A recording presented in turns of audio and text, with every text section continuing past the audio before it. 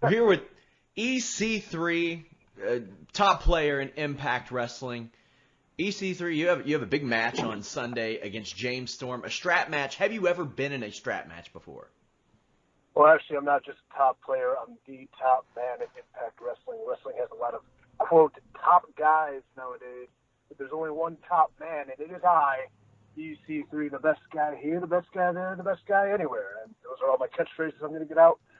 As far as the strap match, yes, Flammiversary, James Storm, we're going to strap it on. We're going to get down and dirty. We're going to get it going on. Have I ever been in a strap match?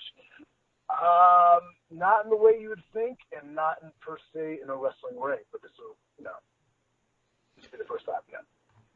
So, I mean, this came about, you've had a bit of a, I don't want to say a shift in attitude, because you've never really changed that much. Maybe perhaps your goals and targets changed, but you're taking on a guy who has been with Impact pretty much since the beginning. He had a gap here or there, but on the 15th anniversary, what kind of statement is EC3 looking to make by taking on a TNA original in James Storm?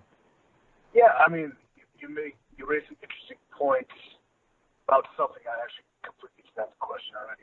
So preoccupied with what I'm doing at this moment, but yeah, the way I look at it, you say I didn't really have a shift in attitude. I've changed a little bit, but there's not really a shift in attitude. Here's how I look at it. My initial run in Impact Wrestling, I consider that my first act. In that first act, I was kind of out to prove others wrong. I was out to prove people who I am, what I do, what I'm about, and how I'm, pretty much the best guy around. Then it kind of segued into Act 2, and it became about, doing it for the fans. I kind of let myself go, my ambitions go. I kind of became that perennial honky-tonk white meat, kind of annoying fan favorite in a sense. And, it was fun for a minute. The fans were responsive, but it wasn't really me. So now, yes, my attitude has changed a little bit. This is how I look at it. Act 3. Act 3, I'm doing it for one person and one person only, and that's myself. So it's Flammiversary 15, James Storm. What kind of statement am I going to make? What kind of, quote, impact, end quote, pun intended, am I going to make? It's pretty simple. He's the last liaison to the past of that company, a past for some reason we cherish and acknowledge as though it was great. No, it was not, because I was not part of that past, so it could not be great. And if it was great, it never would have gotten bad, would it? No. So he is the last liaison to the past. I will rip him to shreds. I will tear him apart, flesh from bone. I will destroy him. It will not be a good match. It's not going to sell you on this great encounter. That's going to be fun for everybody to watch. It's going to be sick. It's going to be twisted. It's going to be torture porn-esque. And it's Slammiversary 15. I pay my masterpiece. D'Angelo Williams is on this show. You are a noted Browns fan. Is there any chance that you perhaps attack him after his match? Well, D'Angelo Williams, a free agent in the NFL now, and former Pittsburgh Steeler, who very talented on the gridiron, and according to Moose, very talented in the ring. But I have no respect for Moose's opinion when it comes to talent in the ring. I'm just speaking for myself. I will not attack D'Angelo Williams because he is good friends with my good friend Gary Barnett, who I really wish the Browns would have kept because he's their only good offensive tool last year and the year before. But I will not attack D'Angelo Williams. I will watch him from the distance, see how he performs. If the kid needs some advice, he knows to come to the top man. Maybe I'll impart some of my knowledge. And then, we'll probably go out afterwards, and I'll make a bunch of trips. Yeah, I seem to remember him dropping 2 TDs on the Browns on New Year's Day. I consider myself erasing that memory. Just like the past 13 years of Browns seasons, because I have no earthly desire to remember anything. Did I say 13? Because I meant 17. Whatever. So this is the part of the interview where I asked you about ownership changes and how that's affected you. Yeah, well, still rich as hell, still in a prominent spot on Impact. I'm still the frickin' man, so that doesn't affect me one bit. I guess what affects me not so much on a personal level of my business, it's more so a personal level of my overall how they present themselves, I feel a proverbial black eye every time I watch our television program because of just the fact they want to hearken to the past so much, yet they don't focus on what is the true present, the true future. I mean, yeah, sure, I was a great big part of the past for 3 years, but I'm also the present. I am the future, and yeah, I'll probably run that show until I die at 114 years old. So. I think it's safe to say that you drew some comparisons to RG3 considering your initials. How does it feel to know you've outlasted him? I still don't have a Subway sponsorship, so I still have work to do. That doesn't always work out the best for some people. Oh, man. I didn't even think of that. Yeah, Jared, what have you done, you silly goose? Oh, man. Bad boy. Naughty, naughty. So, outside of your match at Slammiversary, what are you most looking forward to on that show? Leaving the building and going to a victory celebration. Well played. Well played. But, I mean, you know, I'm obviously going to have keen interest in the first ever Full Metal Mayhem inter-relationship fight to the death between Davey, Angelina, and Alicia, and Eddie Edwards. I mean, that will intrigue me. Obviously, I have to watch D'Angelo's match. I'm going to give him bad advice so he doesn't step foot in wrestling ever again. I mean, but most of the focus, besides myself, will probably go upon the GFW versus Impact Wrestling combine the title match with Alberto El Patron and Bobby Lashley for obvious reasons. What do you think of that integration of Global Force Wrestling into Impact? Yeah, whatever, man. I mean, if it means when I become world champion, I get more titles. That's cool. Like, I like hanging things on my wall. I like carrying them in my bags because I know what they have to carry in my own bag. I think if they're there, well, we'll put them together. Like, what's the point of having separate? Because I don't even know what Global Force Wrestling is. Has your former buddy... There's the one soundbite, like a lot of good promotion at the show, that I say something in character goofily, like, I don't even know what Global Force Wrestling is. That's going to be just the big headline that comes out of this awful interview you're giving me. Like we would ever do that. Not you per se, but I mean, you ever like Google yourself? And I do a whole X-Pac interview talking about product and stuff like that, and everyone just talks about one thing I said about one. Oh, I mean, I interviewed Josh Matthews the other day for 15 minutes, and the first headline I got was that he was supposed to be the X Division champion in 2002. What? Yeah, he signed with TNA. It was fresh off of Tough Enough, and they were going to put the strap on him, and he signed with WWE, and they agreed to rip up his contract. He couldn't even do a moonsault right at Tough Enough. But he is the GOAT. I'll give him that. All right, fair enough. Continue. So now the headline is EC3 shoots on Josh Matthews for Tough Enough. EC3 didn't know that Josh Matthews was supposed to be TNA X Division champion. One of those will work. How is he supposed to be? He would have to compete first. So I mean, if he's supposed to be something, then that means that's true. It's not. You know, come on, can't say brother. That's true. So the last time I spoke to you for an interview, we did Wikipedia, fact or fiction, true or false, whatever the hell I called it at the time. Oh, yeah. It had your weight billed at 246. What I thought was funny was after that interview, and you admitted that it was lower, somebody went in and changed it to 252. It still is, huh? Yeah, but they have since changed it back to 246. Come Slammiversary, what are you going to be sitting at?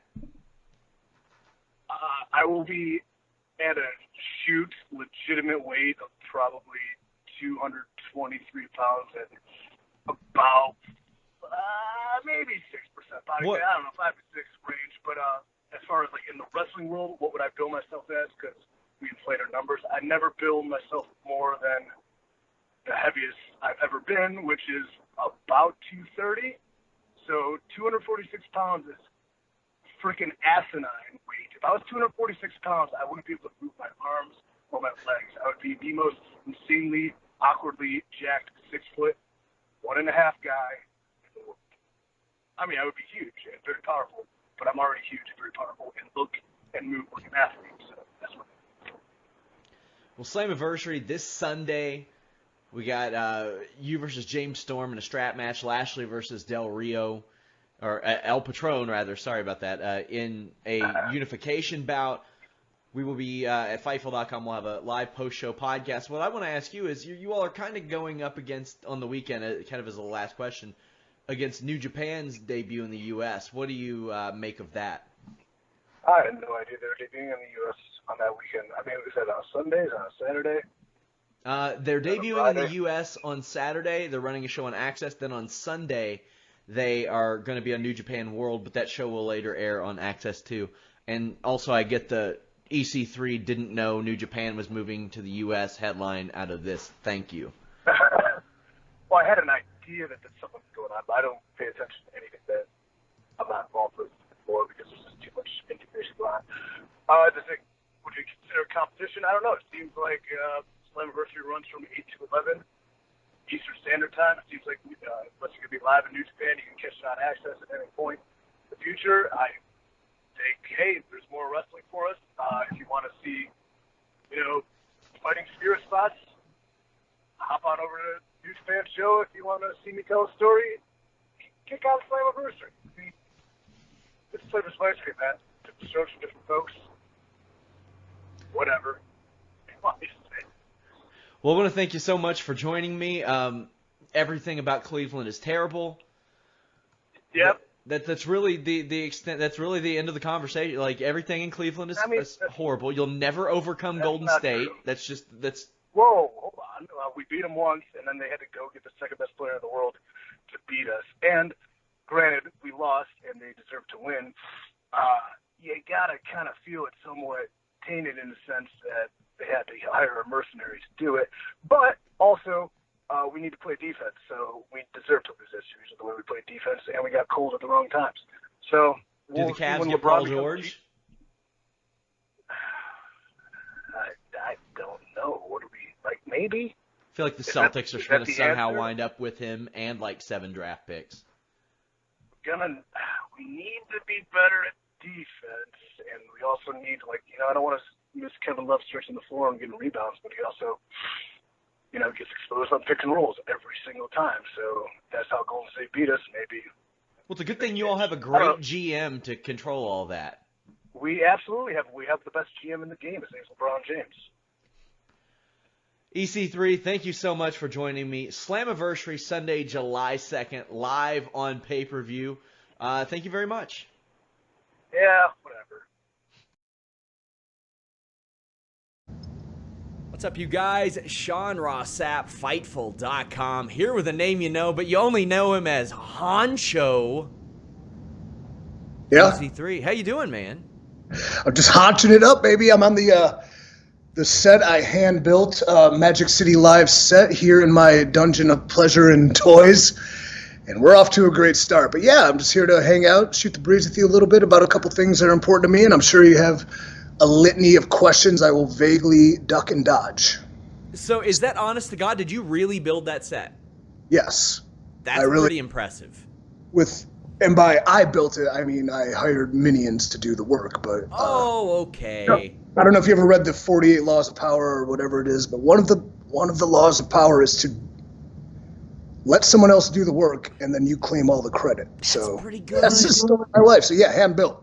Yeah, because I saw that set. I see the one that Chael Sonnen has, and right now you can see my set. The other people can't. I've just got a green background and a heater next to me. Like, that's it. So I see your set, and I'm like, man, that's a work of art. That's beautiful. But you didn't make it. Yeah, you have some sort of pictures hanging. I do. It's in my hometown. I take pride in where I live. Yeah, I have some pictures hanging too. If we just send it over there, there's a picture of Drake on the water. Wasn't that gifted on an episode of Magic City Live? And then there's a picture of the beef castle displayed as a giant pig. So I'm a collector of fine arts and things. That art was gifted on an episode of Magic City Live, right? Yes, I had a nice young artist named Cassie paint it for us, and it was a gift that I do not regret giving. And that was a fun little thing to shoot back when Drake was high up in the 24/7 hierarchy. Just had to go riff, have fun, create. And that's why, we put together this YouTube experiment, the K5 Network. We just like to create, alternative content, whatever creativity or dumb ideas we have. It's an open forum to just throw them out there. So a lot of experimenting, a lot of odds and ends, and between the headaches, we have fun doing it. So how did that come about? Because, I mean, obviously you all had done some stuff on your own. You all have done some skits. You all have a pretty rich history with one another, both as friends and foes, on camera, off camera, all that stuff. And now people can see you all each week. Yeah, well, I guess it came about. It's just basically, you know, I'm never satisfied. I'm always thinking of stuff to do, what's next, keep my mind occupied. And one thing about this life, this strange life I've lived, is that I meet so many interesting people, especially in our industry, you know, with wrestling and sports entertainment, the WWE, that there's just so much oddness and how people function in reality. And like these people I've become friends with are just so intriguing to me. And then they always have ideas and creative things and things they want to do and try. And then it just kind of came about to maybe create a place where people can get together in our industry and put some ideas down and see if it's any good. I don't know. It's just, you know, YouTube. You're on the tube. A little bit. I know all about getting kicked off of YouTube. I know that pretty well. I'm there, but like creating content, I guess. It's just a forum. I like to call it a safe space to not be safe. I think that's super creative and clever, so thank me for that one. But just, yeah, we have no idea what we're doing, but we're certainly trying something. So. Well, you all are going to try the live format, so to speak, at Magic City Mania. That is correct. Weird that I mentioned that. It's at the Orpheum. Am I pronouncing that right? The Orpheum. I believe so. I believe it's the hallowed halls. Now, the one I have trouble with, is it Wyber? Is it Iber? What is it? Iber City? Wyber City? Ybor. Ybor. 0 for 2. Soft E. Soft E there. Yeah, Ybor City. Awesome place, especially in the Tampa area. I've frequented it quite a bit in my journeys through the TPA area and when I lived there, and I'll probably live there again one day, who knows. But yeah, it's an awesome city. Bars all across the street, weird people, cool people. There's this guy who, if you're in Ybor, if you're coming down from Mania and you're walking the streets of Ybor and somebody asks you, hey man, nice shoes. And you're like, hey, cool man, thanks. And then he's like, hey, can I take a look at the bottom of them? And you go, yeah, I guess. And then you kind of show him the bottom of your shoe. This dude licks it. What? There's a guy that will lick the bottom of your shoe in Ybor City. So look for him when you come on down to Magic City Mania, live at the Orpheum. So tell me, what is Malcolm Bivens doing there? Why is he there? Has he done this for a long time? Bivens is not the proverbial footlicker I'm speaking of, but he does have weird fetishes is the right word? Yeah. Tendencies, maybe is more appropriate. But yeah, he's a weirdo. That dude's a weirdo. He's too big and time a bunch now. of weirdos are coming to the Orpheum April 2nd for Magic City Mania. R-Truth is performing there. Yeah. He's been in the game for a long time. Braun Strowman's going to be there. Drake Maverick's going to be there. I have a bone to pick with Braun Strowman, and I think maybe you can straighten it out. Well, by all means, if I'm here to do one thing, it's to pick a bone for you. So what's up? Yes. I interviewed Braun Strowman last year, and he was wearing Crocs. Mm-hmm. And he tells me, Crocs are my party shoes. When I get the boots on, you know I'm down to business. But I see him dancing in the ring with New Day. It seems like he's partying to me, but he's wearing boots. Okay. It seems like he lied to me. And by the way, he said, I'm not going to stooge to you like all these dirt sheet marks do. And I'm like, I think he was intentionally giving me poor information. So I would go and report that Crocs were his party shoes, even though it's very clear that he still parties in boots. Well, one thing I can say about that is, A, life philosophy. It's not a lie if you believe it. Two, did I go A to 2? Okay. You did.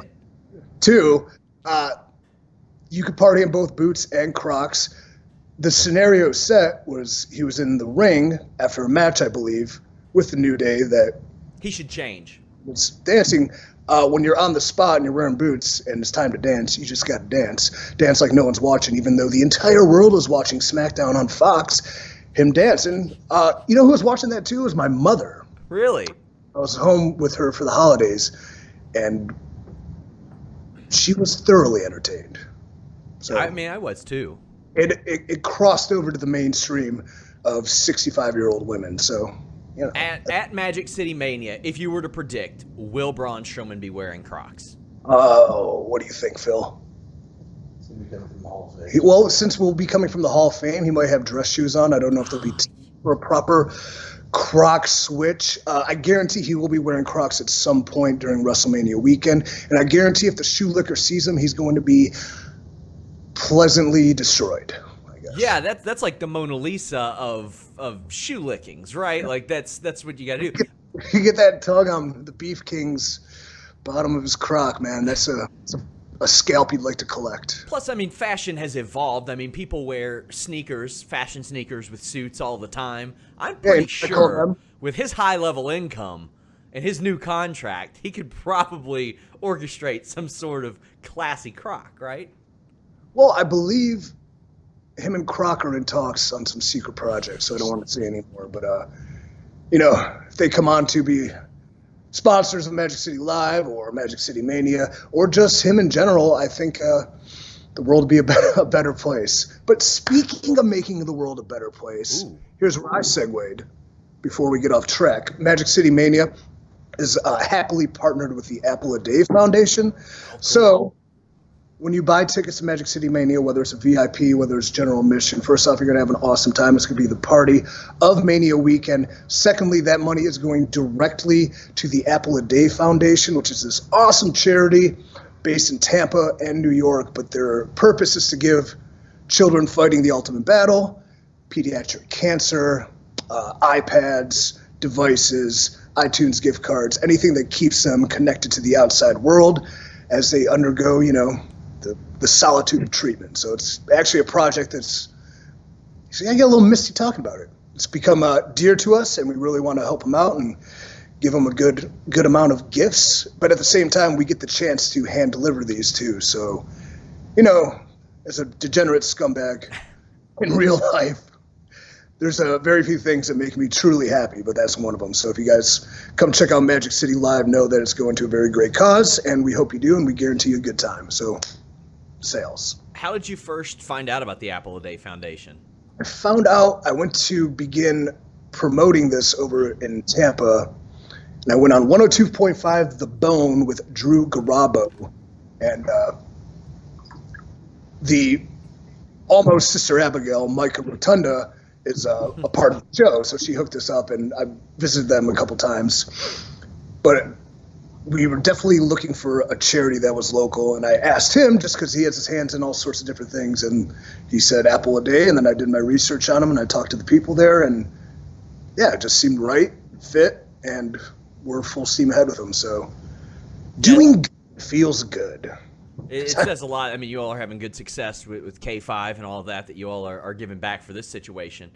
Yeah, a lot of what we want to do is, what's the word? Philanthropy. Philanthropy. You had to ask Phil what the word was? Because he had a PH in his first name, and then it starts with PH. Yeah, of course. It was equal. But yeah, I mean, this isn't an outlet for us to get rich. We're already rich. We're WWE superstars, right? Now, this is an outlet to hopefully be able to give back and use whatever fame or power or ability we have to make the world a better place. You know what? We're going to do it. As we've come to know, that's actually the one true great feeling about what we do. All the personal successes or struggles aside, if you could change somebody's life for the better because you've been given so much, it's cool, man. It's cool. Would you say I've changed your life for the better? I would say you haven't negated it. Hey, that's cool. I like that we talk baseball and, the Cleveland-Cincinnati rivalry sometimes. I like that we talk movies the other day. Like, you just watched Uncut Gems, and like I said, the finish mind-blowing, if you know what I mean. I don't even want to spoil it, but the whole time I'm like, something crazy's going to happen. Something crazy's going to happen. It really tied together at the end, because I was kind of like, this movie's all right. Yeah. But it was like, then when I don't expect something crazy to happen, it happens. Imagine that. It was but yeah, what else? You try to get inside information from me sometimes. Doesn't work. Oh, I keep things in house. So, and fake internet leaks are not me.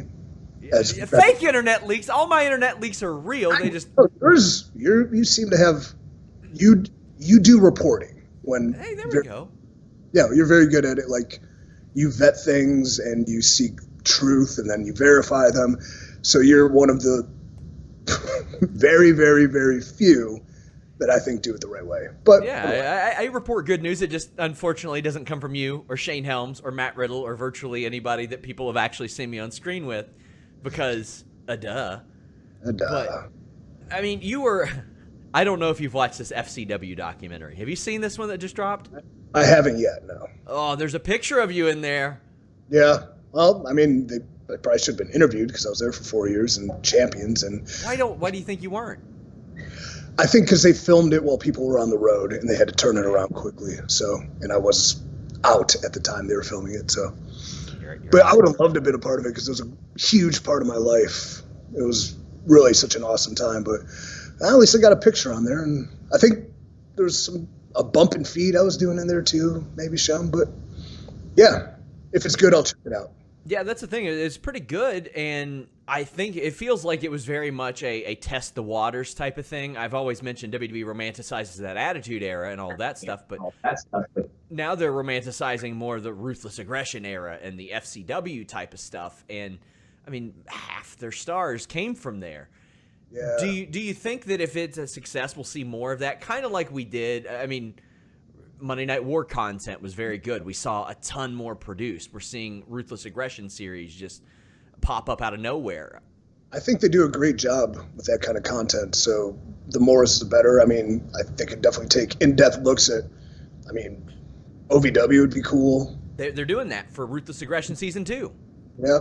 So, yeah, more of that would be great because people do. I mean, it's very interesting seeing how people started. Like a guy that's been successful, like Drew, going to main event WrestleMania against Brock Lesnar, and where he started was FCW. So it's very cool for fans to get that inside look at the past, because the past is what shaped us all into who we are today. So maybe it resonates with the fans more too, and they can invest more emotion with the people they see on screen now. So yeah, I know you spent a little time at OVW. I can't wait for them to not interview you about it. I was never under contract in OVW. I was just trying to make my way there. It was a good run. Then I blew out my ACL and had to go home. So, whoops. I remember watching you. I think you tore. What did you tear when you faced Cesaro on Saturday Morning Slam? That was a patella dislocation, if I recall. Yeah, back when I was doing topes for some reason. Yeah, my knee. Funny. Well, let's talk about it. Yeah, hit Cesaro, boom, blast him. Look at me, I'm an athlete, but my kneecap popped out of place. Ooh. I'm laying there going, I don't know if I can walk. So you remember Lethal Weapon? Yes.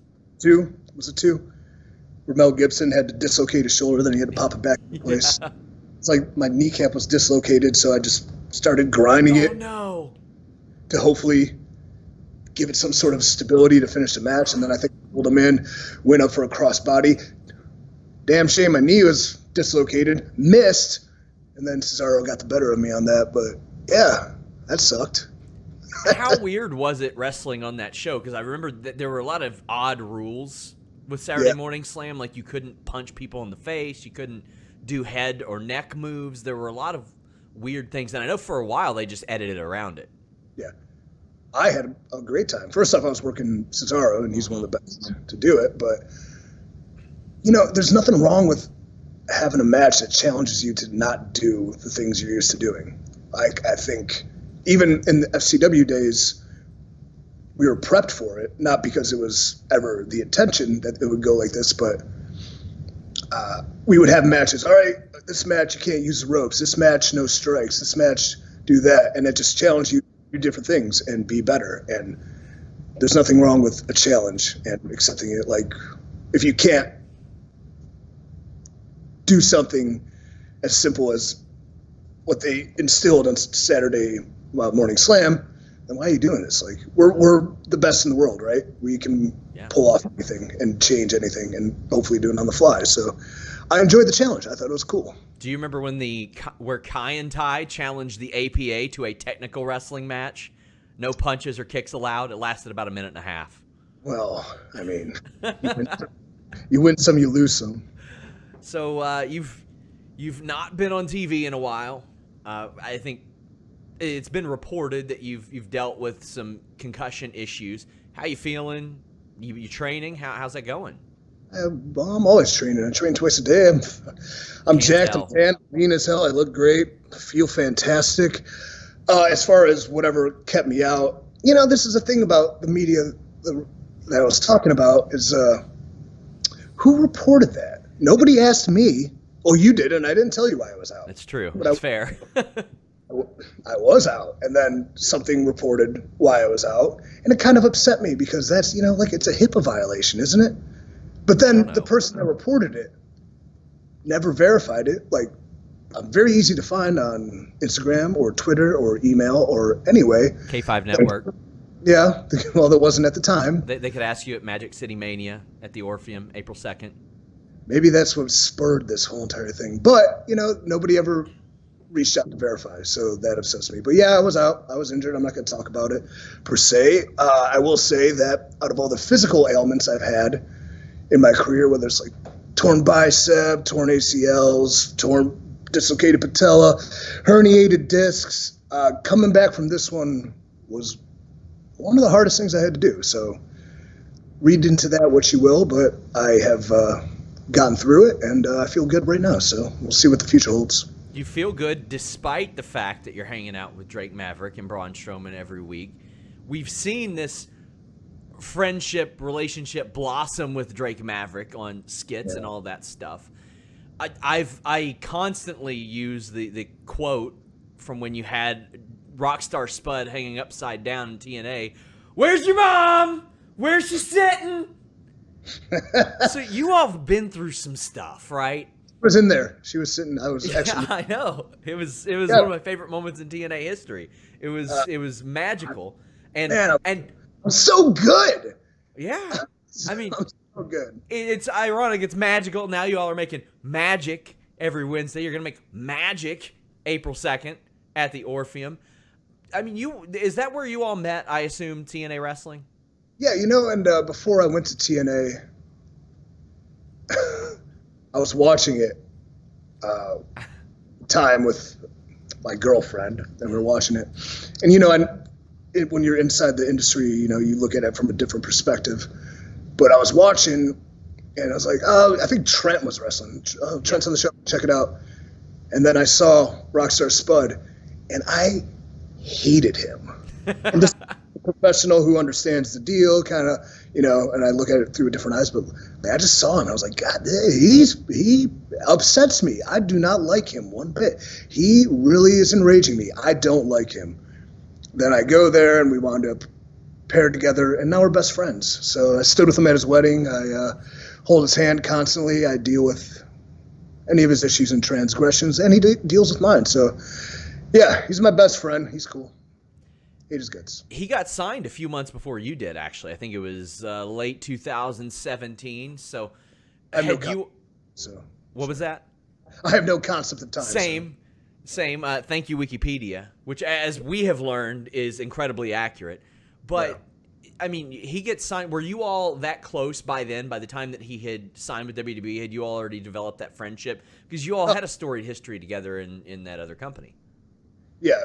In TNA and Impact was definitely the blossoming and solidification of our friendship. So we've been best mates quickly ever since. We're very like-minded, though we're very different. So, we hold each other accountable and to high standards for both personal behavior and professional behavior. So he's, when it comes to ability to speak and ability to tell a story and even ability in the ring, he's one of the best I've ever met too. So extremely underrated in all aspects, and it sickens me I'm saying this about him. But yeah, he's good too. He signed, like I said, a few months before you did. Did that encourage you? Because you obviously had options at that point. You had developed into Impact's main player, and your contract was up. I had heard that NWA had maybe had some talks with you, so there were some other suitors for you. There was definitely, and actually my contract was still taking place. I decided to leave early because of the transitions going, and I just thought it was a good time for other people to step up and a good time for me to challenge myself somewhere else at the moment. So it was just, I had to do something different, especially where my personal life was at the time. Ironically enough, it was just, I needed a big change. And then his signing did not sway me, though, I would say. You were like, I don't care if you're there. You said that to him. You sent him a text message saying, I don't care if you're there. In fact, it may convince me to not sign there, end quote. I would say out of the decisions and the positive negative board I created myself, positive at the very, very bottom, underneath, like, traveling way too much, would have been like, yeah, Spud's there, cool. So I think that maybe a lot of people don't know that you asked for your release, because now, if you had asked for your release today from Impact Wrestling, you ain't getting it. Like, no chance today with the wrestling landscape. We saw that with Killer Cross, who just signed. But back then, they were cool with that, especially considering your position? At that time, I think they were experiencing so many changes, and the reality of maybe they inherited a mess. Sure. They're doing great with it now, so I'm so happy for them. But at the time, I was pretty well compensated, so I think they were okay with me taking me off the books and helping me out and being okay with it, because they also wanted to build new and fresh people, and, so yeah, they were okay with it. Did you know at that point, like, hey, I'm going to go to WWE? Because everybody knew WWE was going to be interested in you. Yeah, I had talks with multiple things, but there was something I felt I needed to accomplish at that time, and that's why I chose WWE. So why didn't you sign with Wrestling Society X or Lucha Underground because I don't know how to do any of those moves. Or XWF with Jimmy Hart and Hulk Hogan? Why didn't you sign with them? Well, it just wasn't in the cards. The universe. If you would have signed with XWF, you could have had Hulk Hogan and Jimmy Hart show up at Magic City Mania at the Orpheum April 2nd. I mean, they're from Tampa. Well, yeah, but I could also have the Beef King put in a call to the Hulkster. Maybe giant, top-level baby faces that have great fire will converge on the Magic City Mania stage. Maybe he'd show up. Maybe he'll give us a little bit. I don't know. I can't guarantee anything. But I think you all have enough. I think that would be greedy if you booked Hogan. I mean, you got Braun Strowman. Is also another bone I have to pick. He can afford to wrestle in better pants now. He's been there for years. What do you sew those? Does Drake sew those? Is it like a collaborative effort? Those are still his first pair of pants, right? Probably. That's awesome. I think they're his second, actually. But no, first off, back to Hogan, brother. You don't know who's going to show up to Magic City Mania. That's true. So if you VIP seat, I mean, we know a lot of people. A lot of people are going to be running around the city, getting out of the Hall of Fame, looking for something to do. Magic City Mania is going to be a great chance to interact and have an intimate fan experience with who knows who will be there. But I can guarantee you it'll be top-level superstars of all ilks and all brands. So that's cool. Secondly, if the man is that successful in 2 pairs of pants, why change it? Let the man do what he wants to do. I mean, I got major problems with his fashion. Is basically it's why we scheduled this interview, because I had to break down this man's fashion. Your breakdown is a discrepancy amongst Crocs and the fact that he's been effective in only 2 pairs of gear. I think you're overreacting. I don't think I am, and I and other wrestling media have never been known to overreact, so I don't know why that would even enter your mind. That's not a thing that we do in our line of work. No, absolutely not. But it's not the thing media does in general. Just like hype something like that's totally not a big deal and make it a worldwide pandemic. Who knows? That's not the media. That was the World Health Organization announced that. Nah, I'm buying it. So you all do in fact have a few connections here and there that might show up at Magic City Mania. R-Truth is performing. You have Percy Watson there, who again left WWE last year. He's doing.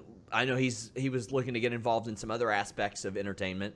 I think he actually filmed a movie with who Who directed the Avengers? The Russos.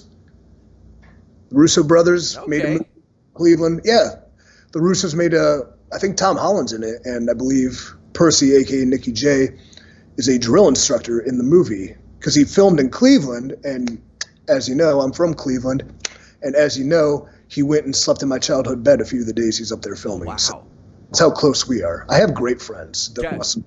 And gotta admit, like 80% of our conversations over the last 5-6 years have been me trashing Cleveland.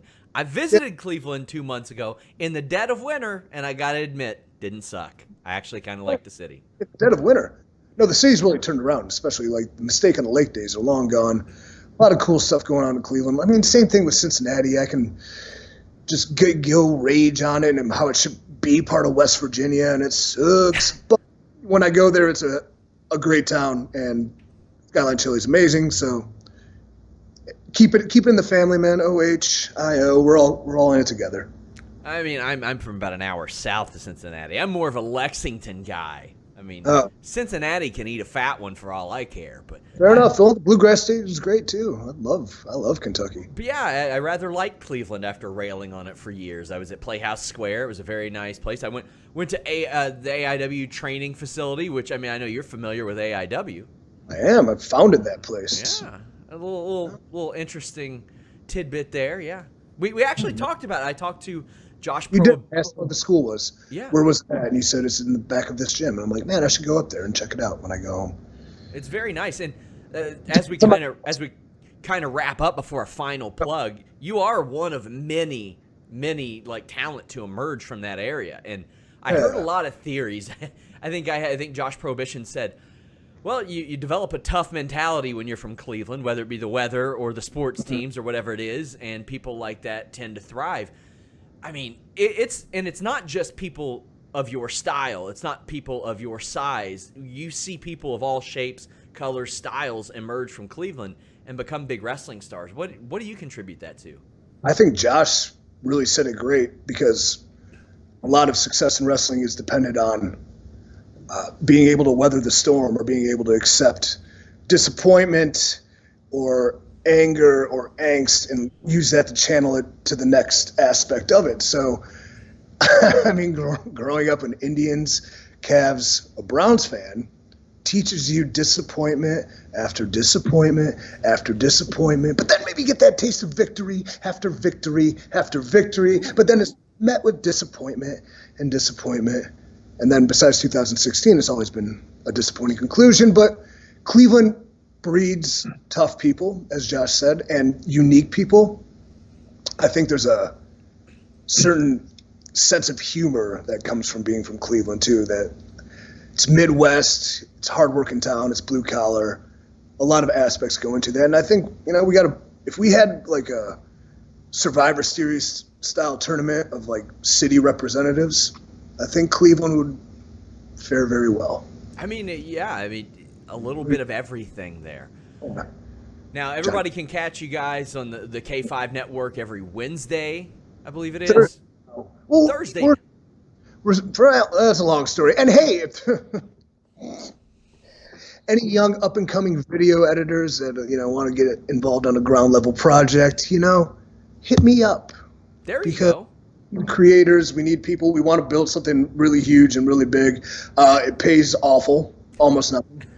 But no, if you have any interest in skills in that area, we are definitely looking for people that are like-minded and creative. So maybe we talk about that. But yeah, we're on Thursdays now. Originally, the idea was maybe to piggyback off Wednesday wrestling, but then we kind of didn't become a wrestling show. We became something else completely, and it's different.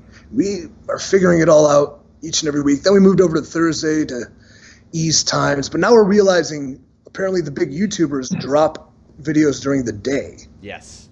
We're going to experiment with dropping it Thursday at, I believe, noon now. So interesting. Good. I'm glad you're not going head-to-head with me anymore. No. Was I? Yeah, dude, you were. Watch YouTube. It's so frustrating. Well, watching people whatever. It's such a weird world. It But is. people are supportive on it too, so it's very interesting. And it's a whole new challenge. It's completely different than anything we've ever done.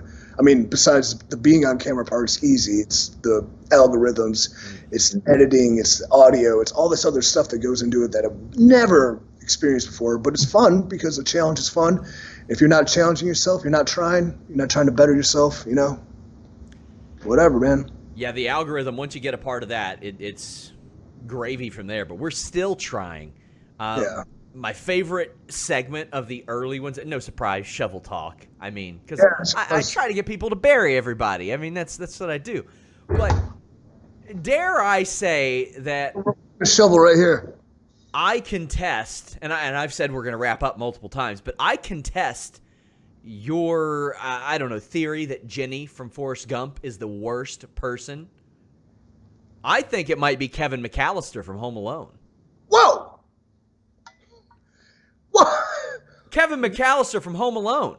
First off, he thought the only way to thwart a robbery was to vandalize a toy store?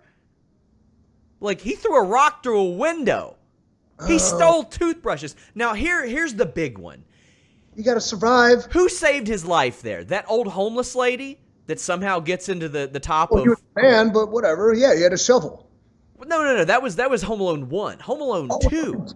The pigeon poop lady, right?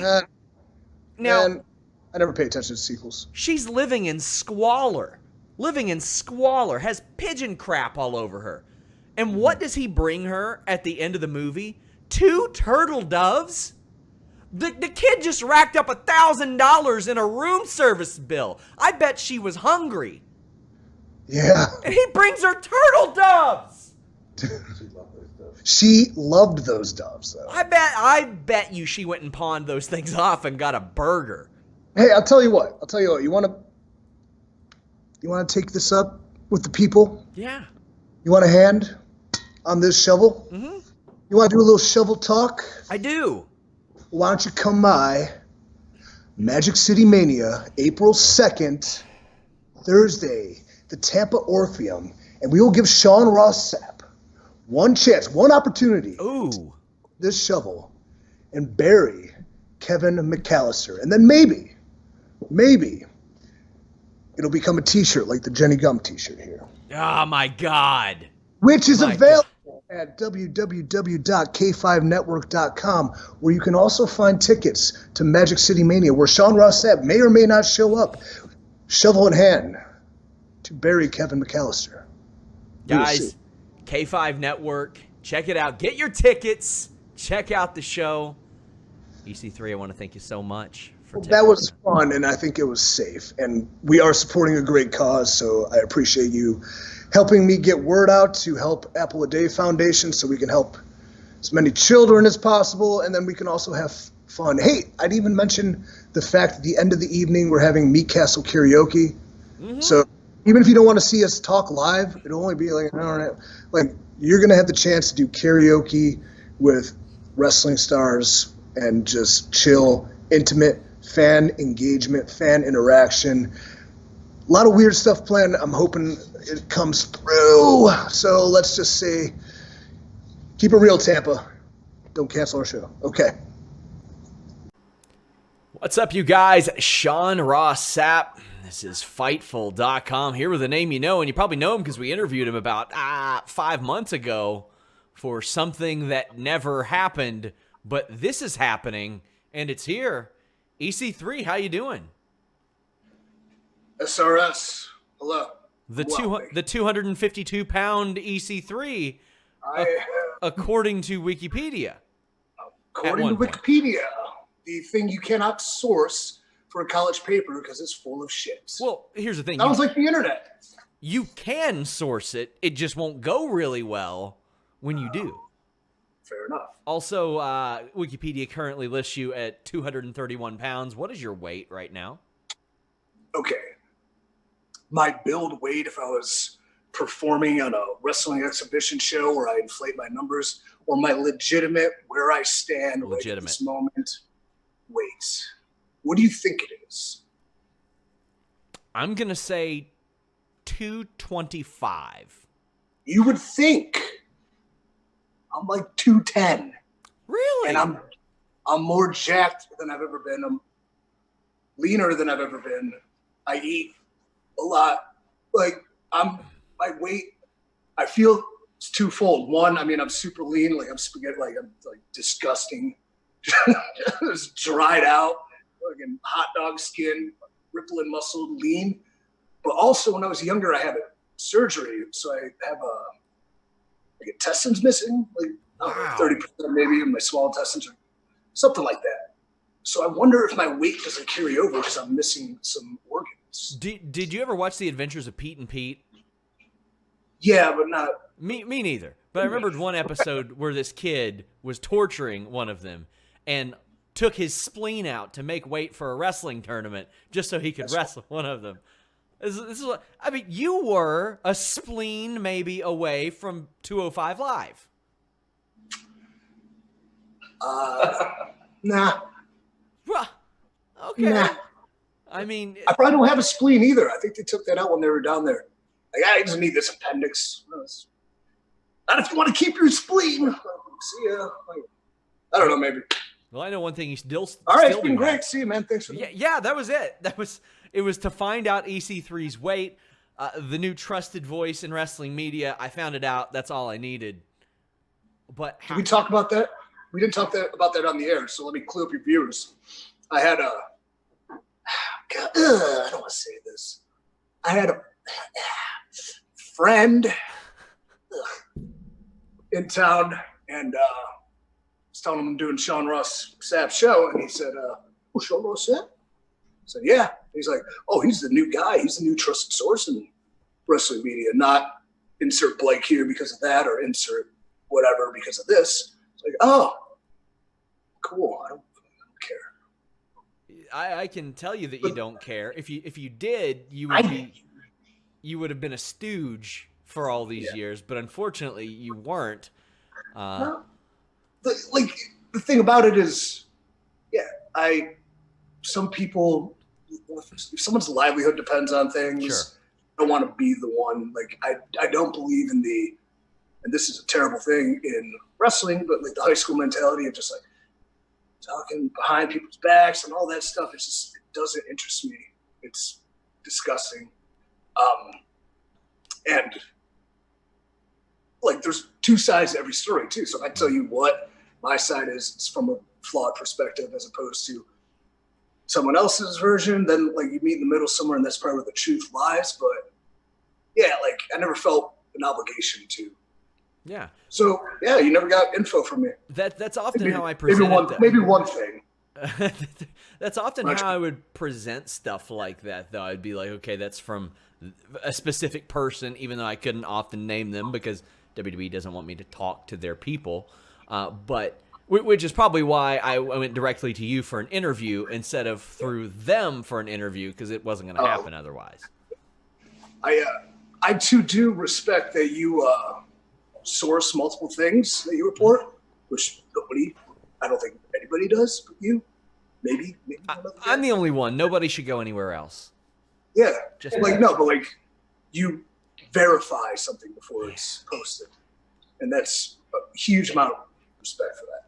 Well, good talking to you. Good talking to you. See you later. All right. You put me over. That's what we're here for. But you have been doing some things, I assume, during these last 90 days or so. You are now a free agent, or this week a free agent? 7/18/2020, I become free. Okay. And the very first thing I do when I become free is I'm going to get into a fight. Okay. But yeah, I've had a lot of repression, a lot of angst, a lot of rage, a lot of creative ideas, a lot of word vomit. Threw it on social media. People seem to love it or hate it. I don't care because I do it for myself. And yeah, we're going to take that show on the road and in a COVID world, let's see what happens. Admittedly, I don't watch my own shows back. I know they're good. I don't have to watch them back. But somebody said, hey, you need to watch them back. And your videos keep popping up on our show. You know why? Why? Why is that? All right. Operation Mockingbird. Have you ever heard of it? mock, yeah, ing, Yeah. Except it's way more sinister than Dumb and Dumber. Okay. Operation Mockingbird was like if someone's going to fact check me, go to Wikipedia and tell me all the details I miss. Sorry, but this is just off the top of my head. Just don't write a college paper about it afterwards. No, I'm going to speak about it on a wrestling podcast. Like, okay. Operation Mockingbird was the CIA implanting people within the news media to tell the world things are happening, this, and this, and they have control over them. And so Operation Mockingbird to me now, all right, it's 2020.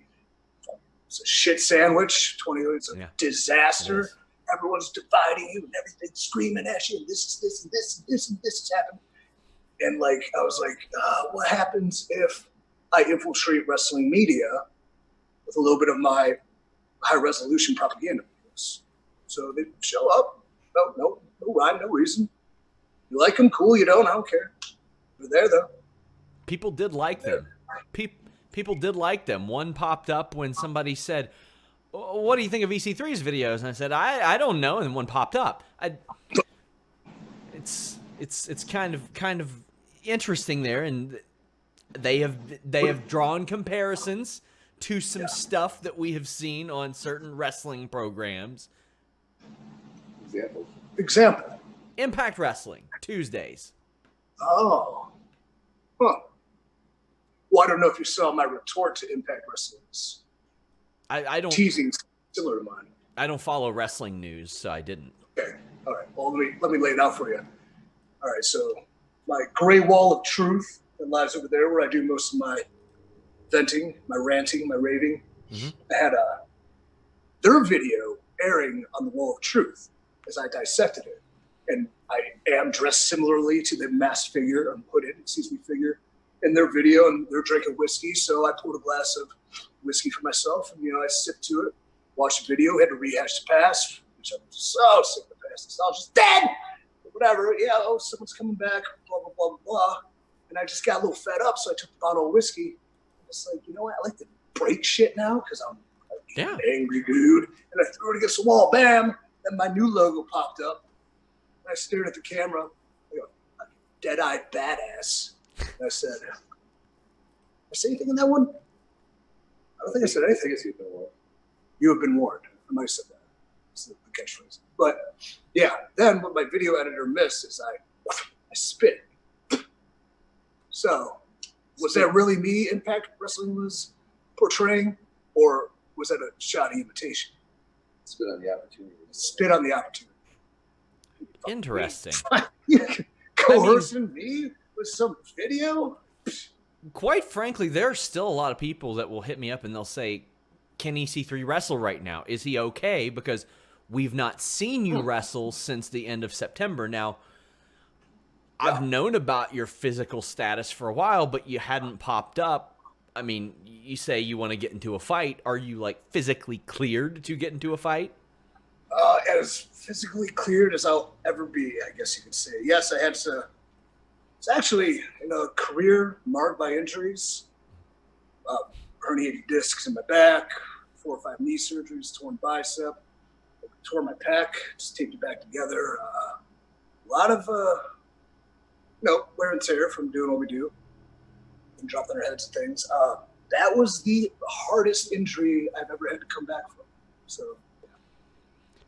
And I mean, how do you feel physically now? Because, I mean, I know what the injury was. I've personally experienced one similar to that, and I went through my own set of things, and it can be very tough to come back from, especially considering what you do and the schedule that you would normally keep. It was, the physical challenge was one thing, but the physical challenge, like with the rehab of the knee injury, you see progress on the day-to-day basis. You improve. Even if it's very slowly, there's always improvement. With that, a lot of it was mental, and it's hard to improve when it's just not coming back together. So at this juncture, I mean, I've tested myself in sparring. How do I feel physically? I mean, I look looking great. I mean, I look fantastic, but I'm also very functioning highly physically. Like I move real well now, but I'd say that hasn't been tested because the only way to test it is to actually do it, and I haven't been free enough to do it till 7/18/2020. So that is the very first thing I'm going to do. I could get my block knocked right off and never fight again, wrestle, or good to go. You keep saying 7/18/2020. Are you flying to Fight Island to fight in UFC this weekend? Is that what you're doing? No. I mean, I had to throw it out there. I mean, you never know. Is that I thought it was last week. They've got 3 events this week. They got to fill that ESPN deal. They have a full card. They had No, Saturday, Wednesday, and then Saturday again.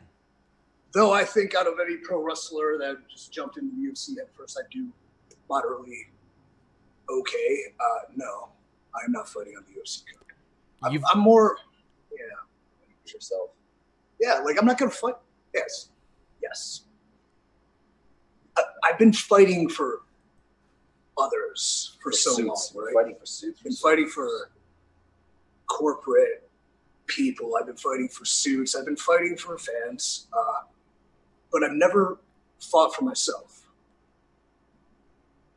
So the opportunity, if Dana White said, "Here's $1.5 million, come fight here," I say, okay.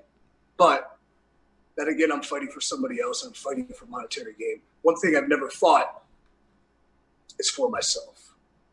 And that fight begins 7/18/2020. Well, if it's UFC, they're probably giving you $5,000 and some Reebok gear, so I don't think you're going to take that one. You've had Reebok's better than Tap Out. Well, they're going to Venom now.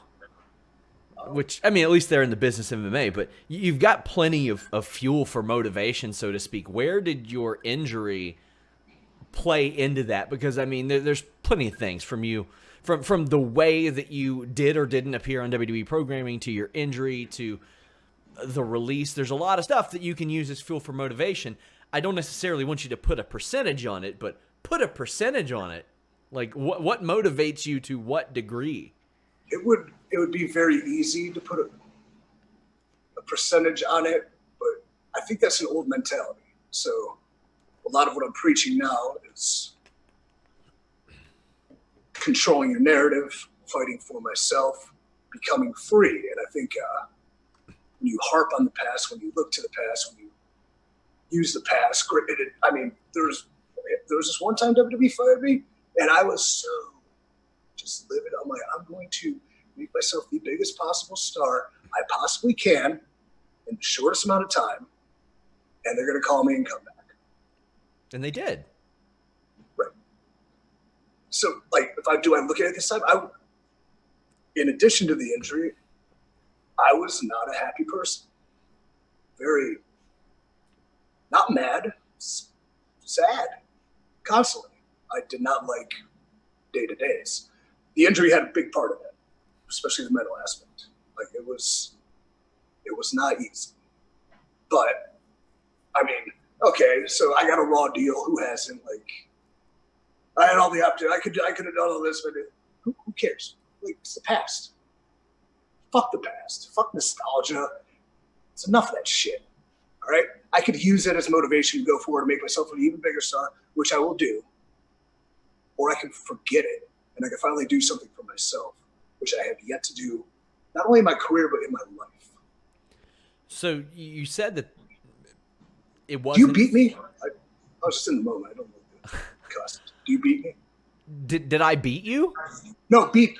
Will you beat me? What do you mean beep you? Because I said the F word twice. I don't care. I'm not beeping you. Yeah, okay. Why would I beep you? Come on. That's in the past. I'm not worried about the past. But you say that your last run wasn't for, I want to say your last run outside of WWE wasn't for you, but it did an awful lot for you. It did. And there was a feeling with it, like I mentioned, fighting for suits. I don't know if Dixie wore a pantsuit or not, but, fighting for the corporate mentality or for a corporation. I was very, one thing, not only angst-driven and fueled to get back at people, but I was also, I was desperate for a home, I didn't feel like I had a home. And I'm a loyal person, almost to a fault. And so when it came to TNA and then Impact, I very much wanted to fly the flag as much as I possibly could, be the best team player I possibly could. And it was a great mentality because that helped me get to where I was, and then I helped them, hopefully, and helped fans with stuff they'll remember, hopefully. But now, the world is different.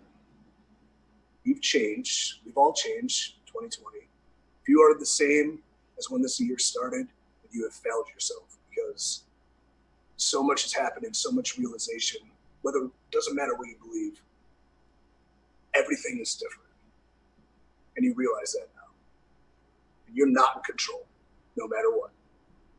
Whether you agree with wearing masks or you agree with it's not my constitutional right, you're allowed to agree or disagree. I don't care. But you know you're not in control. Someone's telling you can't open your business, or I need to keep people quarantined and safe, but I need to pay. Like, you're not in control. Did you feel like you were in control during your WWE run? No. At all, it seems. Oh, God, no. It would have been great. I mean, I'm the most creative guy in wrestling. Yeah. Awesome. And no, you're in control of certain aspects, but Sure. Another thing about it, and then I realized that going back, that there would be you would have to sacrifice ingenuity, freedoms for hopefully more money. And surely not that much, though. No, I'm be fine. But yeah, no, I didn't feel in control at all. It's impossible to feel in control. And you have a guy in Jon Moxley who was atop of WWE, who is now atop of AEW, who when he felt many of the same things that you felt and left, got on a podcast and said, yeah, I was really excited to be in the ring with a guy like him, and said very nice things about you. At the time when you hear that, does that boost morale for you, or does that reduce it because you know that it's probably not going to change anything?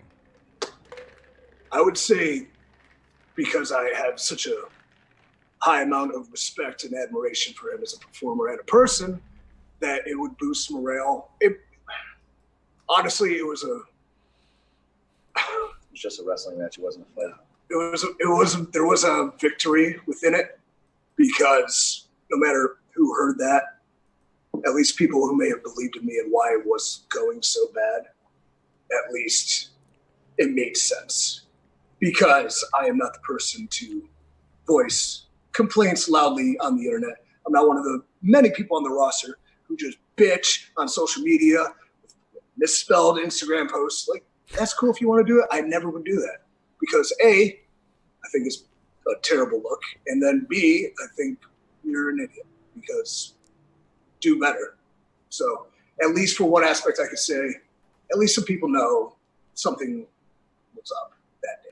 And that's the kindest words from a fucking guy I would love to just have a knockdown bloodbath with someday, rolling around in Taipei glass and chainsaws and whatever, or having a good, standing wrestling match, whatever.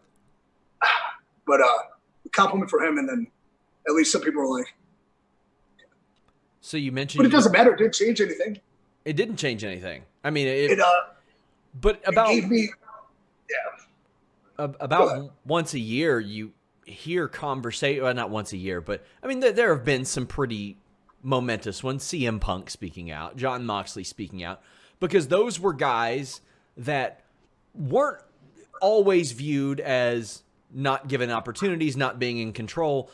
A lot of people viewed them as being in control, but they were like, it wasn't even enough. Even being in control might not have been enough. Does that put any hesitation in your mind as you're telling people to control their own narrative? That in the past, some people that haven't been able to necessarily change that for themselves. Yeah, I would say,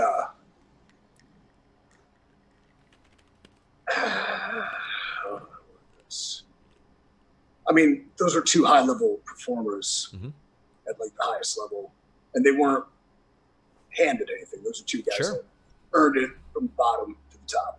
They hit the ceiling. Yeah. But I guess for the control your narrative aspect, I'm just trying to see which way this word vomit is going to spew. Maybe it goes left, maybe it goes right. I'm trying to piece it together in my head before I'm ready for a contradictory headline either way. I didn't realize how miserable of a human being I was when I didn't have control. I had no idea, personally, how bad I was inside, having no outlet of creativity that I love, that I had no way to express this. I mean, there's ways I could have put videos on the internet, still under contract. I could have knocked on office doors more to go nowhere and endless roundabout conversations, but I wasn't on TV, so I couldn't. But it's just, I didn't realize how bad I was mentally until I was mid-yoga session. I had a phone call from Drake Maverick. I ignored it.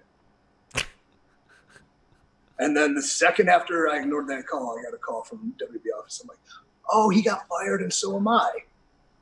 So you knew before you answered the phone. Well, I mean, it made sense. I was just like, I'm like, oh, you're getting fired because I mean, something's got to give with the COVID. It was like XFL was sweet, right? Jeez.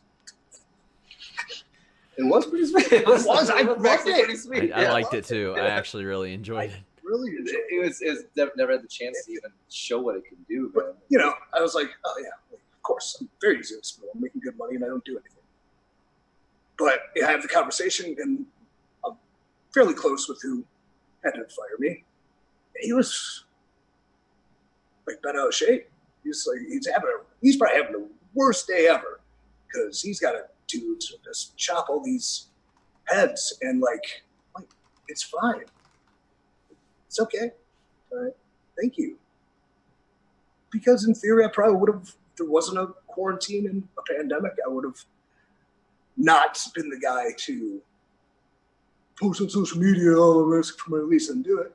I would have been straight as a man and would have asked 100%.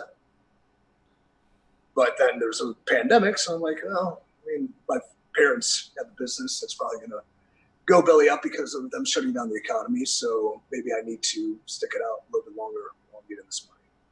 And that didn't matter. But so, long story short, I hope I'm not Dan Severn out there.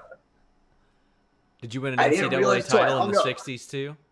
Yeah, no. So I hung up, and I remember the first time I got fired, and I was just like lost. I was at the gym, and it's in the middle of lat pull downs. I'm like, this time I'm just like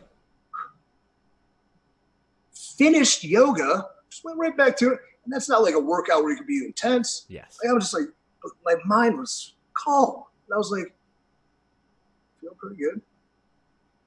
And then I go back to my phone, and words gotten out, and it's like whatever. But this stupid astrology app I have had a notification pop up, and it was you're becoming the person you were always supposed to be. Right when I read that, I was like, okay, well, all right, we'll see. And at the same time, this whole thing, I pitched it once in NXT and never got a response. Then I got called up with a concussion. Whoops. And so this is like this idea. It's not an idea. This is me. This is true to my life. It's changed a lot with COVID because it's kind of really brought it out to a different limelight. But this is something I've always wanted to do. And I was, God, if I pitch it to them, it's going to suck. And I'm going to lose my mind. Like I just watched The Fiend lose the Goldberg at Saudi. Like that guy put so much work into the most creative thing I've ever seen, and then it just gets thrown away. And I'm like, but I gotta do something. So I pitch this beginning. I mean, the same thing that I released when I got fired. The first video was the pitch with my entire verbalized pitch, which is insane if you actually read it. But I filmed that day. I was gonna ask if that existed before or after. Before I got fired, I filmed it on my couch. Oh. Isn't that cool? And then I filmed filmed 2 hours. Yeah, it was 2 hours probably. And I filmed an earlier version that I pitched, and then there was a Raw at the Performance Center. I went there and like, oh, come on, everyone loved it. It's great. Oh, I'm smart. Whatever. But it's ironic enough that, so I'm like, I'm sitting on this sweet video, this sweet pitch. At first, it wasn't even about this character. It was 90 days of freedom to do what I want with a wrestling character, how I want it. Let's see where it goes, because someday someone else is going to get their hands on it, and like it'll be manipulated, and it won't be as true to my vision, which is okay, because that's what happens to some extent. But it was also a 90-day exhibition in showing how broken WWE creative process is. If I, the buddy, and a Sony handheld, some cool music, can do more than with a brick wall than you could do with every person. Like, let's see. Was there the fear of perhaps, on our show we call it getting Mojo Rawley'd, where he did a selfie promo? It was very, very good. It was awesome. And WWE started to have every single person on their roster do selfie promos, not realizing that it was good because Mojo Rawley was very good in it, not because it was a selfie promo. Mojo, 69, goofball, party dude. When he gets into like a promo sometimes, he's incredible. And then that's why I was good. Right. Yeah. Because I'm not there, No, but yeah. So then, of course, it's the same thing with like cinematic matches now. There you go. The second we had one that went pretty decent, now we're just gonna yes. We're gonna dilute it. It's a dilution. But hell, I don't have to film 9 hours of content every week, so what do I know? Nothing. Besides, it's their fault for filming 9 hours of content. I mean, it could be worse. You could have been at WWE headquarters from 8 a.m. until midnight filming a Money in the Bank match that got stopped for 2 hours because somebody came in and said, "Why aren't people wearing masks?" That could have happened. Yeah. Most people don't. Dozer won though. Good for him. Yeah. Hey. Yeah. Now he's not on TV. What? Now he's not on TV. Why? I don't want to speculate. There's a lot of stuff obviously out there right now, so I hope he's healthy and all. But you mentioned being at the Performance Center for some of the Raws and stuff, and they let you all go after WrestleMania. Were you there for any of the filming of WrestleMania? The actual WrestleMania? Yeah. I was there for the Raw that would have aired after WrestleMania. Okay. They shot before WrestleMania. I wondered, since you're a pretty big dude, if they were going to try to have you catch Gronk, from his 2-foot fall. No, I would have been, nope. Oh, sorry, Gronk. I'm kind of excited to see what he can do in Tampa with Brady. It's interesting. Well, hopefully it's a lot better than what and he did in Mojo's my WWE. buddy, so I'm not going to hurt his best friend. Yeah. That's a good point. That's a good point. So we talked about the release. How soon after that did companies hit you up? Or because, I mean, it's a unique situation right now because there are no shows. And they know that they got to wait 90 days no matter what. Yeah. There was feelers close to the respected amount of time people think you need to come off the disappointment of you getting fired when it's actually the most liberating and exciting thing to happen to you in your entire life. So I immediately messaged you and said, let's bury some people on YouTube.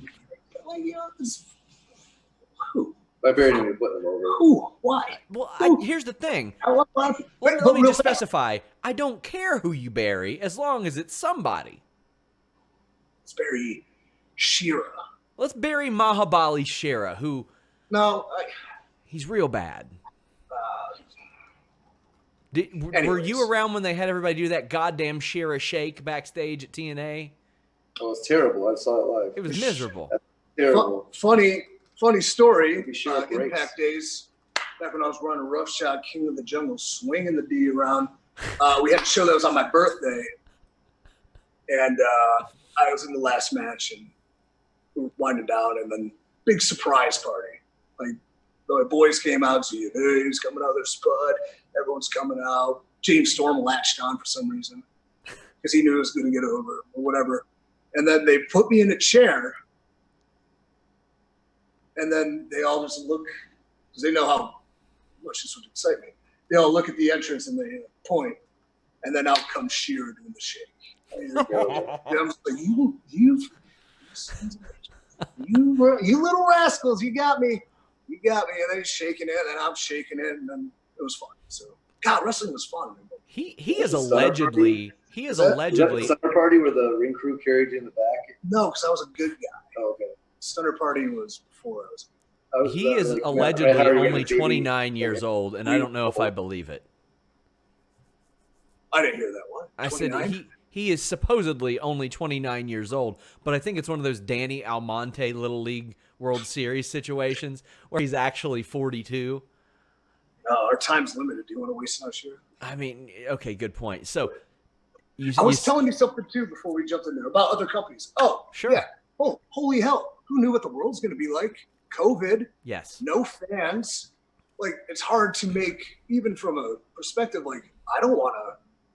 I mean, I have a feeling this will be over in November for some reason. Yeah. That. Who would know? I don't know. Operation Mockingbird. It's easy, guys. But, like, I don't want to commit without knowing what the landscape will be. And that's what sucks. Because, I mean, if you think about coming off getting fired in a normal time, EC3, red hot new character, a hot shaved head, sexy ass facial hair, burner promos, smoking everybody, just destroying everybody in the industry. Best of all time at this time. Oh, I'd have been red hot, just cashing. There's an 8x10. There's a t-shirt from freec3.com. Control your narrative. So that sucked. Plus, I've been dying to work, so that's why I'm getting into a fight the exact second I'm free to, fighting immediately, 7/18/2020. But yeah, so all right, what's the landscape? All right, there's kind of some people in there. These places are kind of, I mean, everyone's doing their best to get by, but yeah, why? It's a weird time. And last year, for example, we saw a pretty good landscape. There was competition brewing. Anderson and Gallows signed these $700,000 deals. All of a sudden, bam, released. You had Rhino last year getting offered double his downside guarantee, going to WWE saying double that and maybe we'll talk. Now he looks like the smartest guy in the room because he for sure would have been on the chopping block. No offense to him, but that's the way WWE operates. Like, he would have been there. Like, he saved himself a lot of trouble, established himself elsewhere. Does this volatile landscape keep you from wanting to do something long term, or are you okay with the idea of maybe doing that? I truly want to fight for myself and wherever that opportunity to present itself is the best.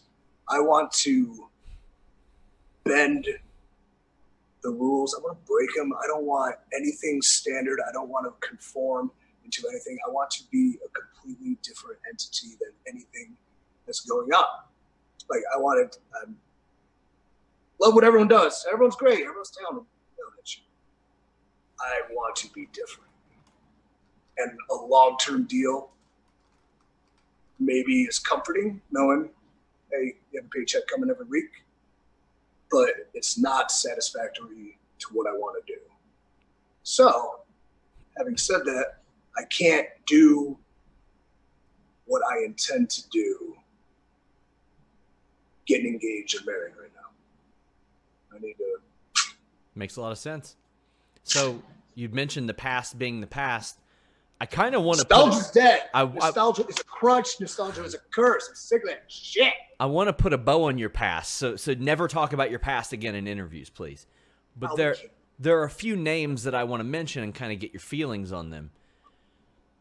Sonny Kiss is going to face Cody on Wednesday. You were a part of, yeah, for the TNT title. You were a part of one of his first viral moments. Like, you all had a match years ago, and I mean, you knew about that? Yeah, that's where I discovered. I thought by now that thing would have. I thought that really would have been something people. I mean, maybe it got out there and people talked about it and just news cycle ended. But yeah, sitting at 100,000 views right now. Oh, it should have 1 million. Do you know the story behind that? I don't know the story behind that. Okay, I'll tell it. I was at this whatever indie. I think I was right when I still could do a little bit indie stuff with TNA before they exclusively signed me to a big money deal. Yeah, they had those. I go to this show. I did a seminar, and like it's just something I like to do at indie shows. It's not like super a cash grab, but I mean, it's $25, $50, whatever the promoter wants to charge. And I just kind of I'll run through little drills, but like who cares about wrestling drills? Let's get to what's really important about wrestling. You know, promos, matches, storytelling, psychology, stuff like that. Let's watch some stuff. And if I give them one good thing, they get their money's worth. If I give them 20 bad things, they learn 20 bad things. That's what they do. They got their money's worth. Whatever. But Sonny was there, and just like an impressive athlete, doing all the like. Oh, I can't do any of that. That's great. You know, doing his deal. He wasn't in character yet, so you know, I didn't know the extent of his character, his like persona, so to speak. And so I'm sitting there watching the show like I always do, like a miserable piece of crap. And then this match comes on, and this place, it wasn't packed. It was a very lightly sparse crowd. The second he came out there, that place was rocking. I was like, whoa. Like just seeing that. And it wasn't, he sold all the tickets. These people came to see him.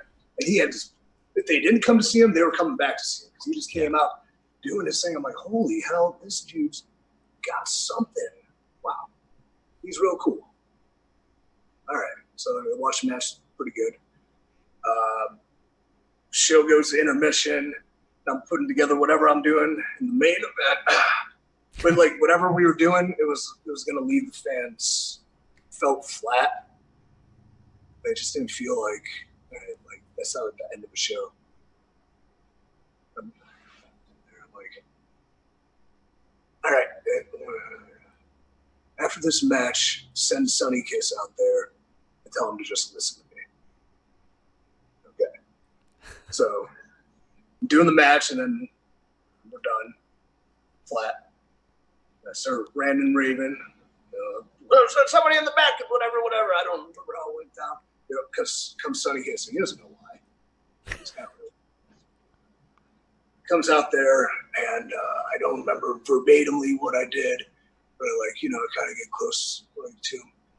I'm going to low blow you. Don't sell it. When I get up, give me a big kiss. Bend me down. Amazing. Like, all right. So like talk junk to him. Yeah, it's my show. Blah blah blah blah. Wham! Hit him. Like yeah, got him. And I look up and he's just no selling it, like giving me the old finger. I think I could be wrong. There's actual video, so I don't want to over embellish. Gives me a finger, grabs me, lays it on me, and I bomb. Holy hell! Place goes crazy. Everyone's happy, and now it's a star. So. The only reason I watched the last season of Lucha Underground was because of Sonny Kiss being so entertaining. So that was very, very talented. So I'm glad he's doing well. I actually DM'd him at the last AEW show because he was next to. I didn't notice. I know who it is now, but he was next to this brunette. I was like, "Who's that brunette?" They showed. I was like, "Oh, geez." Who was the brunette? Oh. Well, okay. I wanted to bring up a couple more things from your past, including a brunette. Are you aware of the national coin shortage right now? I'm not. There's a national coin shortage. Like when you go to Kroger or places like that, they won't give you coins back. Does that make you regret giving Nikki Bella so much change? Not so much the coin shortage as much as how I think silver maybe it was a good investment. Fair point. I mean, that's what the old timers on the news tell me every commercial break. Man, what a good segment. It was. All that stuff was great. That was the only stuff I would go and watch on that show. Why do you think it was good? I mean, probably because Brie Bella wrote the whole thing. Brie Bella wrote all those segments. I think that's what happened. And thankfully, she grabbed a couple rookies and Nikki and led them through it by the hand. Sweetheart. You say you're doing this run for yourself, but it's really to just pay her back for all the guidance. Listen, I have a public persona, and then I have my private business. You know me too well. That's why you're my co-cell. Another name, obviously, you're connected to, Drake Maverick. A lot of people expected, once all this happened, that you and him would be doing something together. What that might be, who the hell knows, but something. I constantly refer to your match with him in the UK where he's upside down and you scream at him, "Where's your mom? Where's she sitting?" A thing that I have shouted at countless people to find out where their moms are sitting. But you know, I said that to him at his wedding. Hey, where's your mom? Where's she sitting? Was he hanging upside down too? No, he was sweating bullets. So, sweat instead of blood, same thing. But that didn't end up being the case. He's back in WWE. Your thoughts, feelings, emotions? I think, NXT is awesome and fun. So hopefully they use him to his capabilities as a storyteller and veteran presence and the talent that could help mold the generation of people that might not get it yet. So he's awesome. If it was a different world and it was free to try something else, I would have been excited to see what he really could do. But at the same time, in this world, in this climate, yeah, like NXT's cool, and they'll let him be him. So, I mean, the guy pissed his pants for that company, like for real, pissed his pants. That wasn't the thing malfunctioned. Did you know this? I don't think I did. I think maybe I had heard it, but guess I'm free. I can do what I want. Yeah. Someone had the great idea. They pisses his pants, sent him out there with a malfunctioning pant pisser. That's what they call it. Whatever. Didn't work. So watch him. Like he's such a professional. Is he gonna be mad at me for telling this story? No, not at all. Go ahead. He's such a professional. He just in the back of his mind, and he's very paranoid. If I need a full tank just in case I actually have to pee my pants for it. Amazing. And he did. What a hero. Pro. Who makes someone do that? Who makes someone do that? Okay, I would have done it. I'll pee my pants right now. I don't care. But you should. In fact, I peed my pants at his bachelor party just to say that's how good of a brother I am. But like, did that end up getting sponsored by Blue Chew, by the way? We got a supply of it, but nobody needed it because it's a dude fest. Oh my god, amazing! Like, and then I don't know if we could ever do anything with him. He's a joke. Why is he a joke? Because he peed his pants. Who made him? Yeah. Who the? Whatever. Control your narrative. I need to control my hair here. 4-time WWE 24/7 champion EC3. Oh, I didn't give a flying shit. Why don't you have like the replica up there on your you get the replica of that? Every time I won it, I was closer to. I mean, you won it though 4 times, so you should get 4. I will say I did win it in the Philippines, and I think I'm the first WWE superstar to win a title in the Philippines. I feel like you were the first I think you were the first. No, somebody won it in like Germany. Jinder won it in Germany. But yeah, they had the spot in the Philippines, and then you won it in China and Honolulu. It's almost like every match was. Damn, I didn't even see where the hell was the first time. Where was the first one? That's way up here. Everett, Washington. The internet age has really exposed this. It was Everett, Washington, the first place you won it. So obviously the most exotic of those 4 locations. I remember that now because of. You wanted to roll up in the entranceway. Yeah, gave him the deal. No, but I had a great couple day trip to Seattle. Nice. Beautiful lady, and we had a nice time. And I blew it. Did you take her to see the Twin Peaks site? The No, waterfall but gimmick? my buddy here got married there. Really? Yeah, I got married there. Yeah. I got married over the waterfall. Damn. That's that was amazing. the last time she was really a cool person to be around too. That was the last good day. Listen, we're gonna need some whiskey if we're gonna get into this shit. I mean, This is the sounds best like- interview you've ever done. I mean, yeah, of course. With me. Well, yeah. So I've been keeping my eye. I see you're growing your Facebook. You're doing a lot of different things on social. Yeah, like Facebook. All right, it's a mass propaganda tool, right? It's the worst. It's the most censored, but everybody's on it. I had no presence there whatsoever. Victor Luis, some guy who wants to run my social media, he's like, "Oh, Facebook, you can do all these cool things with monetizing content and blah blah blah blah blah." Yeah, so like me on Facebook. Also, because a fake EC3 account that never responds to me when I DM them, trying to co-brand. But my dad still shares their shit. Is that the free EC3 He shares one? their shit, and I tell him stop sharing fake me, because every time you share it, and my aunts are liking fake me, and then your friends are liking fake me, and they're not liking the real me. It has more likes than yours, doesn't it? It does. Yeah, but to be fair, fake me was better at putting content up on Facebook until now. Fake EC3, he's going to watch this interview. I hope that he chops I don't know. I don't think he likes me. I think he role presents me, and he was just There's handing 3 or 4 fake EC3s on Twitter too. There's a lot of it.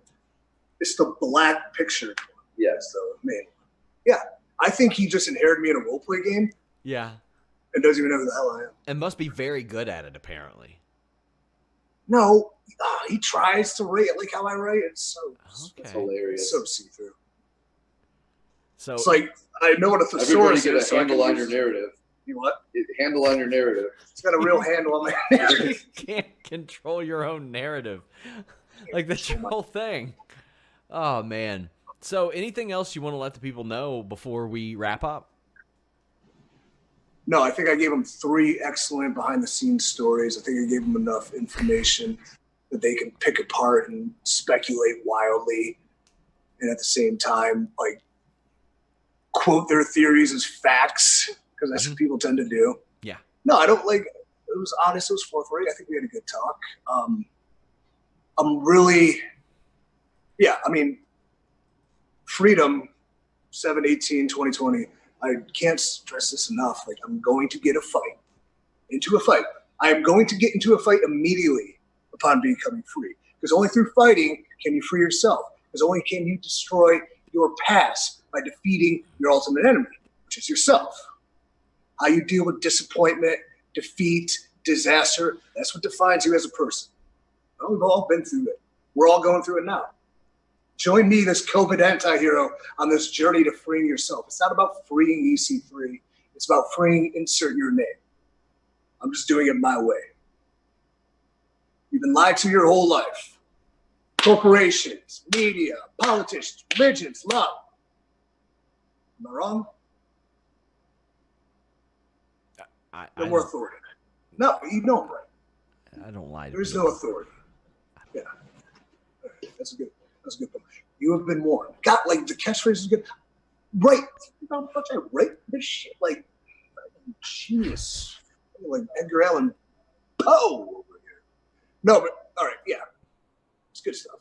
And I'm enjoying doing it because it's something I believe in and it's who I am. So if you like it, cool. If you don't, that's fine. I respect your opinion. I respect your freedom to make a decision. And do people know what injury we were talking about? Or are we just kind of leaving blank? I mean, I think it's out there. Okay. Vaguely. Yeah. You haven't confirmed it. Yes, it was a concussion. Then there was a second one. Then I got called up. Then I got another one. It sucked. And I've talked to you in the past that you've had various well before this. Oh, probably. But that last one was the worst one. And I will say, though, there was a lot of care given and like therapy, and like there's physical therapy for the brain, so it was pretty humbling and interesting. So, but it was fucking hard, man. But I mean, it happened. Like, what do we? It's the truth. Well, guys, I'm going to tell you, stay tuned to Fightful, because wherever he fights, we're gonna You'll have. be full of watching it. Yeah, you damn right. Make sure you follow my stupid Facebook. All right. Check out his Facebook. Check out his Twitter. Until next time, guys, we're out. If you are going to truly evolve, you have to admit who you are. Not just to yourself, to everyone. You were happy once. You were accomplished, proud, loved. But your past does not dictate your future. It doesn't matter who you were as a person, how good you were, how nice, how caring, how professional. When you've been beaten down long enough, that person is never coming back. Now, there isn't a part of your body or your psyche that hasn't been wounded, covered in scars.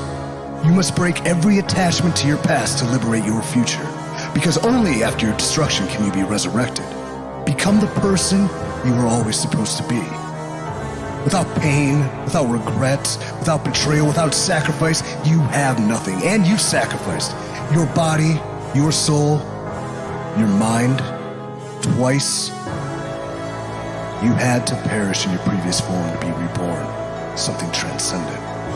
You will become free. You will enter your final form. You will finish what you started. You have been warned.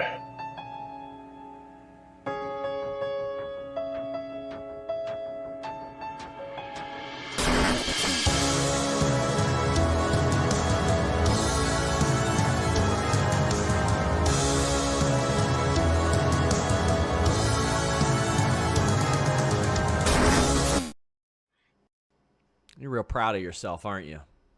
It's a good one, right? It was very good. It's funny because how we finished the conversation and then I slipped that one in and I kind of told the story.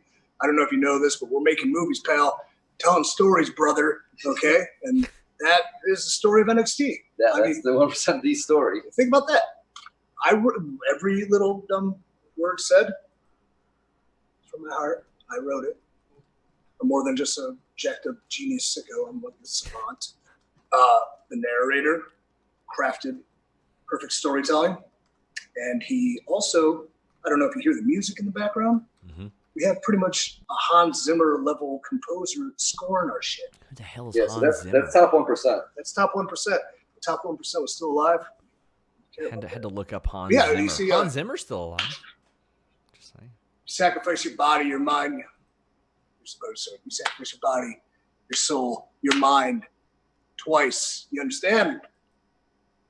I do.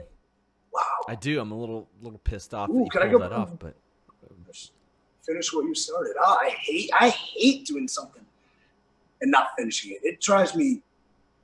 I mean, it used to because I hate, I don't worry about the past anymore. But now it still gets me. Yeah. So it's a good video. There's 4. There are, and they are all very good. New Japan. Shouldn't made one from NWA. Shouldn't made one from MLW. I'm 1.5 men. NWA, I think you'd want to make more than $250 a month. Anyway, until next time, guys, thank you so much for your time, EC3. We're out. Best joke of the day. That was like.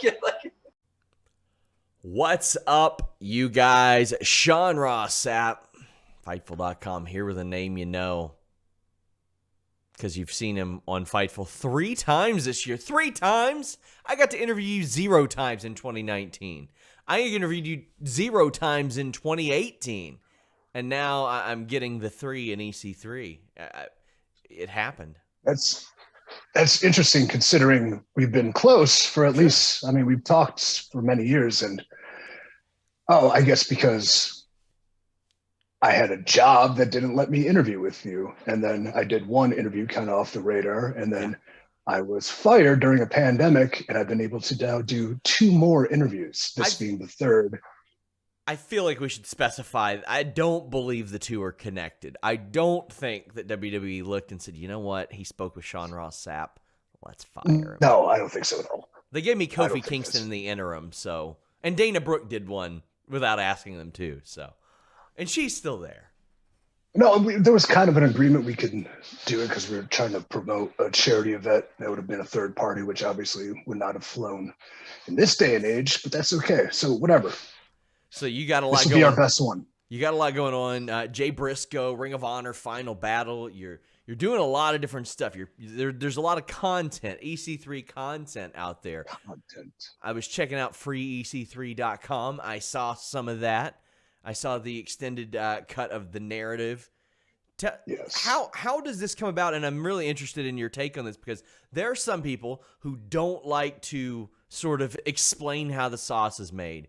Then you run into a guy like Jon Moxley, like he'll tell you exactly what he was going for 30 seconds after whatever he just did ended. He's like, sure hope it worked. But there are other people that don't operate like that. What do you think I do? Do I show you how the sauce is made, or am I kind of I'm kind of like I understand both theories and I apply both theories because I do believe you don't want to know how the sausage is made. It takes you out of it. Being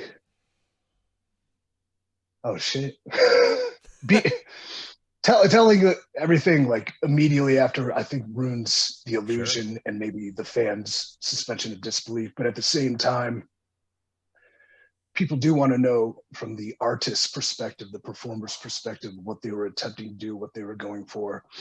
And then the people that do seek that out usually are going to seek it out regardless. And you could talk to them specifically. So maybe that's what John would do or I would do. I think there's creative ways to do both. So really terrible answer I just gave you. Well, we're seeing like things from you that we haven't got to see from you since you emerged on at least the national or global wrestling scene. Like this is a completely different you. And I think it would have been very easy for you to do the same exact thing. Well, I mean, I don't even know that you were doing it the last 2 years, not on Raw or anything like that, but there was still very clearly an audience for what you had done before, but you were like, I'm going to do something completely different.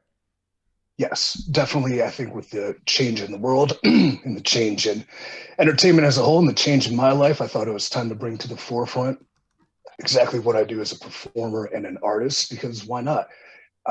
That's controlling your narrative. That's telling your story, being able to portray your art as close to your real life as possible. So I think it's a unique thing. It's a different thing. And I had the opportunity to do it. And I kind of went full tilt with it. So ever since this started, I don't know, my greatest fear was being in the long list of line of people that fans perhaps think, oh, he didn't get pushed, he didn't get a shot, he didn't do this, he didn't do that. That's fine, whether here nor there. But at the same time, I didn't want to be somebody that was seen as he didn't do anything or try or put himself out there to at least succeed. Whether he did or not doesn't matter. The fact that he put the effort in, he did the work. It's the man in the arena from Teddy Roosevelt, basically. It's not the critic who counts. It's the man who does the work in the arena. The one who dares greatly, whether he fails, whether he succeeds, at least he tried. So I live by that motto. From there, it was just an opportunity to create something different. One thing about being with WWE that I wasn't able to do, and I never felt was going to come, was the chance to tell my story. So my real story, my real thoughts, angst, pains, dramas, intricacies, personality. Why not bring it forth through the medium that I love? And there's so many things in wrestling, like, for example, last night on Raw, Matt Riddle's walking around with donuts, and people are asking me, oh, are they supposed to be laced with THC? And I said no, because if they were on WWE Raw, they'd beat you over the fucking head with it. Like, they would mention, oh, what's in those donuts, type of thing, over and over again. With what you're doing, and this was not an intent to shit on WWE, but with what you're doing, there's enough there's an ambiguous nature to it, to where I'm like, is that what he was meaning? Is this what he was meaning? Is this what he was intending? Like, a lot of the stuff with Moose, I'm like, okay, is he trying to take Moose back to the Moose that we came to know, that everybody said future ROH champion, that when he came into Impact, we were like future Impact champion, star of the company, and or were you legitimately trying to destroy Moose? Like, there was enough of an ambiguous like type of thing there to where I was like, where is this going? Is that something you want, or do you want like a defined point? I like ambiguity, and I like the fan to make a decision. Why do I love the movie American Psycho so much? Because at the end of it, you don't know if it was real or if it was all in his head. Things like spoiler alert. Leaving trails of breadcrumbs, using symbology, Easter eggs, throw them back. I think it's fun for fans to see, but at the same time, not everyone's going to see it. So you have to be able to tell a simple story within a very intricate story, perhaps. The thing with Moose was very real to me. I only went back to Impact specifically for that angle, because specifically when I was creating content, shooting things within my narrative, Moose came in and wanted to do a promo against my infamous gray wall. So we brought him in, and it was when it was announced that somebody was coming back, a former world champion, to Impact, which may or may not have been me at that time. I actually don't think I have agreed to it at that time. But he came in doing the promo, and he dropped a few names, and he's been a close friend of mine for a very long time. And I've always seen his potential, like you mentioned. But when he's doing the promo, it was very standard wrestling promo, and I'm just like, whatever, same shit, okay. But then when he started talking about me, he went to like a different level, and he was real, and he was who I always thought he would be, who I thought he could be. And then like I was playing on my phone, and I went, okay. And I was listening and seeing him do that promo. I'm like, I know I can bring it out of myself. I'm proving that now within this 90-day window to kind of create a new identity and take to whatever companies I go to, and also create my own thing on the side. But I wanted to try that with somebody else as well. So he was, whether the honorary recipient or the victim of it, time will tell, but I definitely went to Impact to prepare him to become who I think he should be, if that makes sense. Sure. He should be a world champion. There's nobody in this industry I'd rather fight for real less than him. And as he pummeled me viciously multiple times, I remember sitting there going, I do not want to fight you. Holy shit. So I think in the world of wrestling, guys that are true threats physically are lacking, and he's definitely one of them. It could be very much somebody special and carry a company based on that physicality he could bring. Is that why you keep asking me to get into wrestling? No. I took third place at a regional submission wrestling tournament, EC3. Hey, cool. You also did wrestling training, didn't you? Yeah, I did. I think you sent me a picture of you doing an arm drag once. Yeah, it was just so I could be better at this, though, and I could make jokes like this without feeling so bad for myself. But that's what I respect the hell out of that, because whether you had aspirations to do it full time or you just wanted to learn that aspect of it so you can better report on it and tell our stories and have a bit of legitimacy behind what you're saying, I respect that, because I think that's necessary. You know the aches and pains, even if they were brief, that someone might be going through. Someone might have a subpar match or a subpar performance, but it's dealing with a sprained ankle or a torn meniscus or whatever the hell else people have, injuries, or psychologically they're not in the right place. They had a fight with their girl. Things aren't going right at home. And those add into your performance. So you can, by living through it, you can better understand it, that maybe not everything is what it is on the surface or portrayed on television. That was always the goal. I just wanted to be able to relate a little bit better. I would have felt weird not having the experience, but then going and talking about it. But we saw the Moose program unfold. Did that unfold how you wanted it to? Like, Was the end product like what you had in mind? Because from what I understand, it happened multiple times, or there were some starts and stops there with the filming. Starts and stops how? Like, didn't Impact film it, and you guys were supposed to film it on your own? Like, how did that work? Okay. Did it go how I originally planned, me and myself? No, but I don't expect it to, because at that point I'm working for a company. Control your narrative. I control mine. They control theirs. Josh Matthews said you didn't work there. Having said that, was I happy with it? Extremely happy. I thought there was a great story arc. I think the only holdups to it was getting from point A to point B with so much time in between to not do so much physicality that maybe there's a little bit of redundancy, but a necessary evil to save the sanctity for where we were going at Bound for Glory. The original plan was, and this is why the narrative extended, available on my website, www.freeec3.com, has what I filmed with Moose prior to my return to Impact, because prior to my return to Impact, part of my conditions were I'd like to use him in my thing that I would like to build on the side going forward. And I will do this with him, and we will culminate at Bound for Glory. But it's somewhere in between that they decided they wanted to do a cinematic match for Bound for Glory, and that's fine. Kind of leaving what we shot on the ground floor on the table, just sitting there. I was very happy with how we did the match. I thought the match told a great story. I thought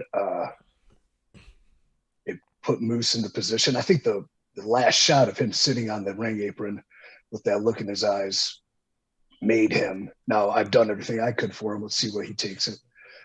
But originally, my intention was for halfway through this angle for him to come looking for me, come to my narrative.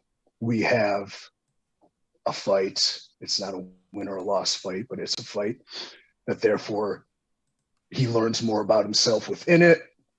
We go to Bound for Glory in a normal match, and then he becomes who he's supposed to be. He's victorious. He conquers the challenge.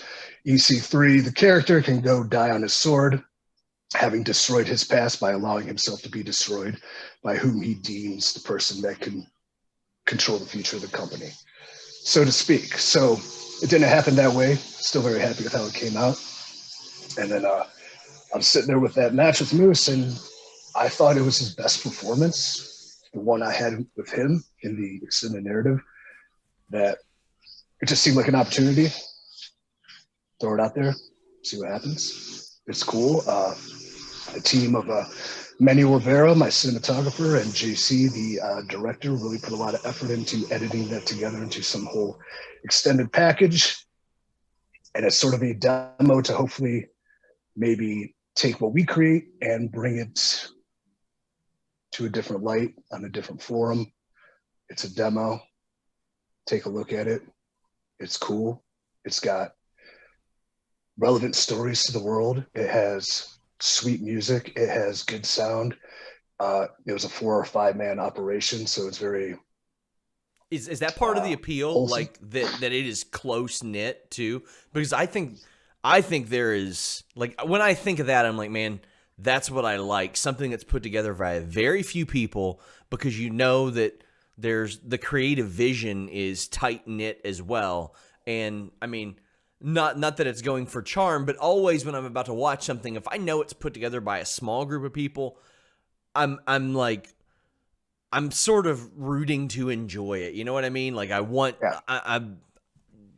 It's hard to put it into words, but there is sort of a groundswell and like that grassroots type of feel to something like that, even though it's produced at an incredibly high quality. Yeah, it was very much exactly how you said. Very few people involved.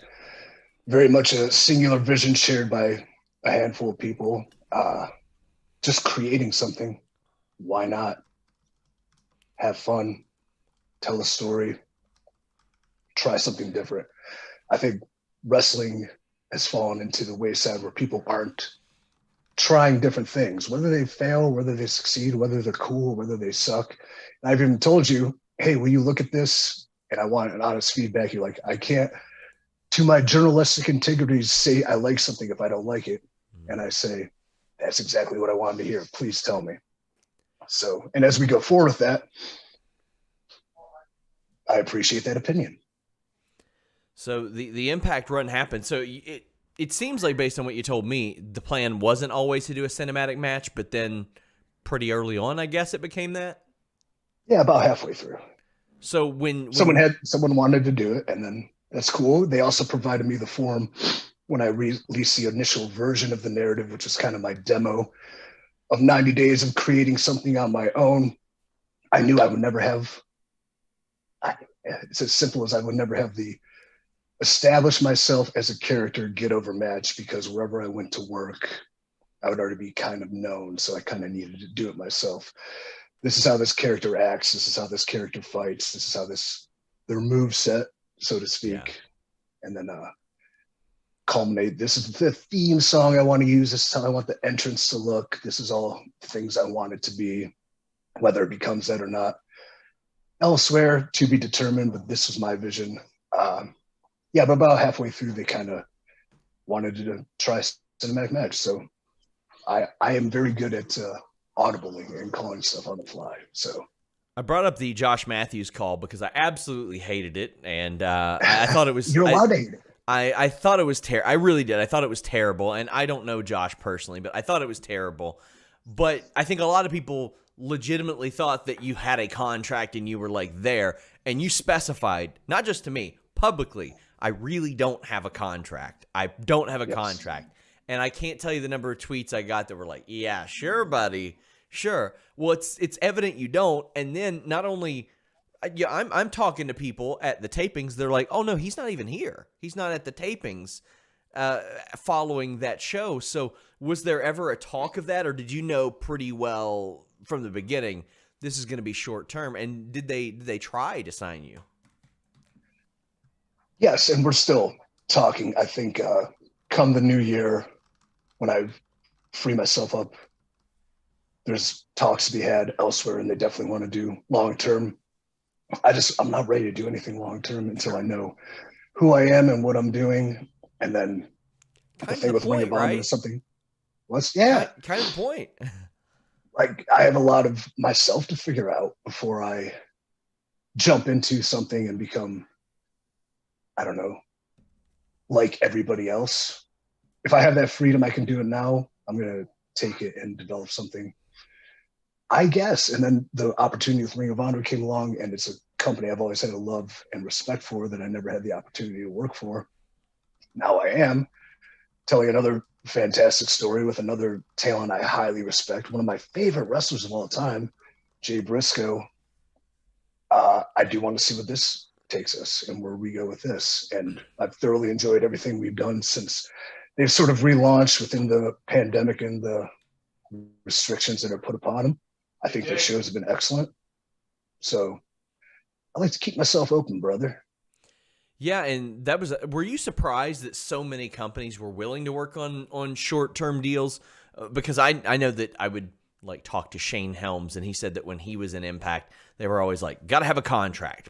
Person's got to have a contract if they're here. But we're in a wildly different time than just a few years ago. I was pleased and happy. Both companies were very respectful of that opinion and willing to allow me to do both. I understand that future, something we'll have to give, because if I'm a company, I'm not going to invest in somebody if they're not there for the long term. So I see it both ways, and I respect both ways. And that time will come, probably soon. But for now, as the world is insane and crazy in 2020, whatever, they were open to it. And I think it's worked out creatively for me and personally as well. The thing I like about Ring of Honor and you being there is immediately there were situations that I had not even fathomed you in as someone who enjoys your work professionally. Like, I see you on screen with Shane Taylor and the Briscoes, and I'm like, oh, Jesus Christ. That hadn't even entered my brain waves.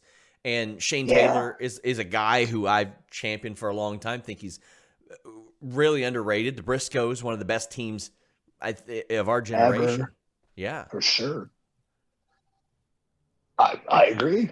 And that's what you mentioned 3 names, and there's at least 23 that could be interesting matchups. Yes. And so many fresh perspectives and different things, and so many different stories to tell on so many different fronts, especially with people I've never interacted with before, not only professionally, but even personally.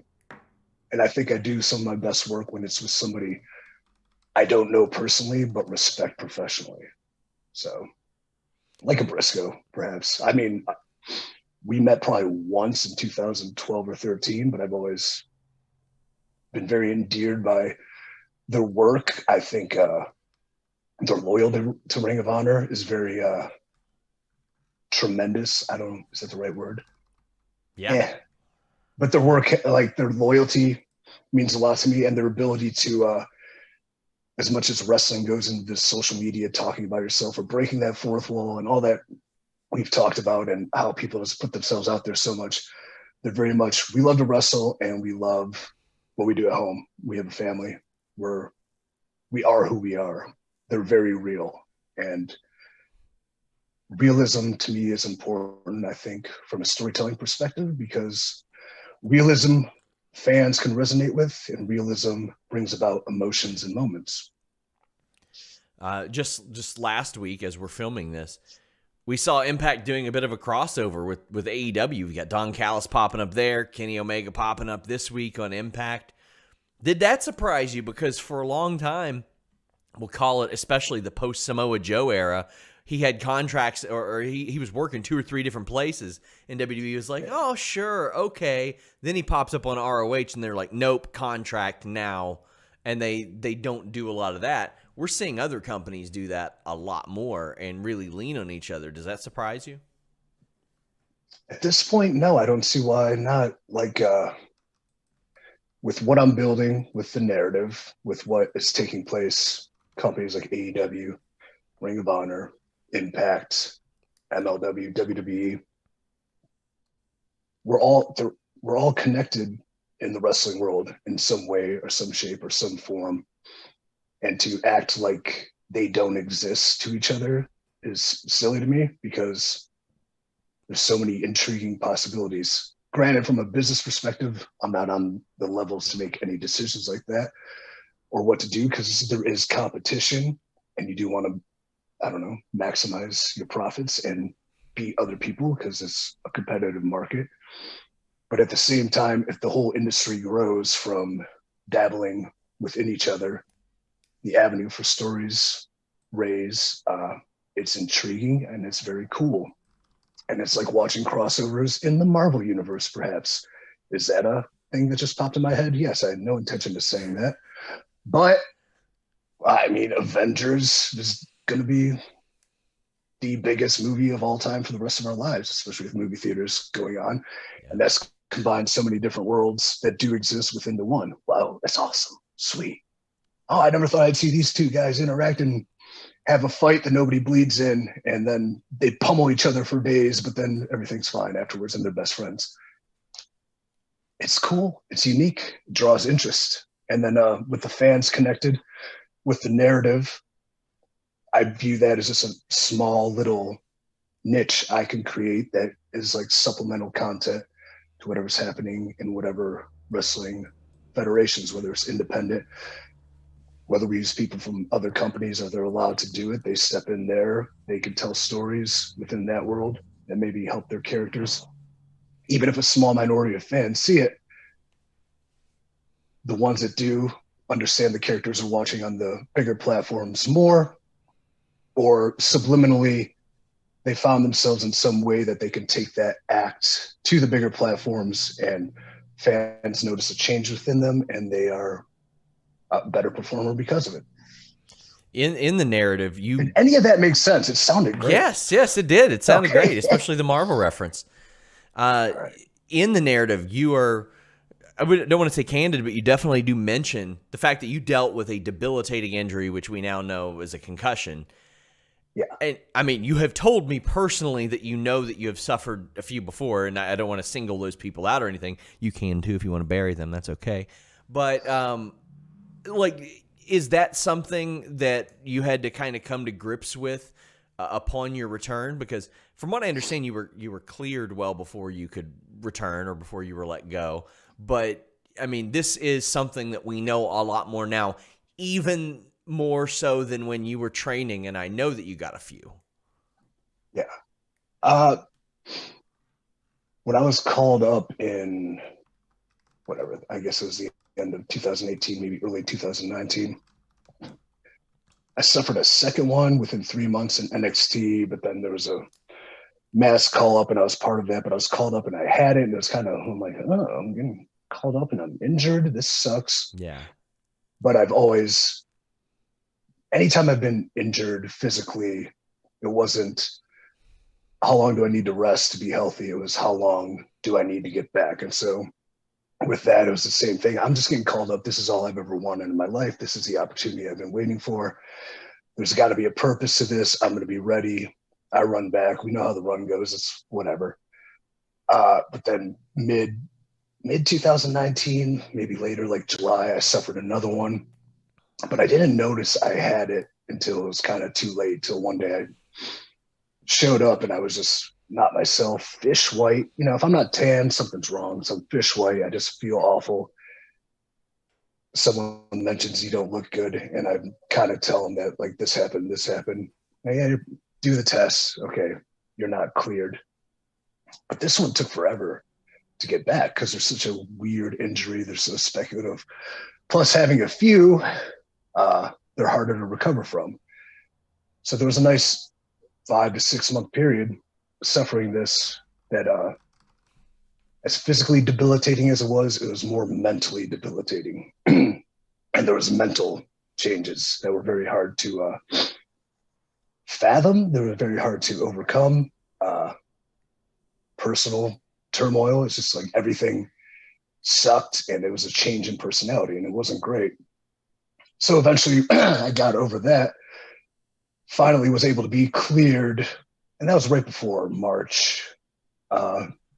Maybe after WrestleMania, something will happen. Instead, the world's shutting down and you're fired. Okay, that's fine. But I haven't really did anything. I didn't do anything to get back till after that. So it's almost, I don't know if I can do this still. And the first time I wrestled was the original narrative. So there were worries and apprehensions, especially because I'm not under the fine medical care of anybody anymore. I'm kind of on my own, but enough time has passed. I healed up. I did the proper things and was okay.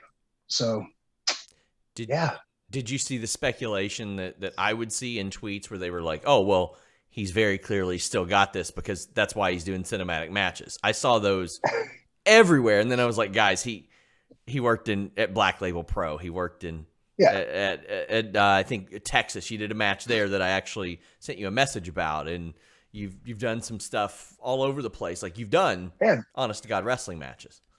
Yeah, the guy with the giant head. I remember that. Really hard to give him the deal. Oh, wow, look at that. Man. Yes, but I never saw too many of those that I'm like hiding behind that. And if you watch the narrative, available on my website, www.freeec3.com, and any social channel, I do it in one shot. Sort of like I was always inspired by those one take scenes, like a 1917 or the Creed fights, excuse me, they had that one shot, like you got to get it right or you do it again. So I didn't see too much of that speculation, but I understand it because it makes sense. Another thing is that anything I wanted to do televised, I didn't want to give away too much till the world kind of situated itself, which it hasn't. So I also wanted to avoid wrestling in front of empty arenas and put that off as long as possible, which I didn't get to do, but I tried. And I thought it would keep us building unique and different and special. Yeah. But I get that question, and I like the speculation. People are talking, people are asking questions. That's cool. I have an opinion. Let's talk about it. So there was a situation last year that I didn't get to talk to you much about.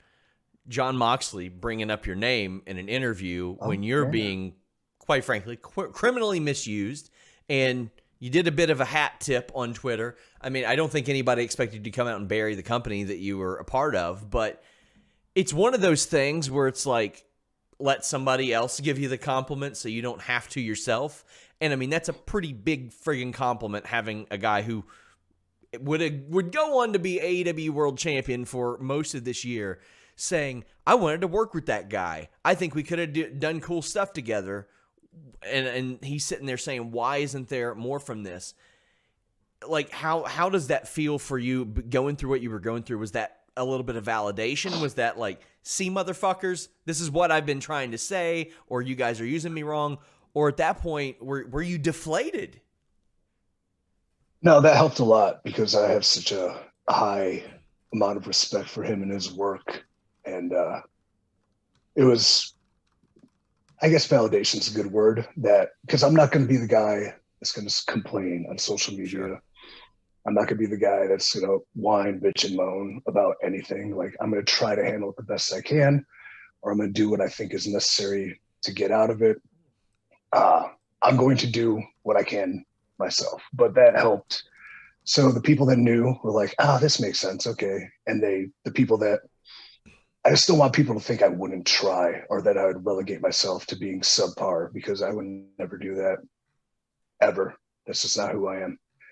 So that helped. And then, I had to thank you, brother. But at the same time, I can't put too much, like, that's one man's opinion. And as much as I respect it, it's not going to do me any favors here. So I still have to put in the work here with whatever that may be, regardless whether it matters or not. It doesn't. But I was willing to try. I mean, and then seeing that, like, real fast, the mention of that means that there's wide open facility to tell an amazing story with him down the road that is real, resonates, emotional, has moments. In theory, an EC3, deranged, shaved head, psycho boy who's lost it all could very well blame John for everything he experienced because of his deciding to leave the company, of his deciding to talk about me outside of it. If that means we wind up rolling around in glass and barbed wire and throwing each other off things and just beating the living shit out of each other for the entire world to see, hopefully a packed arena someday, that's really cool. Yeah, I think that's a good way to look at it, because we see Jon Moxley doing that type of stuff. I mean, he and Eddie Kingston had a history that, quite frankly, not nearly as many people knew about as they know about EC3 and Jon Moxley having history, because he said it on his first post-WWE interview. So, I mean, I think there's very clearly a lot of meat on that bone right there. Yeah. Anytime I get super philosophical and maybe creative and artisty and put up a self-created promo or self-created match or all these things, you got to love the one-track mind of a wrestling fan because it's like, let's see what the comments say. Go to AEW. Yes. All right. Why? Fight Jon Moxley. Okay, that's something I'm very interested in.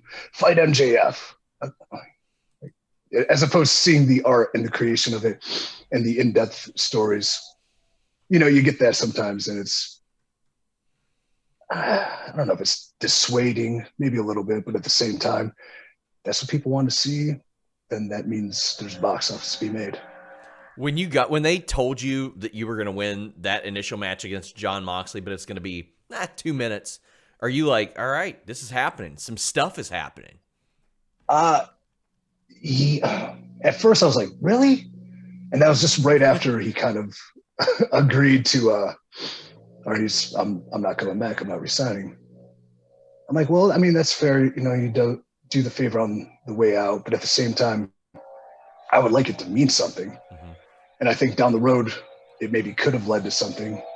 And then there was the one match that was like a few minutes, and it was a roll finish. And then I thought it would progress into something that maybe I could have a star-making moment in a real match against one of the top talents in the industry, that he's on his way out. I'm on my way up, but didn't happen like that. So did that answer your question? I mean, sort of. 1 week later, they're retconning the whole thing. They're like, Matt, well, yeah, different result, 4 minutes. And it's, yeah. do you wonder, like, okay, are they just messing with him? Are they messing with me? Is that anything that even hits your brainwave? Because I think why I didn't go, what the is because, they think you might be better off as a heel. I'm like, yeah, of course I am. Like, yeah. For real. Good scouting report, guys. Does that mean I can speak? Can I speak and explain why I'm not a good person? Can tell the weather from what I hear. Yeah, but I guess there were some apprehensions because we had matches on the live events that I think they were sick on the card. They were good, solid matches. I was the protagonist. He was the antagonist, but he's had a 7-year run of incredible work that built his name up with a very loyal audience. And I was a new guy in yellow trunks with a muscular physique that people were like, I want to see it. Like, yay him, boo this new guy. And that makes sense. I would do the same. And I believe on the third match of that loop we had, I think we're in the middle of the match, and they're cheering him, they're booing me, and we kind of called the audible out there, like, let me take over as the aggressor and the villain in this scenario, and let's give them what they want, you being cheered. And we did it in the middle of it. Like, that's calling on the fly, that's reading the audience. That's what pros do. I guess it wasn't well received by somebody in charge, or misconstrued up the chain, and then the rest is history. But yeah, it was still a good match. I just showed why I should be a bad guy in this scenario, and he showed this is why I fight, and it was cool. And the live audience reacted accordingly, which I think is the point of what we do. Usually I save the finishing move talk for the end for a special segment, but you guys kind of shared a finishing move for a while. You all did a very similar move. He told me the reason that he stopped doing that is because a lot of times he'd run into some people that were a little bit too tall, and they'd end up like taking it a little bit weirdly. Was there a reason you moved away from it? Was it just something that you wanted to keep in your back pocket? Yeah, I kept it in the back pocket, but I think I used it once in NXT and as a falsie, just as a throwback. But I think going into the WWE, I didn't want to bring a move that they didn't let him do. Like, why am I going to do something? He's probably already went through this. So if he's not using it, there's a reason he's not using it. I can substitute that and find something else down the road. So that was the only reason. In fact, when I was in there, first coming into NXT, they're like, yeah, then you can do your deal. And I'm like, I do this deal instead because I know it's going to get taken away eventually. So why even establish it if we're not going to run with it? What were you using in NXT? I can't remember. Was it the TKO? Oh, TKO. Oh, that's a Derek Bateman callback. Nikki Bella gave you that move. She did, yeah. And then it was also an EC3 falsie in Impact and TNA days too. But it's cool. It's easy. I like to pretend that Nikki Bella passed it down to you, the rack attack. I gift you this. You gave me a bag of change. Here is your new finishing maneuver. Well, thank you. How kind. By the way, I for sure did Quizzlemania a few months ago and wanted to flat out steal the idea that you and Daniel Bryan did with the Steve Blackman gimmick on the Newlywed Game, basically. Like, you told me once upon a time you got heat for that? Yeah, probably. That's because, well, I mean, they treat the entire show like a joke. So why not make a joke of being the joke? Yes. I figure it's better people laugh with you than at you. I don't like being laughed at. I like being laughed with. I'm entertaining. So yeah, we figured out a way around their silly game, and it made the segment entertaining. It made the show better. But the fact that the control power mechanism needs to reestablish why they're in control. Hey, Yeah, you can be made fun of, but you can't make fun of us. Okay, hey, I'm just trying to stand out. That's what you tell me to do. That's a bully. Yeah. That's what a bully does. I want to be different, and I would like to entertain the people that pay money to be there, as opposed to sit there and be like, why am I watching this 45-minute atrocity unfold in front of me? I'm here to see Edge and Randy Orton and John Cena. I'm not here to see this curly-haired idiot be put on the spot. So things. We're 40 minutes into our third interview of the year, and there's still like a million things I could talk to you about. So we'll save some for when I inevitably hit you up in January and say, hey, let's do another interview. But I'll have a lot to talk about in January, so I don't think that's a bad idea. Yeah. So I've been doing a new segment. It's the opposite of shoots hard, and it's shoot softly, where I ask people to say nice things about their contemporaries, because there's a lot of negative wrestling news out there, right? Everything's so negative. I'm actually looking forward to shooting softly and saying nice things about nice people. I think we could all use a little positive reinforcement. Yeah. First name, Mahabali Shera.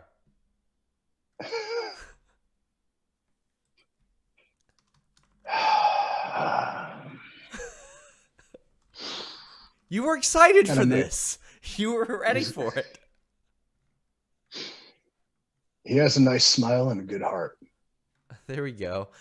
Brie Bella. We just mentioned Nikki. What about Brie? Oh, Birdie B. I'm so happy for her and Brian's success and family, and I just hope they're eternally happily ever after, together forever. True love resonates with me. It's so nice to see. I may never find it, but the fact they have it, I respect that and I encourage it.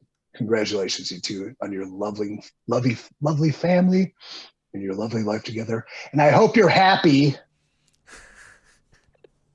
A guy that you had a match with, Sting. He's popped back up in AEW. Wow.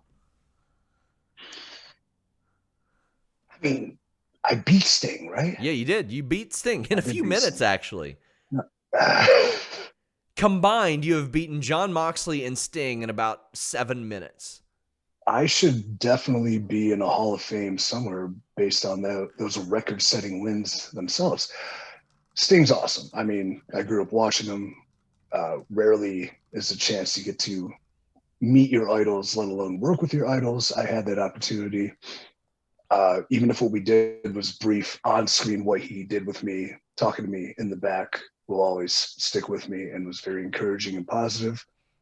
And I'm glad to see. I mean, it's cool he can show up. And then I kind of modeled the EC3 that we see today after 97 Sting in a way that, hey, I don't need to wrestle for a year. I can just show up with a baseball bat and say wild stuff and get into brawls. And that's cool too. No, but there's that ambiguity and change in somebody. I kind of modeled Surfer Sting to Crow Sting. What a drastic change in a personality. And I definitely wanted to model what I did after going so far this way to going so far that way. So, a couple people that we did see you on screen with in WWE, Mandy Rose, Sonya Deville. Oh, they're sweet as peach. I think the first words I got to say were to Mandy Rose and Sonya Deville on a pre-tape before a show. Yeah, backstage once. I wish I had more time to hang and get to know them as people, but they're lovely inside and out. They're great people. That's from I can tell. And if Dozer is after your heart, you must be a winner. And Dozer's one of the sweetest, kindest, loving men of all time. And I just hope him and his peach meet together and also live happily ever after and have 22 children and raise an entire just litany of humanity and bless this world with their incredible genes together. I don't think people realize how good of an athlete Otis is. Like He's sick. I would pay attention to those NXT Combine stats, and I'd keep on seeing his name on like the weighted pull-ups, and I'm like, really? Damn, man. He's a beast. And when I mentioned people like, oh God, I'd never fight them for real. Dozer, he's right up there too. Holy hell. How about a guy named Rockstar Spud, also known as Drake Maverick? Drake, sweet little Spud. He is my best friend within the industry. I don't know if you know that. What can I say about him that I haven't already said a million times? Love him like a brother because he is a brother. Very happy that he's found happiness, and he's doing a lot of things in his real life. I'm real encouraged by him, proud of him for. He's also totally rededicated himself in this like physical manifestation kind of thing that I myself have been the forefront of in wrestling, like that's getting sickly lean and jacked the right way. He's,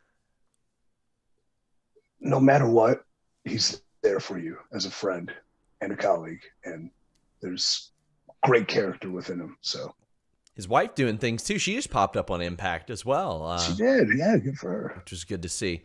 Last one, Braun Strowman. You all still friends? Do y'all have a falling out? What happened? Yeah. Oh no, we're pals. I think he called me today, but for some dirt. Also, physically, just manifesting himself into another. Probably also on the long list of people. Like, God, physically manifesting himself into Truth Commission Bull Buchanan, who we were just talking about recently. He's got the Truth Commission gear. I didn't notice that. You're right. I was just so impressed with Bull Buchanan, that like scissor kick off the top rope. I was like, when I was working out, I was watching, I was like, damn, that was sweet. Another underrated athlete, Bull Buchanan. They had high hopes for him. Remember, he did that big jump to the top rope. Yep. Turning clothesline thing. That was cool. Braun should do that. I used to be able to do it. 5 knee surgeries. I used to. Indy Michael, Indy Deviant did do that. And I was 7 inches shorter than Bull Buchanan, so it was more impressive coming out of him. My God, we appreciate you shooting softly on Fightful.com. I like to softly shoot. It went a lot better than when it did with MJF. He just buried everybody, but I mean, I guess that's to be expected. Hey, commitment to who he is, respect that. Yeah. I mean, why? Like, yeah, why would he say nice things about people? He's got his niche, and he's doing it well. So you've got Final Battle. I remember a guy like that once. Let me just think. Reckon 2013 through 2017. Man. Handsome, young, brought in a gigantic bodyguard to watch his back. Kind of a real prick, but eventually he could show that he could fight. Yeah, entitled, spoiled, but like just sharp with the stick, real sharp. There's potential in that. There is. It seems to work pretty well. We had mentioned earlier, Ring of Honor Final Battle. You're facing Jay Briscoe. That's a hell of a match. And then, of course, Rouge Brody King, Jonathan Gresham, one of my favorite in-ring workers in the world. I watched this guy's tutorials, for the love of God, taking on Flip Gordon, Dragon Lee, defending the television title.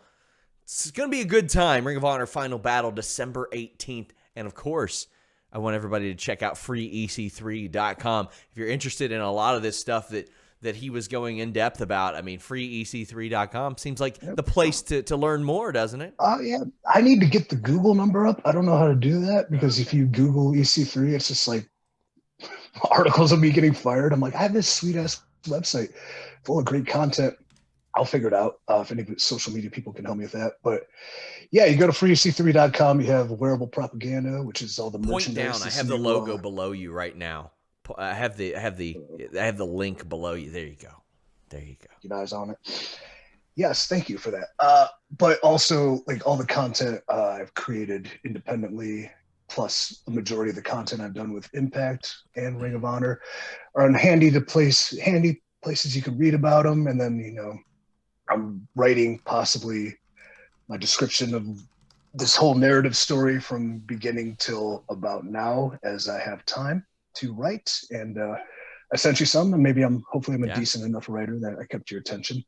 You did. I legitimately, I was like, was one of them from him? One of them from I don't know if I put his name out there, but your buddy there. I was like, did they each do one, but they were both very good. They were both very good. Thank you. We'll see where they go. Even if you were supposed to write for us once upon a time, then you went and got signed. Right. Idiot! What a dork. Maybe you should revisit that.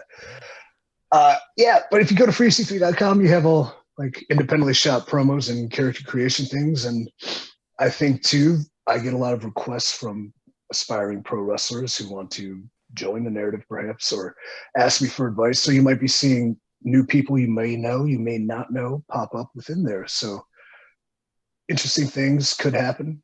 We're going to put it out there. We'll see.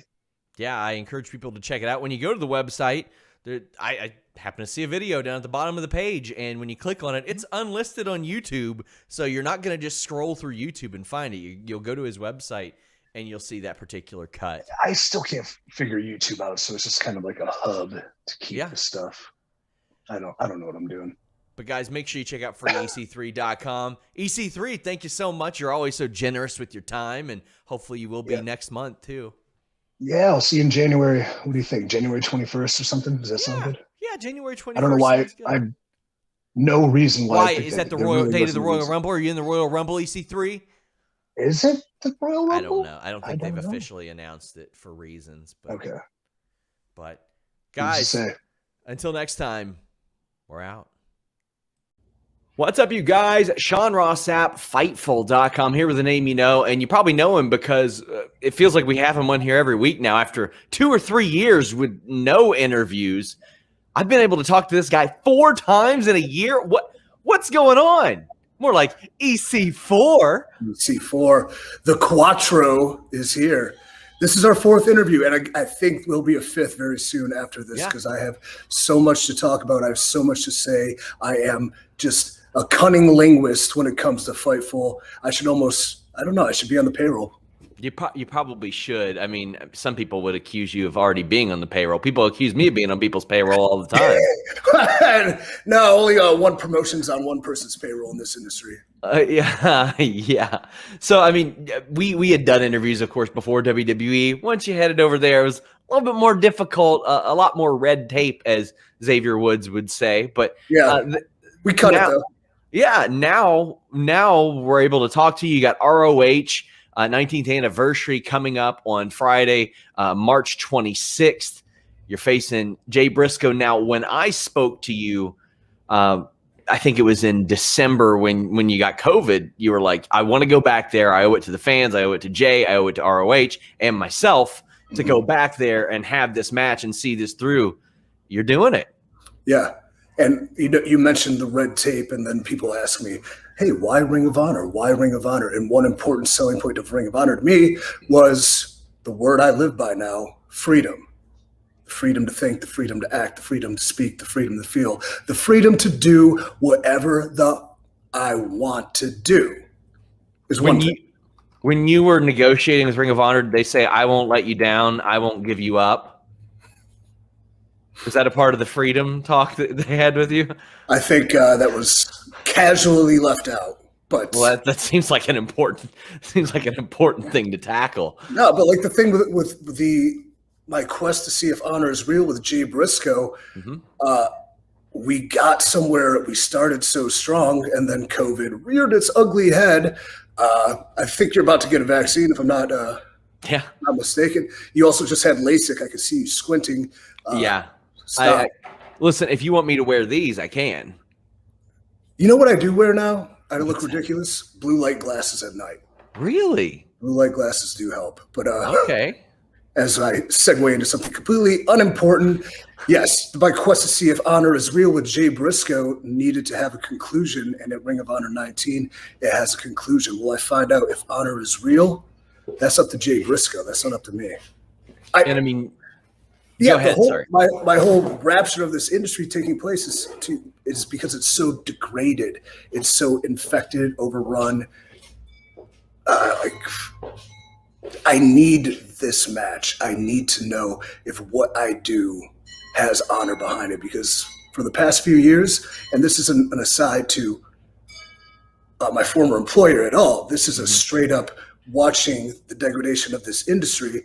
I don't feel honor is real here. So Ring of Honor, I'm going to put the name to the test. So you say that you don't feel like honor is real there. It's funny. I legitimately asked Danhausen that question in an interview this past weekend. I said, is honor real? He didn't seem to think so either, in his own way, of course. But you did land there. I saw in a recent interview, you said it's one of the only tolerable wrestling programs you see on TV.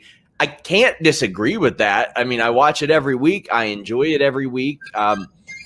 It has the baseline of what I consider it should be the bare minimum of wrestling. Does this make sense? Why is this happening? And I get those answers every week. You're looking for a different kind of answer, though, it looks like. Yeah, logic and reason is lost in society, but logic and reason should not be lost in the realms of professional wrestling. But interesting aside to Danhausen, much respect to him. If he hears this is me saying a nice thing about an up-and-comer, is that I saw him in the Ring of Honor bubble gym every day. I thought I was the only one who was up at 5:36 a.m. to work out. Nope, he was in there. So kudos to him. He had his face paint on too, so he's obviously a weirdo, but I like weird. But yeah, my question is different. Is honor real? It's kind of the same vein though. Logic and reason. Does this make sense? Is honor real? Those all kind of coincide. Yeah. So when I saw Danhausen, he was wearing a beekeeper suit. So I mean it's neither here nor there, but I just felt like it was worth mentioning. He was wearing a I'll actually show you. I feel like it's important that you see this because since I brought it up, I mean, let me just, there we go.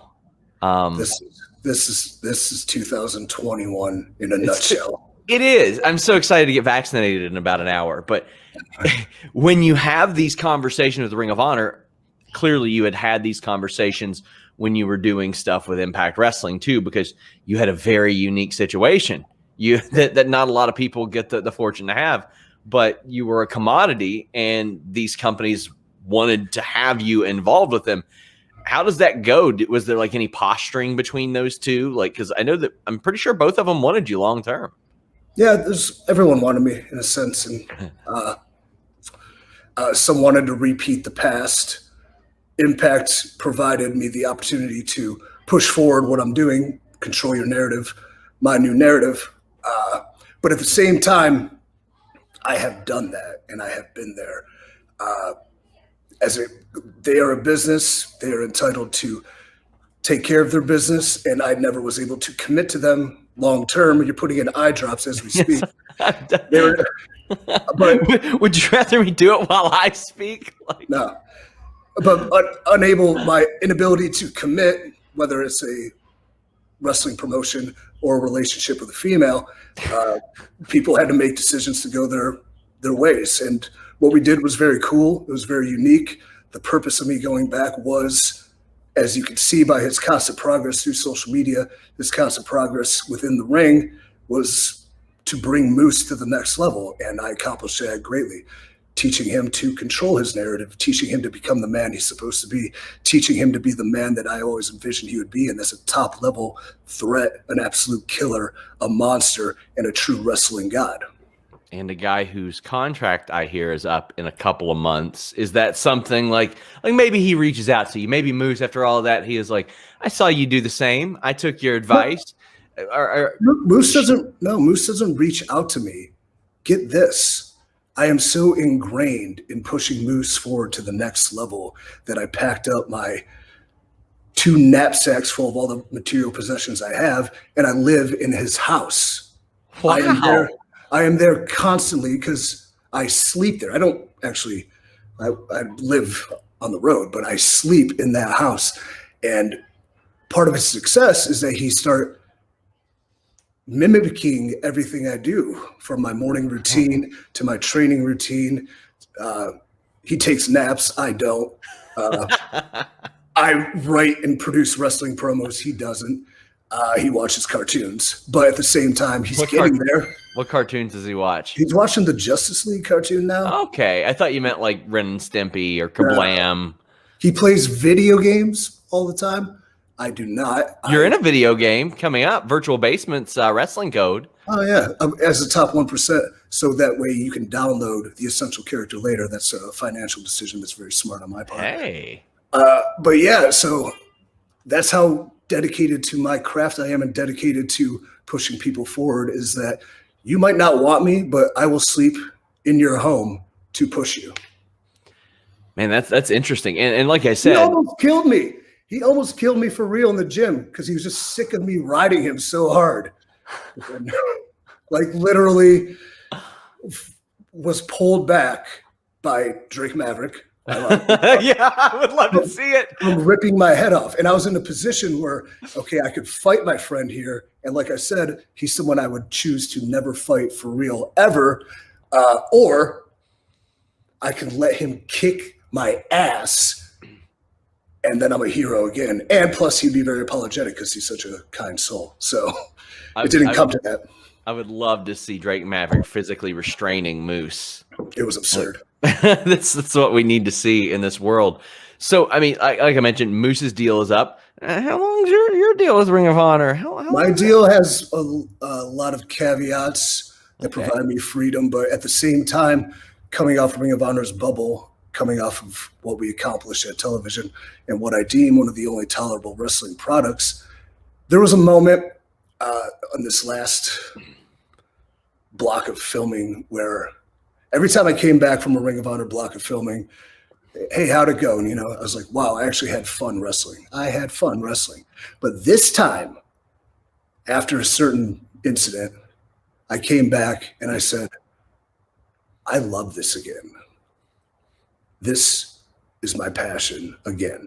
So I have no intention or need to possibly depart Ring of Honor, but I do have creative ways I can do whatever I want. Okay. Well, before you were in Ring of Honor, you were in WWE, and I just mainly wanted an excuse to run this clip. Four-time WWE 24/7 champion EC3. Oh, I didn't give a flying shit. Anytime that our staff updates the 24/7 title, they say updating the flying shit article now. That's a meme that should last forever. That's a meme that every time someone talks about the 24/7 title should be a clip played, and that probably is amongst your staff. And it is.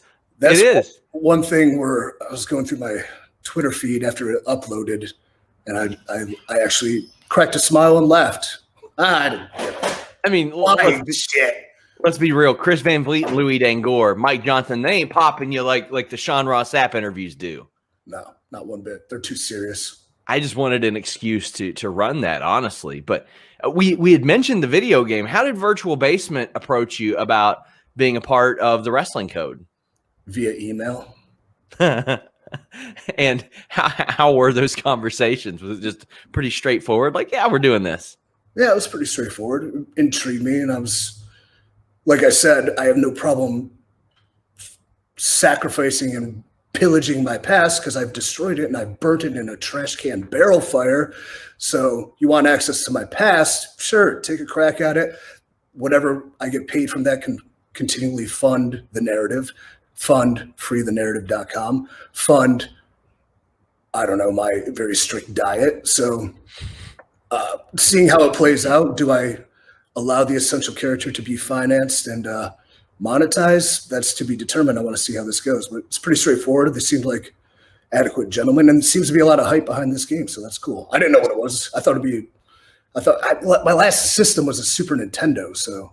Hey, that's a good one to have. You mentioned the narrative. I'm sorry, N64, because I love GoldenEye, and I could beat anybody in GoldenEye, and obviously No Mercy is the greatest wrestling game ever. It's a good one. I was partial to Revenge for some reason, but because you're such a dick, you probably picked Aki Man and did that stupid mounting punch submission that's impossible to get out of. Hanzo Man was my guy. I liked him, and I don't know why nobody has picked that up on the indies. Like, why is nobody cosplaying as him and doing the Stardust press Like, come on. Maybe I should do that.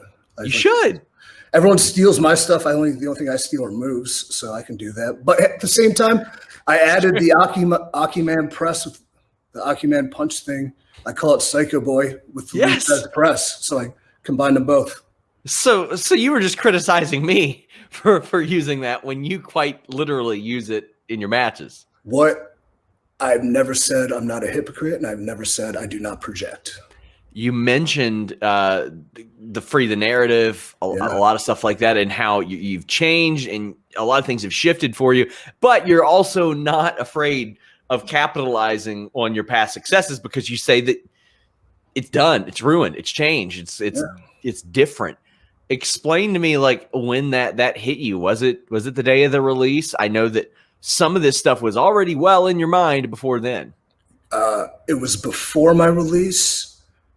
But right around the same time where before they filmed WrestleMania in the Performance Center, they had me come to TV, and on my way there, I'm like, you know what? I just pulled over to a barbershop and I shaved my head before I went.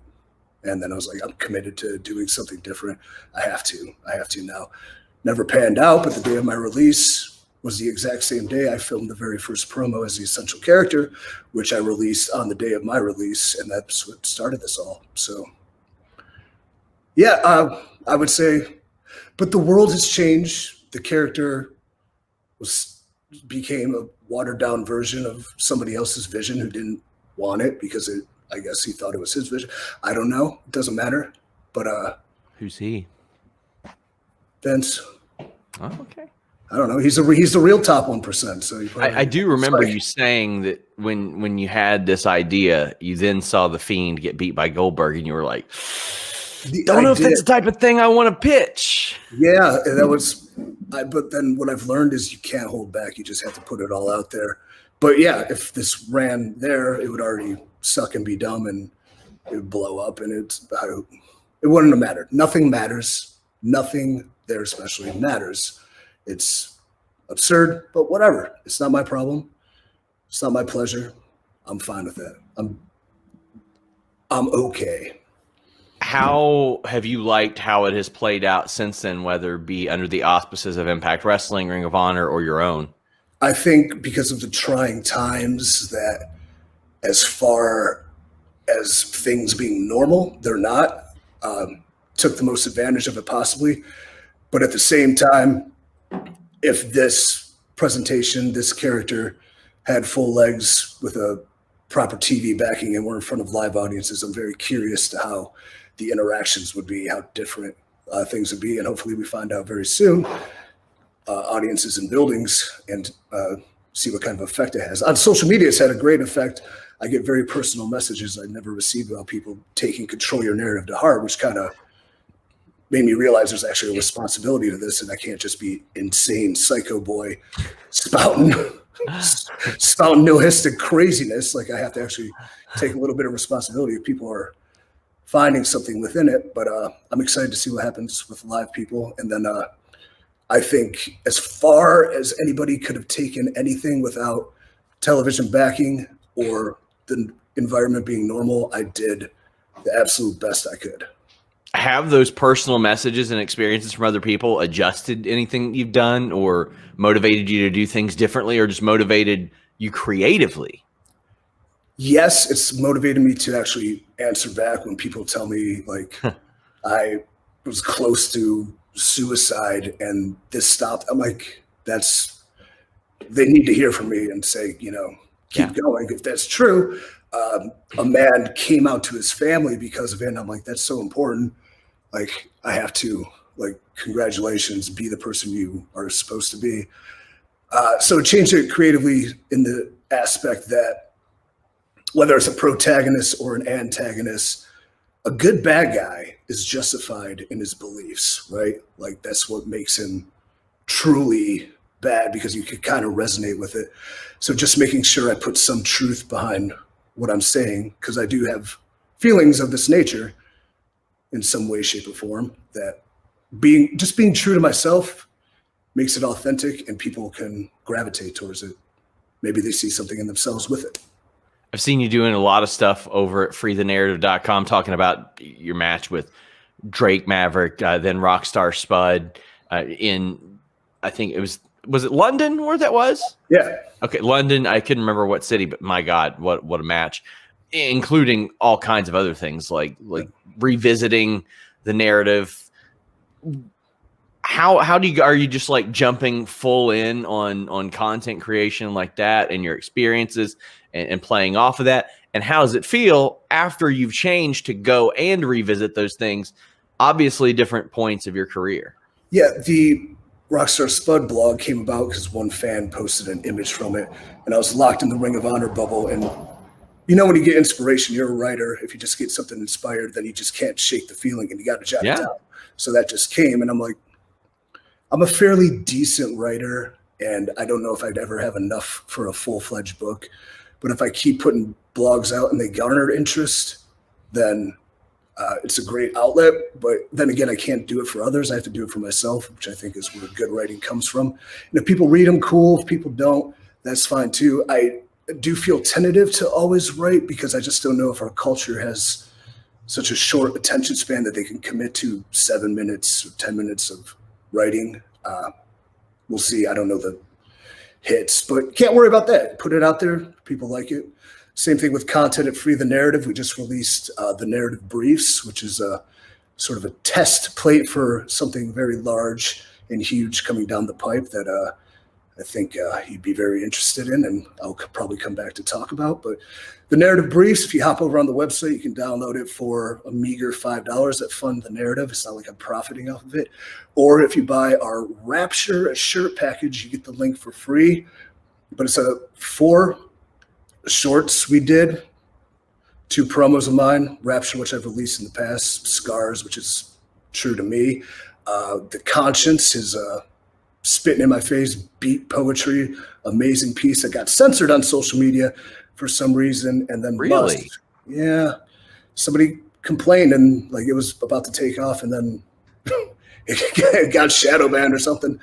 And then Lust, which is a co-producer of this promotion called No Peace Underground, they don't even have a ring. I decided to go in there and I wanted to. We have this vision for not cinematic wrestling, but cinematic fights. And we tested it out there. And it's cool. It's different. I got skewers in my head. I bled everywhere. Why? Because I'm a psycho boy.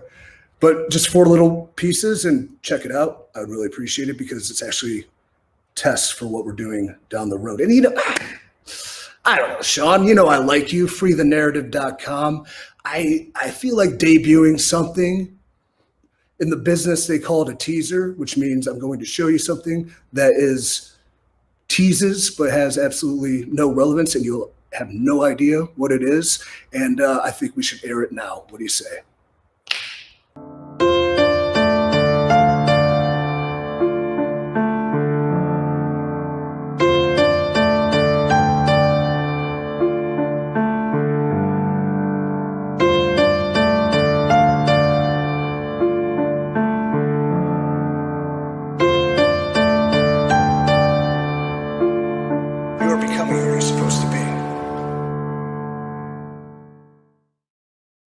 Like no heads up, no heads up when you do this stuff. I have goosebumps. You got to treat me with more respect than Matt Cardona at the very least. Interesting name you mentioned. Yes, I probably should. But I do respect Matt Cardona. He's another test project in my mind who should become who he truly is supposed to be. Perhaps he can learn to control his narrative too. But yeah, I have chills. That was a piano cover of my former song, Trouble. Unreal. And you have no idea what it is. I don't even know what it is. That wasn't your. I hate when people do this on social media, especially. Big things coming soon. Demented narcissism at its finest. Like, who cares? Show me something or don't. I showed you something that is coming soon. I'm just saying. I burrowed in your brain. You're like, you got tired of those announcements from old Aunt Dixie, didn't you? Got a big announcement coming. Sony 6 in India. I've learned from everybody. Does she ever reach out to you? Legitimately? Oh, yeah. We have conversations quite often, whether it's via social media or social media text. Hey, thinking about you, darling. I'm like, that's funny. because you're my aunt and I love you. I do love that, like, all of her social is still TNA Dixie. I think that's endearing. I think that's great. I think she loves the rush of endorphins that come from interactions, because when she talks about wrestling, wrestling fans are very vocal, and like when your comments are going brrr, whether they're positive or negative, it's kind of like, oh yeah, like this is good stuff. I don't care, but most people get an endorphin rush on it. So you still have a pretty good relationship with Dixie Carter, Aunt Dixie. Yes, it can always be evaluated, but perhaps the narrative would be a place to do that. That's pretty cool. I mean, it looked like last year that Impact was going to lean real heavily into TNA nostalgia. Like, in TNA wasn't that long ago. Right. And as you experienced, sometimes there was a lot of times there was a negative connotation with that. And it seemed like you could argue that in bringing it back, they were kind of doing the same thing. They were controlling their narrative. They were like, you know what? We're going to take this back. We're going to bring a positive connotation to it. Moose did that. Yep. I mean, he brought back that TNA championship. What did you see? What did you think when you saw that, especially from someone who clearly you care about because you wanted him to make the most of himself? Well, I saw my own faults within him. I mean, I won it legitimately, and like the greatest moment of my life was after the match with Kurt Angle where I became TNA World Heavyweight Champion. Maybe that victory, but the moment after where I hugged my parents and my ex, but my fiance at the time, like was the culmination of like everything worked out. Then it corrupted me and it poisoned me and it controlled me. And I saw that happening with Moose. That was my reason for coming back, to free him of it. So he destroyed that aspect of his past. The problem was he learned a lot from me, but he didn't learn everything, because in a perfect world, after their fake narrative, that title should have been destroyed. It should have been set fire in a burning rage, barrel fire, tossed in there where he can progress and go on. But he decided to hold on to it, to defend it, and look what happened. Another person comes in that doesn't even work for the company, gets all the praise, gets all the accolades, gets everything handed to him.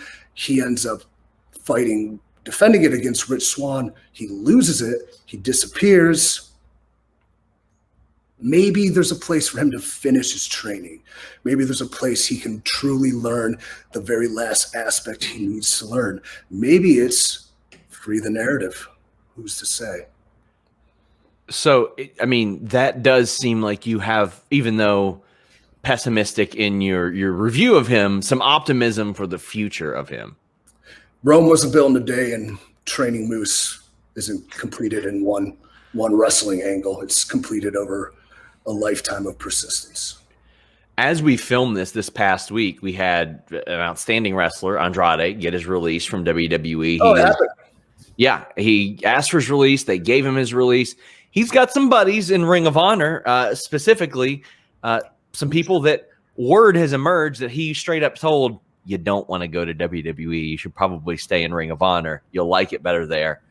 What do you think of a guy like that? I mean, I don't know how much time you would have ever spent around him, how many times your paths would have crossed, but he seems like a guy that could have popped up over there, and he could do much of the same of what you're doing, controlling your narrative. He's stepping out. He's betting on himself. If he commits, like, to provide, like, he's obviously a great wrestler. He's a fantastic wrestler.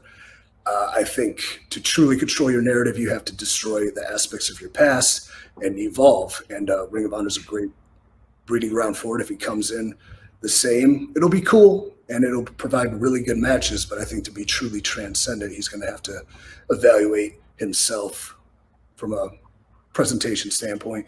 And he's a guy that I would love to see do it. We've run into each other many times. Andrade was at a couple of my top 1% parties. So like we've talked, we've broken bread, and by bread I mean traded shots of tequila. So a decent man who excited to see what he can do.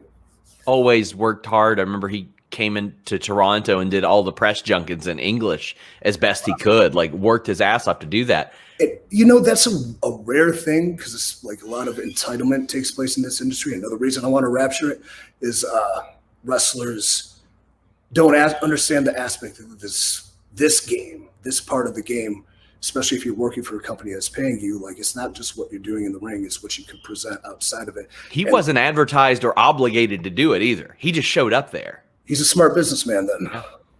Yeah. So going into Ring of Honor, you've reached WWE, you've reached the heights of TNA, Impact Wrestling. We talked about Danhausen earlier, and I was at a signing. His merchandise game was unreal. We've talked about Shane Taylor in the past and just the great leaps that he's made in the ring. Is there anybody that you've seen there and you're like, oh my gosh, they're a home run, and maybe you didn't know about them before you got there? Yeah, Josh Woods is one, I would say. Tremendous pedigree and background. Dak Draper, Yeah. Yeah, he's tall as shit, dude. He's so tall. But he reminds me of a Derek Bateman in a sense. And ironically enough, in the end of Derek Bateman's FCW days, he was coming in, and we kind of hit it off a little bit, and I made him call me Cool Dad. So, like, if I'm going to guide you, just call me Cool Dad, because I'm a cool dad. Like, I show up to the softball games, but I have my beard, like, whatever. So, but he's come very far when he's had a freedom and opportunity too. So those are a couple. Anybody else you think? Like, maybe you can help me rattle. I mean, like a guy like Taven intrigues me greatly. Like, he reminds me of an EC3 in Impact with how he handles himself in the locker room and trying to understand the business aspects as much as the in-ring aspect, especially from the corporate standpoint, and very talented. So Gresham, I mean, obviously a lot of people know about him. I personally watched his tutorials. Like, I love watching his tutorials. And even though she hasn't wrestled in over a year, Maria Manic, when she popped up at Final Battle, I was like, oh my God, she's she's got it. Like, she was in the gym. Presence. She was in the gym at 6 a.m. too. So that's cool. Gresham. What I like about him is obviously he is a great wrestler, and I think I talked about this on a different podcast with Apter when I was really going crazy. But has he been in a fight? He can win a wrestling match, but can he win a fight?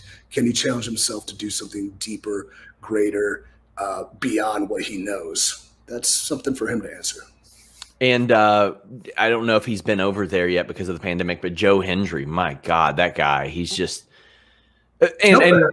Joe Hendry threw me out of a battle royal once on a indie in the UK, and I think he hit an angle slam on me too, ironically enough, and tossed me out. So yeah. He's an interesting fellow, and when people are interesting in like what they do in the ring, it means they're like really insane in the back too. So he is who he presents, and I really like that. And another person which everybody knows about by now, Silas Young, is one of those people where anytime I talk to him, I'm like, please stay in character. It's fantastic. We play manly or not manly. I ask him if man buns are manly, and if seltzer water is manly, like anything like that. He's just so unique. I think there's a lot of great stuff there. I like anybody that can bring some toxic masculinity back to this industry. There's a lot of people, and I feel remiss not mentioning them all, but like Rhett Titus is like, there's so many. Talked to him a couple of weeks ago. He's fantastic. There's so much stuff to talk to him about too, because he's been there forever, and he's so dedicated, especially like to his diet and his in-ring, his workouts.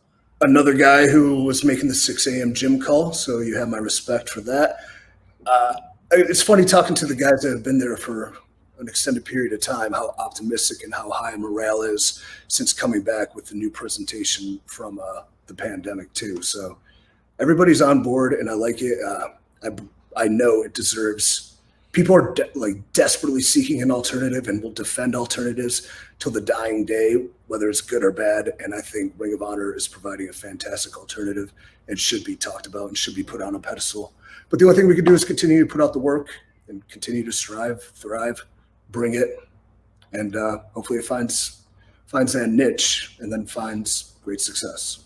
So as the pandemic has gone on and things are getting a little bit more normal, we've started to see a lot of companies phase out the cinematic aspect of things. We still see some things, like a lot of the Fiend stuff is pre-taped, obviously. Right. You're still leaning into it. It's really creatively satisfying stuff. Like, it's really interesting stuff. How would you look at over the last year, per se? Firefly Funhouse, the Boneyard match, Impact did a bunch of stuff. We did Stadium Stampede, Money in the Bank, which I thought was a very interesting concept, but flawed in execution, obviously. Some of these ways that people and companies had to get creative, and maybe how do you think they executed on that? How would you look at them? I think anytime you break the mold and become creative, it's a challenge, and it's hard, but I respect it. Eye drops are going back in. But so when it started, I mean, a Boneyard provided a great send-off, and it was what it was supposed to be. It was sort of tongue-in-cheek and campy in a way. Send-off for Anderson and Gallows. Oh, geez. But it was pleasurable, and it was enjoyable. And then going the opposite route with Cena and Wyatt, it was just so like crazy, but it told a story. So I enjoyed those. Stadium Stampede was fun. Like, they had fun. But at the same time, we were getting to the point, and I think Money in the Bank is when it jumped the shark, so to speak.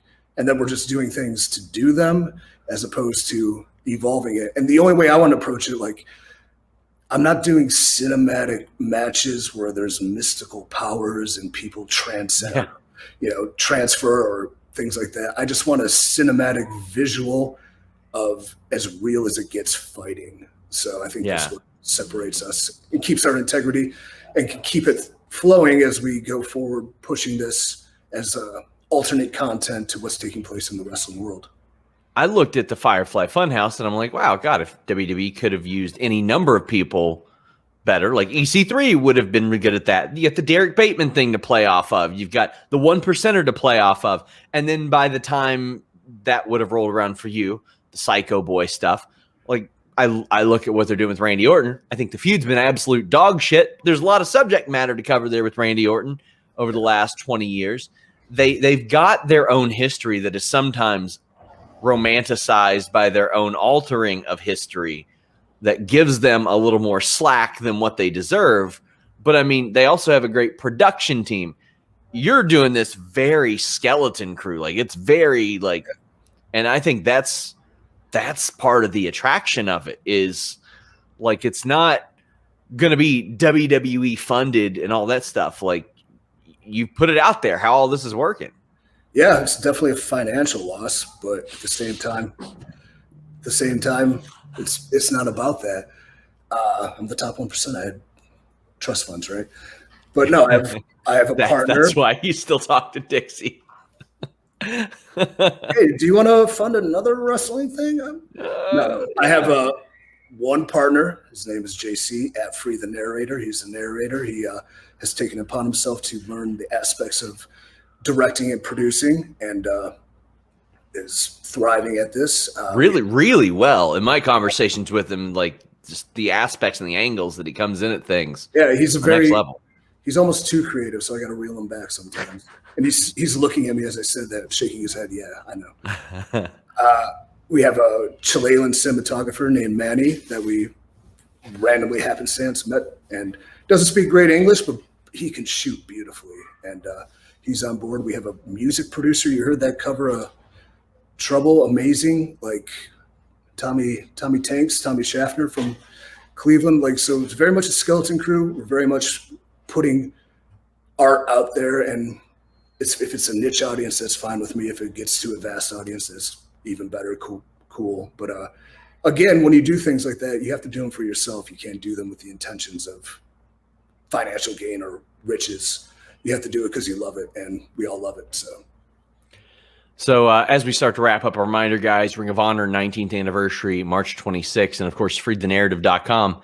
I always like to do a segment where I talk to people about their finishing moves, and you had moved from the 1%er, which I'd talked to John Moxley about, and he said that he changed it because he would like do it to Randy Orton, and he'd be like, this guy's really fucking tall.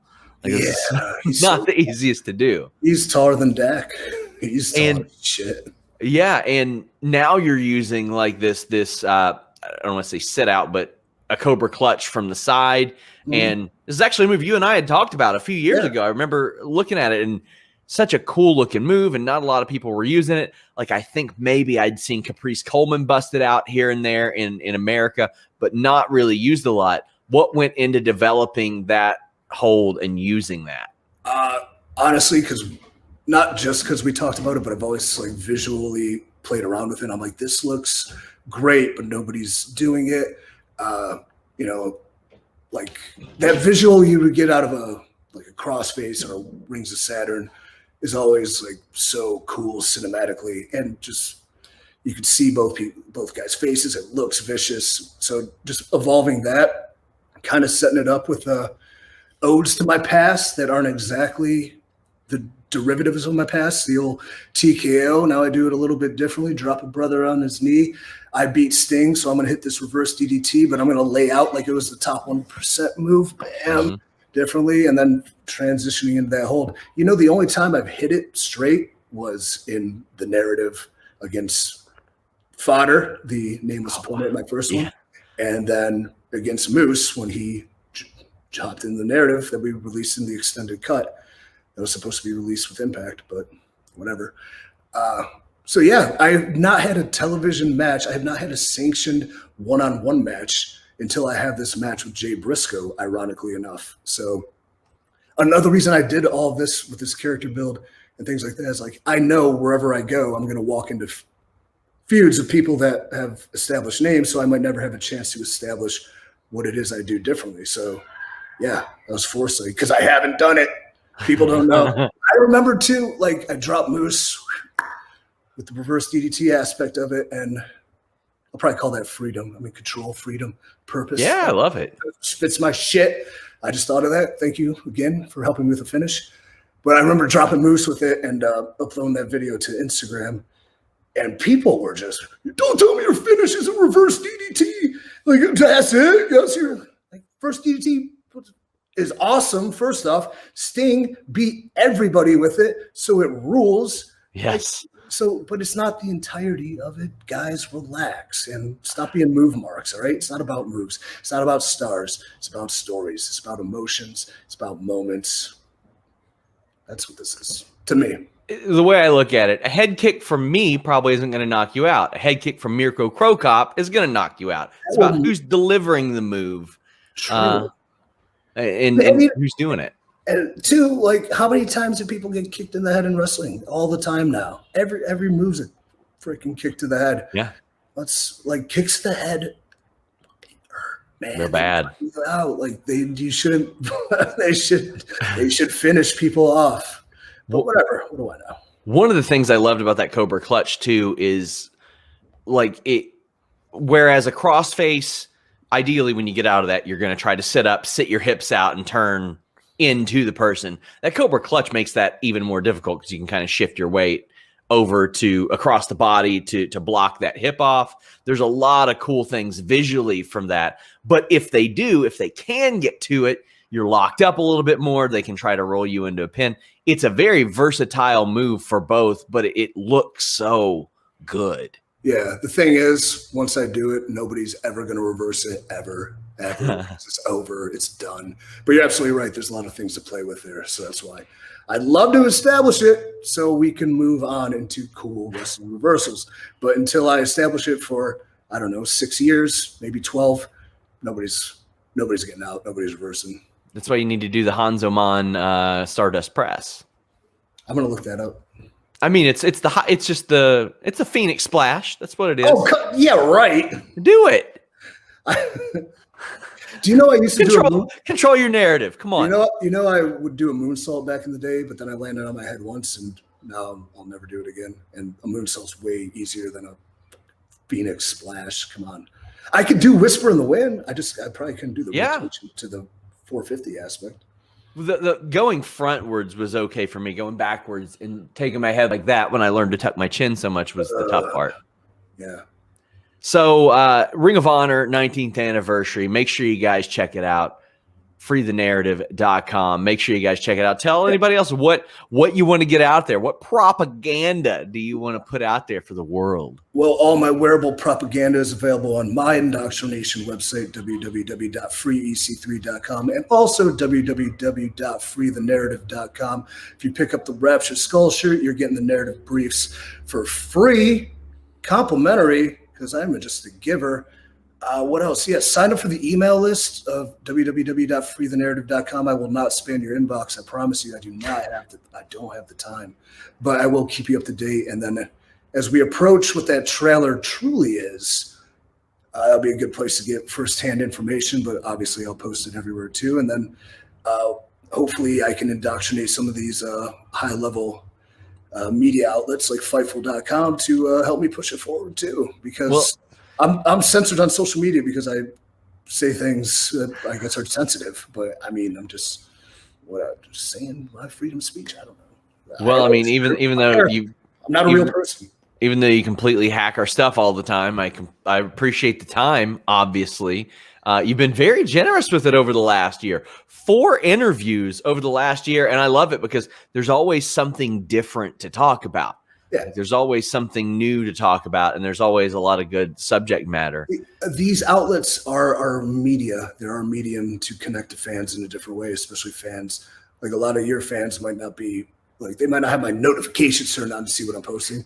And things like you post one thing and it's in, out, like this is the world we live in. So it's just constant pounding it in, burrowing it inside you. But no, and the thing about Fightful is the fan base I've noticed at Fightful is very astute, esoteric almost. They're very smart. They're positive. We get those dummies out of here. We've cultivated a very positive fan base. Like it's a good culture you have from top to bottom. So that's why I enjoy doing this. My boss originally would be like, "Oh my gosh, don't run away customers." I'm like, "No, if they're dickheads, I don't want them here." When you run a business, like you got like toxic energy flows. Yeah. And it affects everybody. So guys, check it out. Freethenarrative.com, ROH 19th anniversary, EC3. Thank you so much. Thank you, Sean. Until next time, guys, we're out. What's up, you guys? Sean Ross Sapp, here with a name you know. And if you don't know him from WWE, from Impact, from Ring of Honor, from NXT, from any number of those places, you know him because I interview him every 2 months on this website. But on May 27th, you can go to his website, freethenarrative.com. The event is up for pre-orders right now, but I had a chance to watch it, and it is unlike anything that you've seen before in wrestling. We got EC3. EC3, how you doing?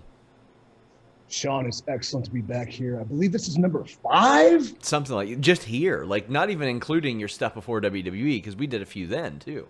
We are like just 2 peas in a wrestling bubble pod. Look at us. Yeah. I know what you're thinking. Why are you wearing sunglasses indoors? You look like an asshole. I'm going to take them off. But thank you for having me back. Thank you for taking the time to watch Free the Narrative yesterday. It was kind of like a rough beta draft. We're going to tone up a little bit. It's dropping Thursday on Vimeo. If you want to find it, www.freethenarrative.com. It's a very close, personal project. A lot of people will complain about their booking or their creative, or they're doing this to me, or they're doing that to me. Well, why don't you just do something yourself? Try something yourself. Be bold. That's what I did. That's what I did with my dear friend JC, aka the narrator. We created something unique, special, and we included a lot of people I think the wrestling world and the world deserve to see. So, hard sell done. Let's get to the dirt. I mean, I watched it. I can tell you, I thought it started off completely different, and it ended completely different, and then along the way there were so many other completely different elements that I had not seen in wrestling. I thought that it built and built and built, and it got better as it went on. It was a very easy watch for me. I mean, I don't know what you all might add in the meantime, but I mean, like one of the things that was even mentioned was, no, there's 3 hours of wrestling tonight, but yeah. This was not a chore to watch at all. It was so much. It was fun, and it was like I keep saying different, And different isn't always good. This felt like a No, good it's different. definitely not. So it's like he's low key saying it sucks. It's No. Different isn't is always. not- It isn't always good. This was good. This is a good different. Yeah, I appreciate that very much. We had very talented people that sacrificed themselves for this project. I mean, there was no financial backing. This was something made personally out of our narrative war chest. Which Dixie didn't pay for this? Dixie did not pay for this. We're hoping, we're hoping for her to pay for the trilogy afterwards, after this is a huge commercial success, and see the wise investment she can make in her loving young nephew and his insane vision for wrestling outside of wrestling. So I saw a composition by Serge Salinas in those credits. Well, there's a big thing about this is original music. Yes. Every song is an original or a cover of, like a orchestral cover of songs you may recognize from our past or Matt Cardona's past. So, it's big influences music. It's just a compilation of very talented people we've met throughout our lives coming together, creating something different, controlling our narrative, telling stories, not only my story, but the story of so many others. That's it. I mean, what else? Like, who else is doing this shit? Nobody. And without giving too much away, I mean, there are people that pop up in this from numerous companies. And I mean... Say them all. Say all the three-letter brands. All the three-letter brands? Yeah, all the three-letter brands you saw represented in this. Well, Impact isn't three letters, but Impact, ROH, NWA, MLW, AEW, people that are literally just leaving WWE tryouts right now, multiple people. You know what I say to that? What? The narrative's forbidden garage door is always open. Oh my God. Jeez. So you all also had some incredible video packages that were associated with this, and one I thought really summed up your meeting with Matt Cardona. I think you all had maybe coffee or a lunch. I didn't see you eating anything, so I assume not lunch. When you watch a movie and, they're having a big scene at a diner or something like that, like, you never see them eating, but sometimes they have food on the table. So you have to wonder, what were they saying to each other before? Yeah. Like, got to the meat and potatoes of the script. What were they saying after? Did they even order after the guy, like, has a panic attack and freaks out? Like, it's just weird shooting things at a theater. But we had coffee. I think coffee's casual. Coffee's cool. I'd like to lend a lot of credit to JC, the narrator for the narrator. I'm going to bring him in. Let's bring in JC. Bring him in. Hello. JC, so I've spoken with a couple of times in the past. And yes. So our history real fast is we started on indies in Cleveland together, and we've developed deep friendship. Yeah. We're both pretty weird and creative. I obviously went on to huge superstardom and fame in wrestling, and he, let's look around doing let's get you gentlemen to scoot a little closer together so we can get you both in the shot there. There we go. Oh, look at that. Look at that. A couple of pals. Couple pals there. So before we get into that, because I thought that was such a unique aspect of this, I have realized that EC3 hates love. Oh, he does. You hate love. Real? But hear me out. I'm going to challenge you on something. I've known you for a long time, EC3. Dare I say that this issue with Matt Cardona comes out of love, maybe a different kind of love, but a professional love, a professional respect, so to speak. It seems like you're pushing for him the same way that you were Moose, and I'm sure you love him in a different kind of way. Like, you see what he's capable of. You've grown to know him professionally and personally. And I think I've created a monster, because when I started controlling Moose's narrative and building him to the physical powerhouse he is, I expected him to become who he's supposed to be, but instead he became a selfie-posting, demented narcissist, caring about his body weight and his aesthetics all the time, and that's not what he is. He's a killer, and that's what we brought him back into the narrative, to find that killer, to find out who Moose really is. Same thing with Matt. I do love him. I do respect him. I honestly believe he was like the forefather of controlling your narrative in wrestling. He's a man who didn't care, and he took a shot and created this whole avenue that wrestlers use to get themselves noticed now with social media, YouTube, creating themselves outside of their company's brands. Like, he was the forefather of it, and I respect that so much. And upon our departure from WWE, I just expected him to do something more, but to me, he relegated himself to the same old shit. And I know there's something more inside of him, and that's why I invited him into the narrative. Yeah, but he's got a pergola now. So why is he? I don't think he does either. He just bought one because Chelsea told him to. JC, like we have seen this evolve. We have seen a lot of this with EC3 evolve from that first video to stuff with Moose that hit the cutting room floor, from Impact that was definitely clearly more of the vision of this and representative of this. How have you evolved in putting some of this stuff together? Because we're really seeing it all come together with the narrative. I mean, this is the culmination of a year's work. Like you saw within Free the Narrative, we used the footage of the whole last year. So it was almost a celebratory piece of art too, at the same time of a dark storytelling piece of art. Where I've grown over the last year, I went from being a creative partner to starting to learn how to produce film, what different cameras do, what different lenses do, how to actually lead a team of cameramen and sound men, and at the same time learning how to direct the wrestlers in ways of just like, hey, here, I want you to be able to tell your story, because I'm going to go back and digest it and find your story within your match, but still being able to, this is the things we need. This is where the cameras are going to be set up, and how to light, how to do production design, how to do motion graphics. There was just so many different things that you saw my name all over the credits, because I literally because he's a narcissist. Yeah, I'm a narcissist. He needs recognition. No, he worked his ass off and learned so many different traits and things, because this is kind of like, a lot of people have helped us, but this is a two-man operation from top to bottom. And he also lended his voice to the narration.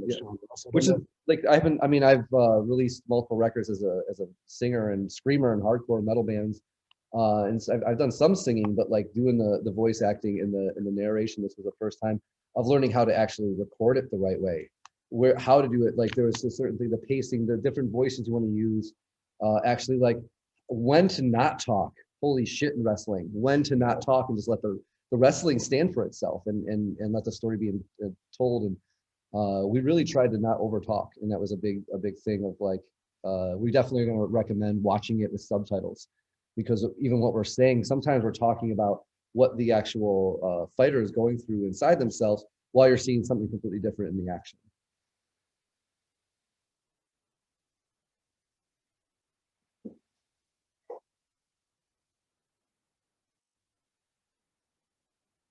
There are more people that can tell their story through this as well. I think upon releasing our original version, my little just a cinematic fight to reintroduce myself to the wrestling world, that we wanted to do bigger and bolder. And I wasn't just content signing with Impact or signing with Ring of Honor. I still want to do more, especially in a pandemic situation where the best thing about being a wrestler is performing in front of people and performing often. And filming TV once every 2 months isn't performing for there's time to do stuff. There's time to explore different options. And then JC really was a driving force about being a bold and unique vision. Why don't we just do why don't we extend it? Why don't we do a whole show?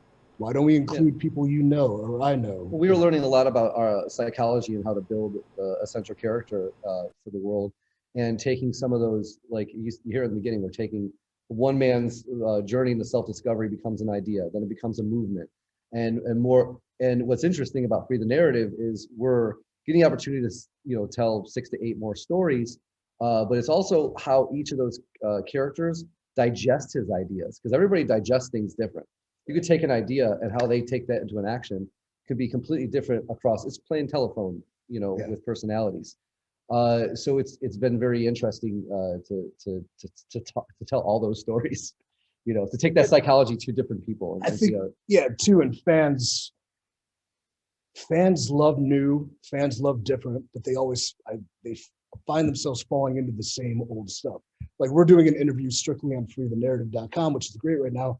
I've done a couple interviews promoting this, and the buzz clips and the things of that nature are like shit I've talked about a year ago. Like, who cares? Yep. So for a wrestling fan, if you like new, if you like different, if you think people are deserving of opportunities you don't know, this could be a catalyst for at least 5 different people to get their name out into the wrestling world and hopefully find great success. And what the narrative was always about reinvention. It's a place any talent, any wrestler who loses their way can come, find themselves, reinvent themselves into who they're supposed to be. So it's art, but it's also real life, and art imitates life. Yes. We are blending reality and cinema with the live action of wrestling and fighting. And keeping the wrestling with integrity, so there's no special powers. Yeah. EC3 doesn't transform into a bat and flies away. It sounds cool. Matt Cardona doesn't become Slimer for no reason. Wow. Nobody's getting. Wow. You know, Bill Carr. Bill Carr is a cartoon character. Yeah, So. Bill Carr actually becomes what Bill Carr is supposed to be. So Yes. you said you didn't know William, aka Bill Carr, who's now with Ring of Honor. After you saw a little bit of his stuff, what do you think of William, aka Bill Carr? Familiar but different. Like Yeah. it has elements of like when I saw him, I thought he'd be completely like one thing. He has a familiar look, but the attitude is completely different. And I thought that was important. A crux, if that's the right word for me on that, is like the funniest people you know are sometimes the one with the most demons. So like a guy like a Robin Williams battled so many like personal demons, or Williams like Chris Farley. He's the funniest dude I know. The guy just makes me laugh. And he's such a good friend, but some of that stuff he says, is there something deeper to that? Is there that self-deprecation, that depression, that anger, that death wish, like a guy like a Chris Farley would have? So I don't know. This is real deep. And he also represents what a lot of men in their mid to late 30s are going through, is a certain depression and changing and maturing from one point to the next, where if you kind of have nothing left to live for and you have a death wish, he's actually, we're all going to live vicariously through his death wish. And that's a massive thing to say in real life and within the confines of the squared circle. So there's different elements of that. We do not put smiles on your face. No, Yeah. We are going to Yeah. drag you to hell with us. Yeah, Enjoy. And Williams is a really good vehicle for dragging you into hell, and so is Para. You know, there's a lot of that going on with our layers of hell that we kind of put everybody through. Yeah, there's not a lot of comedy relief in this, but there are some lines that made me go, that was funny. that was funny. Like there was some stuff in there that I was like, okay, that was good, and it was very clearly improvised. The subject of having an actual narrator, now obviously narrator, narrative, derivative of the same word, was that always a plan too, or did it come along like, okay, well, we need to add you narrating this? I don't think it was initially a plan. I could be wrong. He has a better memory than me. I think it was more or less like, what was my name in this? And I wasn't even thinking about myself as a narrator right away, as the narrator being the one who tells the story. So it's my responsibility to tell the story in every facet of how stories are told. Yeah, So like to us, the narrator was really bigger than this whole that. thing, like, we love Fight Club. Yeah, it's We're not very gonna funny. lie, we love Fight Club. Yeah. So like, you're the narrator. All right, cool. And then all of a sudden, I think I walked up to him one day. He's like, "Yeah, if I'm the narrator, I should probably narrate over the story."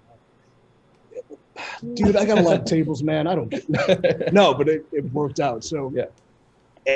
and it's something I wasn't sold on till I saw him do it in action.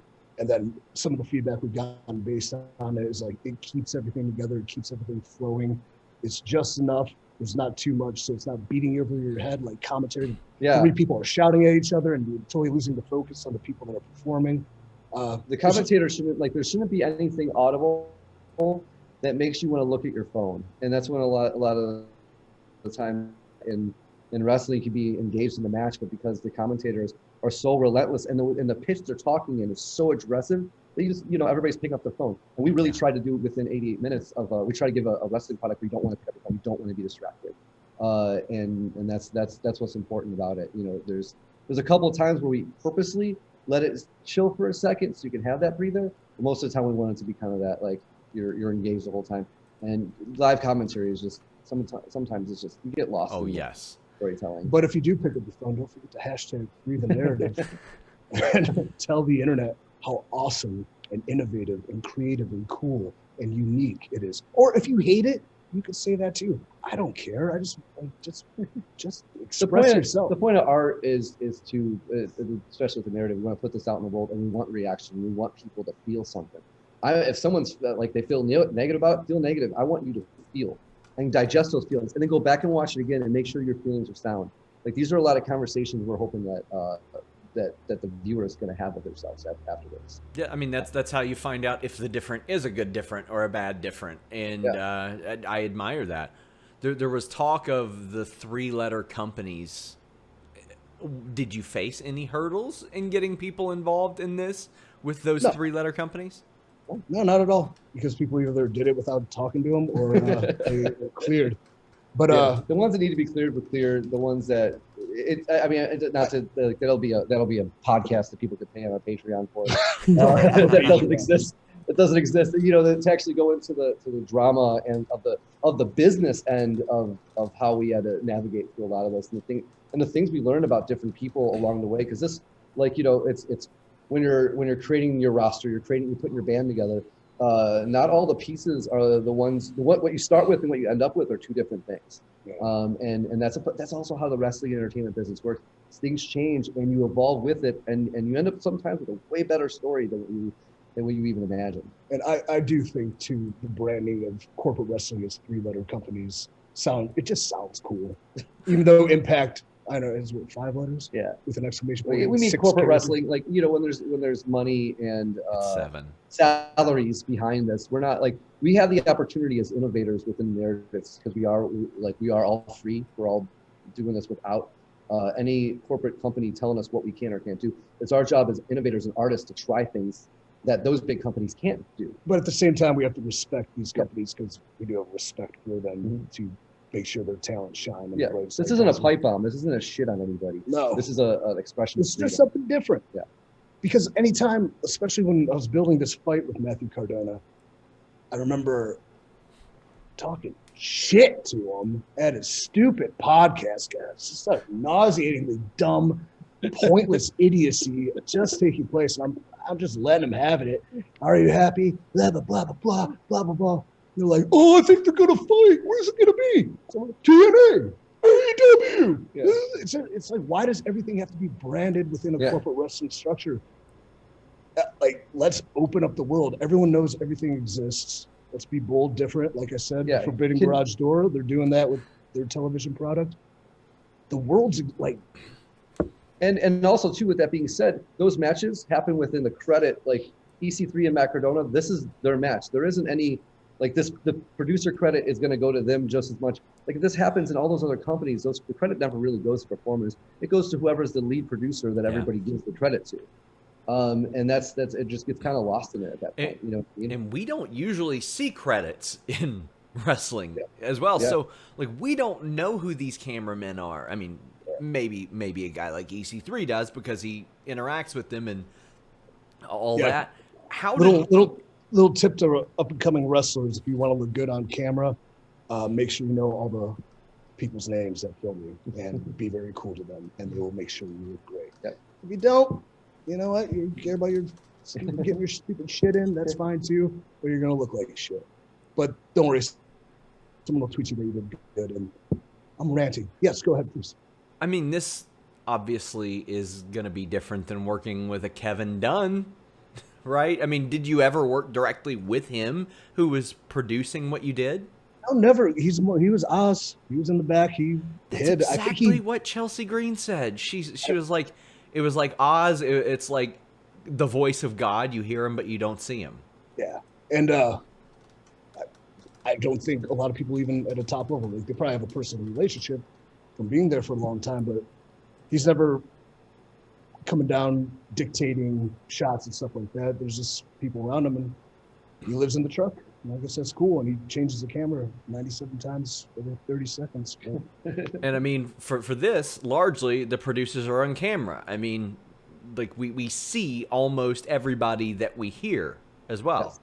Yes. Yeah. Yes. If we had one flaw, we should have had more cameras and things like that. But we learned a lot. Yeah. This was our first time putting together an indie film in many ways, and learning, like, there's a lot of these things were the first time we tried doing this stuff, doing multiple camera angles for a conversation in a coffee shop. It was a lot of things. It was our first attempt, and it was, you know, how many videos, how many classes we can take, how many people can we talk to within the business to learn that stuff. I mean, we learned so much about location sound and how to properly do that, how to do location sound with wrestling the right way too, and where to put the certain microphones in the room. And how lighting is a nightmare. Lighting is a nightmare. Garbage. I don't know how people figure that shit out. Lighting sucks. Yeah, and the idea of like being experimental, like we were like very much, you hear in the intro where I say, hey, what happens if you shine a light on the neglected and see what happened that you know like exist in shadows. And we ended up with a lot of like really cool whitewashed images where the wrestlers actually come out looking like angels and they have more of an angelic feel, and just giving those different perspectives of how the art form is actually portrayed. I'm so interested about the production of this and how it all played out. And I know you all that is more than we can tackle on something like this, but also there were a lot of personalities on this show. There's a lot of people that everybody is familiar with. There are some that people aren't familiar with, and they're kind of familiar with. A couple of them popped up at WWE tryouts. EC3, yeah. Did you know that they were going to be doing tryouts as this happened?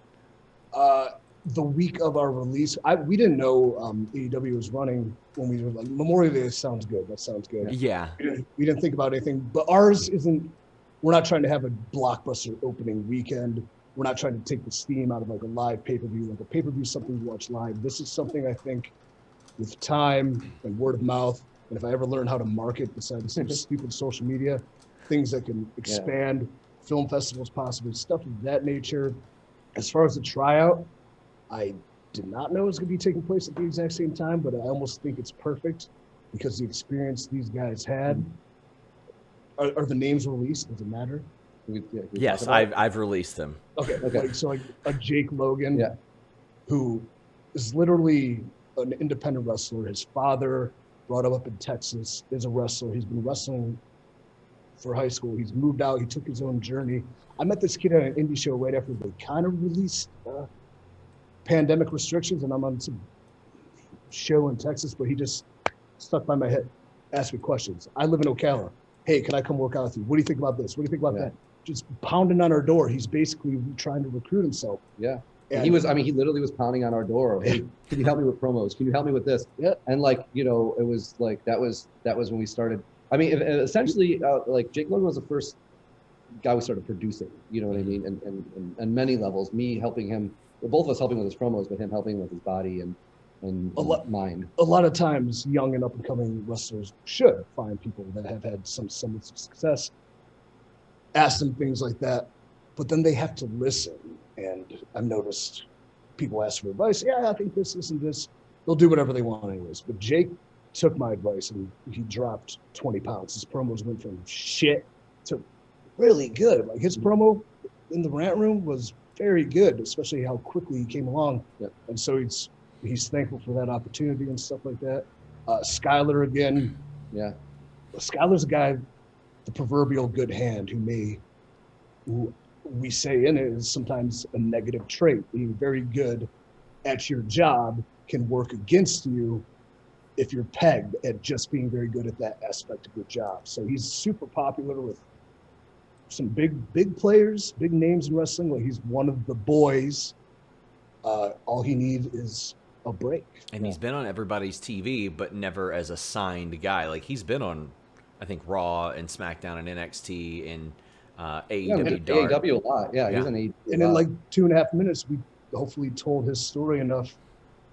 I remember coming up, tearing my ACL, having no job. I had to pay for my own surgery. I had to go back and live at home. Like it was terrible. And then there's nothing to come back to. What I come back to? Firestone. Yeah, come back. Like, there's no coming back to. Yeah, they come back to like 150 people in Willoughby, Ohio, and that's about it. Like YouTube video. I don't get Coldplay clocks kicking in with like the most excellent production. Like all of a sudden I'm back and I'm indie wrestling again. So like that story resonates with me, but what he went through at this point of his life, like that's real.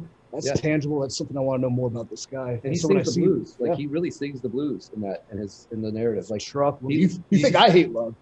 Yeah, talk to Sean Scott. He really I think I don't think we even meant that when we wrote the song and we produced this promo. It wasn't until recently, after watching it for a month, going, "Whoa, he really is telling the blues. He's singing the blues," and that's like something kind of beautiful in a podcast world too, to have that different storytelling aspect to telling your story. And I mean, within the context of the narrative, if they get signed, well, I mean, that's great. You've got a story of someone who got signed. If they don't, there's probably another story to be told there about rejection and, I mean, sort of the story that John Schuyler told leading up to the narrative anyway. Yeah, rejection.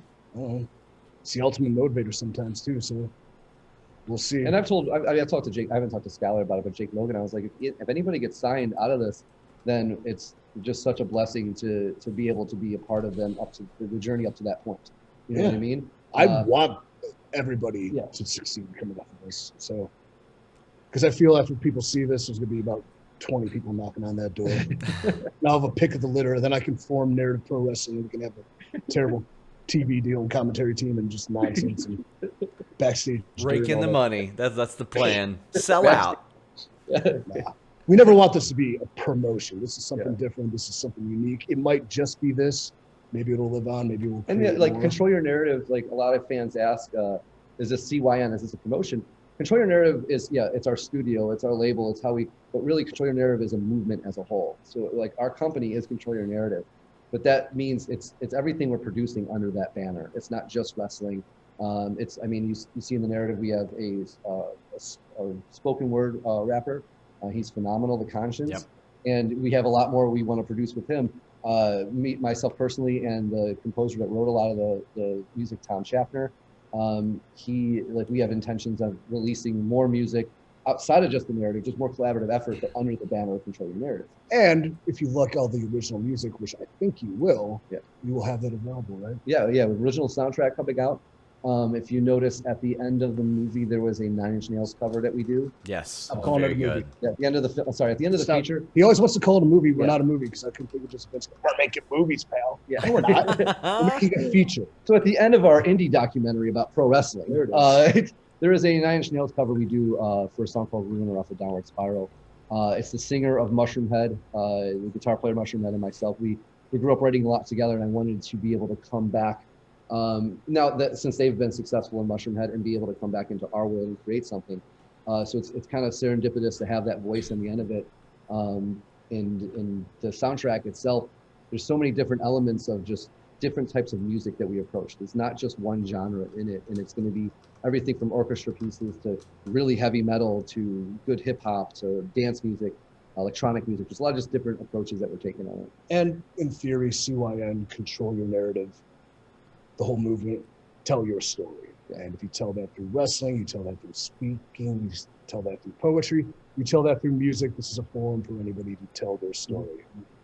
Hey, Sean Ross thinks it's cool. Sean Ross thinks it's so cool. He talked me into actually making a promo code for anybody who orders Free the Narrative via the Vimeo, and then hopefully there'll be other avenues. I don't know what I'm doing with it, but on Vimeo, www.freethenarrative.com. I want to check this out. Oh, is it $14.99? That seems a little too much. Money's tight, whatever. Guess what? 20% off with the promo code FREE Fightful. Yeah, Free Fightful. Free Fightful. Free Fightful. I don't know, 11:38. Yeah. Our intentions, we don't know because this is all so fresh. So our only option right now was to create a streaming of 48-hour stream or rental process until we learn about the right avenues and how to distribute it. And that's going to be putting it in film festivals, contacting certain companies and seeing how to actually put this out into the world. So right now it is just a 48-hour rental, and with free Fightful, you get 20% off, which is, we're trying to do that for everybody. What a deal. What a deal. And this is something like you don't have to be a wrestling fan. You don't have to ever have watched pro wrestling to understand this, but it's also not dumbed down. And I thought that was a very unique approach in that it can appeal and work with people who have never watched a second of pro wrestling, but also it appeals to, it's not like this is how pro wrestling works. I mean, there are some stories. It's not like here's the stunt granny in the front row. It's not like anything like that. Although, I mean, we don't try not to insult intelligence. You Yeah. know what I mean? And there's a lot of that on TV right now. The thing because like cinematic wrestling has jumped the shark. Let's be honest. Everyone's yes. this cinematic thing. Yeah. But filming wrestling that's true and has integrity in a cinematic style, that's what I wanted to do. That's unique. That's interesting. That's something people can be like, this isn't insulting my intelligence. Yeah. I'll tell you something interesting. You were in the hospital. What happened? I had cellulitis, Ooh. and then it led to some stenosis. So there was some worry about organ stuff. But I was going very hard. I was creating narratives. I was working on our front for nefarious means here, Justified Prince. I was training 2-3 times a day. I was absolutely going completely psycho boy. Oh boy. And I negated the fact that an infection was developing on my arm, because after I had a toe thing, there was an infection, whatever. I didn't take care of myself properly. And then one day my arm was looked like an elephant trunk. And I'm like, let me go to the hospital. And I was in the hospital. And definitely didn't need that. So I guess the moral of the story is don't ever die. When you have an infection, sleep more than 5 hours. Yeah. So speaking of, we did have one reader question, and that's because I did not solicit reader questions. Okay. It's from a Matthew Cardona, Oh, shit. and it says, ask him why we call him EC3 toes. Okay. I'll be honest. Yeah. I'm transparent, I'm open, I'm honest. These idiots, these losers, these adolescent man boys that love the Major Brothers Wrestling Figure podcast and talking about toys made of, I like, okay, 1 or 2 is cool. All right. Got a few That's hundred. cool. It's not like your entire room Look is at this package. Look at this total package. This vascular, hard package. Speaking of narcissist. white boots, Flexi Lexi, one of a kind, love them. You can see his butt a little bit. Yep. Look at that. It's got some vintage on there. He torture racked the giant. We know Flexi Lexi brings it. That's a cool little artifact. That's cool nostalgia in a sense, but to base your whole life on it, and these dorks who would never say a word to my face, even close to insulting, these losers, these nincompoops, these fools, these they would never dare say it, even though I'm totally the coolest guy and I would laugh at it. So what happened? Why am I called Three Toes? Because I did something with my life. And when I was doing something with my life, my toe tendon tore. So when my toe tendon tore, I said, hey, I'm either going to work on this the rest of my life or maybe I'll get surgery. Well, I met a surgeon. He said, we'll have you back in a month. And I'm like, well, that's not bad. I don't really have to work because there's a pandemic going on. So maybe I could take the time and take maybe a couple days off. Guess what? I didn't take any time off. The next day I was in the gym. Who gives a shit? But these idiots think it's funny because I go reach out to Devon Dudley's brother, right? Yeah, his brother. Who's detailing cars. Oh, I bring Bubba him Ray, over huh? No, his other one. No, Big dick. Yeah. Snot. 3D detailing, they're great. I bring him all the way down to Orlando. He gives me the brother discount. Guess what? I still tip him $100 because I'm a man of integrity. Yeah. He cleaned my car. He's like, hey, man, do you mind if I get a picture? And I said, you know what? I don't know because, I'm a really nihilistic hate machine. I don't want people to see me, driving around in a fun, cool Jeep. That's kind of weird. You know what? You're a good guy. I'll take a picture for you. But I had sandals on, and these sandals kind of scrunched up my toe. Oh, by the way, the toe never healed right, so I tape it up because I'm a man, I'm not a pussy like these guys. I tape that toe. I tape it up to go to work and kick ass, haven't missed a step. I tape that toe to train legs, squat and leg press, hack squats, extensions, the whole 9 yards. I tape it up to run sprints and sled pushes because I'm a man and I'm an athlete and I'm an ass kicker and I'm a psycho boy. But in that one moment, this ugly toe, it sucks. I hate it. I might sue for malpractice with how bad this toe looks and cite these assholes for personal damages because they hurt my feelings. This toe creaked up, smushed up. It looked like Sloth's dick. It sucked. So it was a bad picture of my toe. Devon's brother, he tweets it out. Hey, nice to do EC3's car. Cardona sent me the picture. Yeah, and then they send it over, and then there's idiot gaggle of goofs thinking it's so fun. Look at his toe. Look at your face. Your face. Look at your face.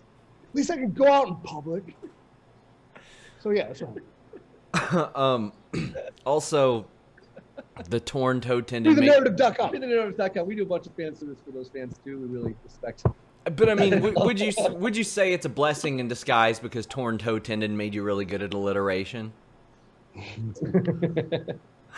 No, because I don't want to pay for it because I'm mad. And I mean, you could have a move now called the torn toe tendon, the triple T. That's just another story I don't feel like telling. That's just the thing about wrestling and moves. You have to act like this is the first time somebody's ever seen you the whole time. Anytime you perform, you should act like maybe no one's ever seen me. So, what are the most important things I want to do? My fucking toe isn't one of them. Yeah. Now, what would be cool? Maybe loaded toe. Loaded toe in the boot. Yeah. Well, what are you gonna do if he just the narrative happens and he spams a Terry Funk spinning toe hold for 3 hours? Well, I'll have the choice because there's no officiating in the narrative. There you go. So I will either submit. I'll either say I give up. I'll either go limp or I'll pass out from the pain, which I don't know if you can pass out from pain from a toe hold, but if you can, I may just do that, but I won't. FreeTheNarrative.com. Use that code. Promo. Free Fightful. Wow. I was going to ask you if you were in the ROH bubble because of your injury, but... No, they actually really... Man, I hate missing anything, especially because we got a lot of momentum, so that really chat me. But I was in the hospital and coming out of it. But they've been very good to me, and I look forward to July. I look forward to coming back at Best in the World with fans in attendance, human interaction, noise being made, people pounding on stuff, me punching faces, just, some adrenaline again. I can't wait for that. So, well, I can't wait for people to see Free the Narrative. You all can check it out at freethenarrative.com. You can find out exactly where to find it, and you can watch it for 20% off with Free Fightful. And like I said, it's not a bad different. It was a very enjoyable different, and different is something that I think the wrestling world needed. Anything else you want to kind of get out there into the world? I'm glad you said that. Different is something the world needs because they always ask for different, but then they tend to fall back into the same old. So check it out. Love it, hate it. Let me know. If you watch it, DM me on the IG. Yeah. Your feedback. I would like to collect testimonials. If you think it sucks, let me know. I'll include it too. Yeah, we're looking to learn how to create a better product with everything we try. Every time we turn the camera on, we're getting better at telling these stories.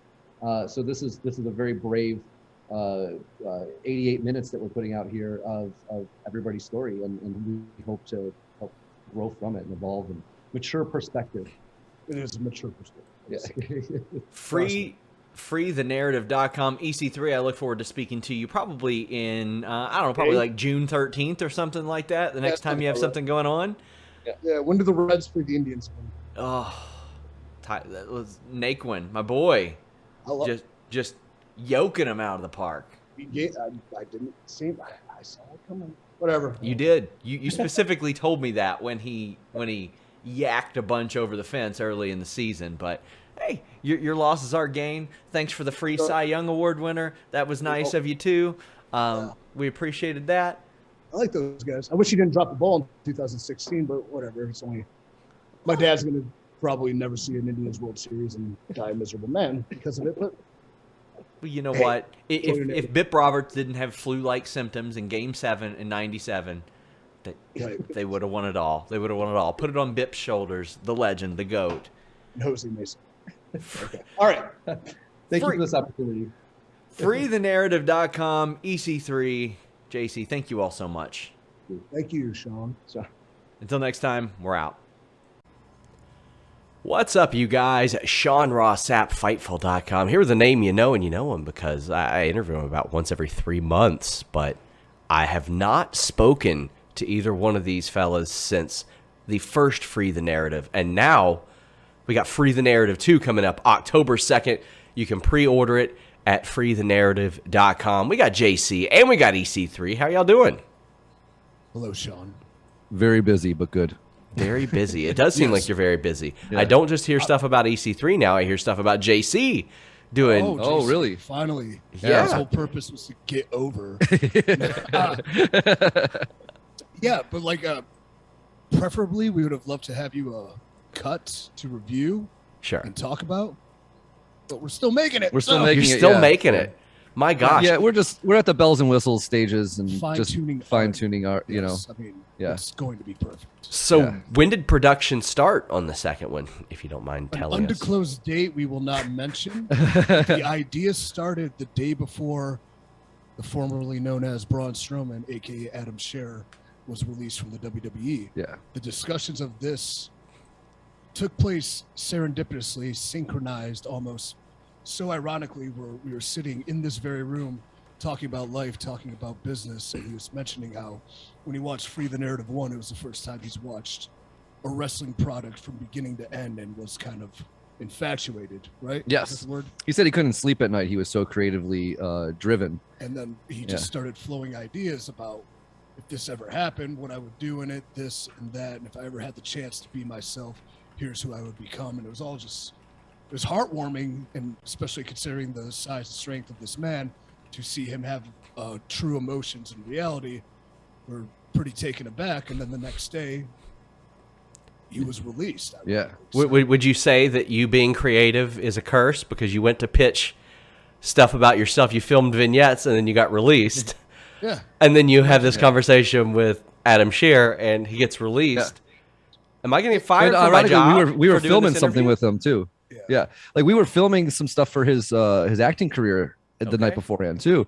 So he was, and it was one of those things where he was so busy we didn't see him in a few months. And when we started throwing ideas back and forth, I was just like, okay, cool. In a year and a half, your contract's up. We could start working towards those ideas in a year and a half. And then the next day, he's ours, and we had to rush this into production. And very much. But no, it's weird too because you mentioned, I don't know, Sean. What are your esoteric beliefs on everything happening for a reason? What I've noticed ever since the release and the creation of this whole essential character to EC3, this whole transformation I'm going through, not only as a character, but as a real man, the universe has been putting things into place in very ironic ways, from the people that we surround ourselves with, to the people that have left my life, to the people that have come back. Everything has just happened so like synchronized. It's very intriguing. So it's almost like this is what's supposed to happen. Yeah, I believe the same thing. I think everything falls in place for a reason, and every failure, everything that's hard on you is so you can be better when you get those opportunities. And that's where we're at right now. So that's the message we preach. Yeah. As you're having that conversation with Adam, does he have any clue this is coming? Because I heard about his release incoming the day before he was released, but it was so far-fetched. I was like, get out of here. That ain't happening. He said it the same way too. Like, you know, maybe implications, but not definitives. It was kind of, it was a tumultuous. It was a rocky, thank you. It was in a rocky period at the time. And then, you know, with everything that was taking place, it was not beyond the realm of possibility. But as you said, it was still shocking. What do you think that this Free the Narrative will do for him? Because quite frankly, we've seen a shift in Matt Cardona, who you faced. We saw a shift in Moose, who you faced. It wasn't at Free the Narrative, but very similarly, we saw categorical shifts in these people after they faced you.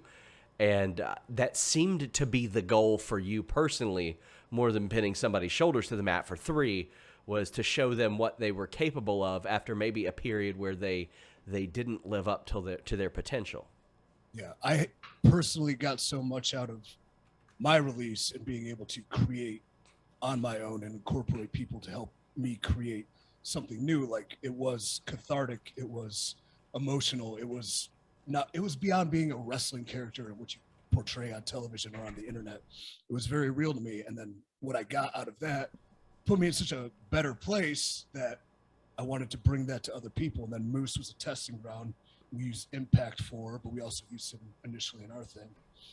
And then with Matt was a perfect opportunity, and he took that shift, and he became a king. he became a deathmatch king. Yeah. But it's just how it worked out, ironically. And then with Adam too, creating the narrative, control your narrative, I always say, is to tell your story.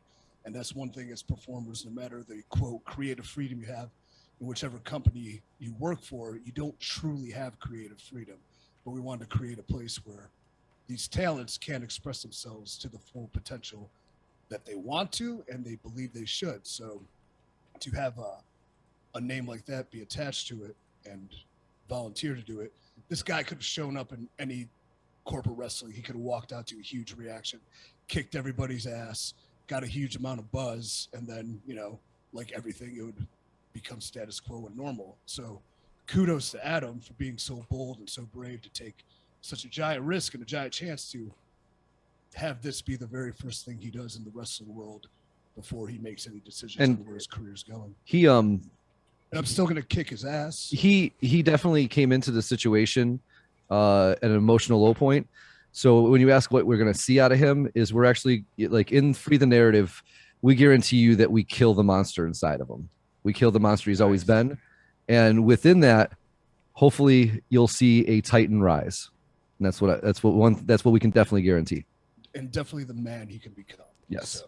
I mean, I think that in 2017, when he was launched, he was throwing Roman Reigns off of loading docks and stuff. Everybody saw that he could be a special guy, but even we said on our show, we're like, it's a matter of time before he's on there going, Cricket Wireless is the nation's leading wireless network.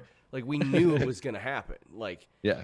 Well, he's building a giant house in Wisconsin based on things like Cricket Wireless. So kudos to that. I don't know if he ever did that, but I mean, we could see it coming. We knew that before too long, it wouldn't be what made him popular. And within months, he was teaming with a 10-year-old son of a referee on the biggest stage of them all. And I mean, you know what? He did well with those things, but also there is a sort of stick with what brings you to the dance, but still evolve thing. And I think that was more on the company he worked for than the man himself. Where do you all stand on that? It's hard to, I don't know, develop the reality and depth of somebody when something is just working and it's easy to plug in. So, JC, what was that thing you said to Adam about being Hulk Hogan in blue trunks? Yeah, I would always say this is during the Braun Strowman days, is that I always said that his maturity level and where he is as a professional, he was always just Hulk Hogan in the blue trunks. He hasn't made it to yellow trunks yet. He might have been champion over the last year and everything, but I still think that we're still going to see the yellow trunks version of him in the next couple of years. Actually, probably out of this experience, you know what I mean? It takes a lot of maturity to grow into, and that's where I think he's going to end up. I love he was blue trunks the whole time. I love he was blue trunks. Yeah. So when Free the Narrative 1 happened, I got a message and it was like, "What do you think of it?" And I said, "It's different." And I think that you thought that I meant that it was dog shit, and I didn't mean that. It's one of those things where I've watched so much wrestling for so long, I'm conditioned like so many other viewers. And as you watch it, you're like, this is different, and this is good different. This is a fresh approach. It's something that, as somebody who likes movies and who doesn't, somebody who likes TV, somebody who likes drama, somebody who likes to learn about how and why things are happening.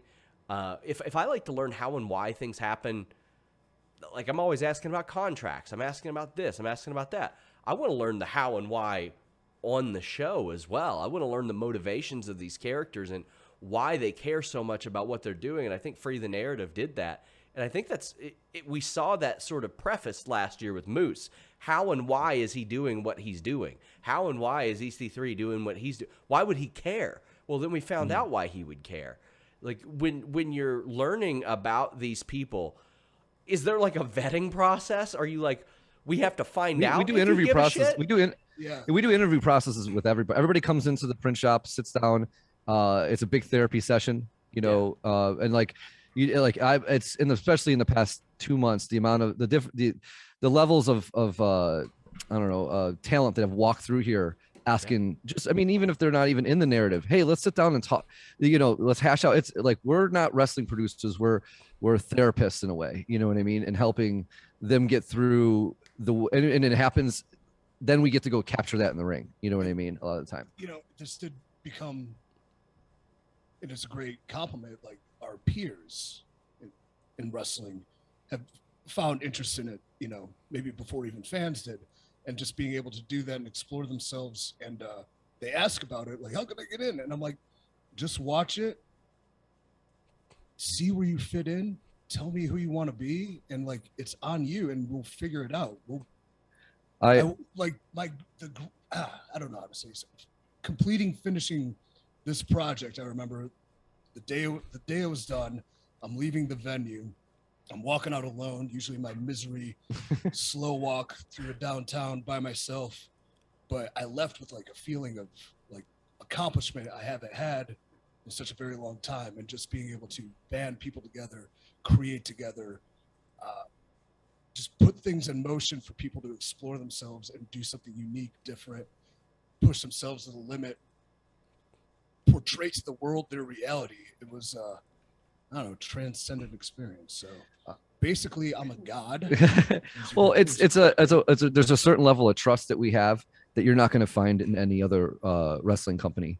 We're not doing this like, obviously, this is our life, so we'd like to make a living on it. But number one, number one, I said big Fightful drop. I was filming Marina Shafir the other day. Love that. Yeah, so there is some propaganda coming out with her, and I looked her right in the eyes, and I was like, I'm here just to capture your feelings, your emotion. And she was just like, wow, like I never was offered trust before. Yeah. And because she's gonna be the first woman in the narrative, and she's gonna fucking kick some ass. Like I was so happy to see that she was continuing, because I think a lot of people expected her to just call it a day, and she didn't. Yeah. No. When she came in here too to talk about, us helping her create her vision, but also the narrative, she was telling us her story of growing up and how she wanted to capture it, and it was just, I was transfixed with it. Yeah. And if you can, my dark, cold, black heart, have it, emotionally pump red blood back into me, and she grinched you. Yeah. She did. I was hanging on every word, and just her story is like, the reason this started is because I meet so many interesting and unique people through this industry that you never truly get to know, but fans want to know, like you said, and they want to show and tell it. And it's difficult when there's so much else on the line with corporate wrestling and things of that nature. So this is a subculture, an offshoot, supplemental content where they could take this and take themselves forward. That's awesome. Yes. So in addition to Free the Narrative, you're doing stuff with ROH, obviously. How long's your deal? How long's your deal there? I don't know. I don't know. I randomly sign papers. Like, I don't know. It's like an Apple downloading a new app. I'm just like, yeah, whatever. So I had posted. I'll be there for a minute. I'm there. I had posted a tweet in July when you faced Flip Gordon, because there was a spot that I recognized, because I adored the stuff you did with Daniel Bryan. I thought that was some of the funniest stuff ever. And that's how Daniel Bryan became Daniel Bryan. That was him first time coming out. Like, and there was a spot where there's a heel hook and there's a series of kicks out of that. Was that a callback, or was that just like happy accident? That was a callback. Thank God. I'm so glad I picked up on that. And then, yeah, I love Easter eggs in anything, even if one person got it, you. Like, my target demo was met by you. Yeah. You alone getting it. But yeah, another thing with the narrative is, why do things happen to these characters over time? Derek Bateman and EC3 in the Ring of Honor are two completely different things, but the man behind them has been through these experiences. Why not call back? And I think fans love when they can recognize characters they've come to know over time in television and film, and then they call back.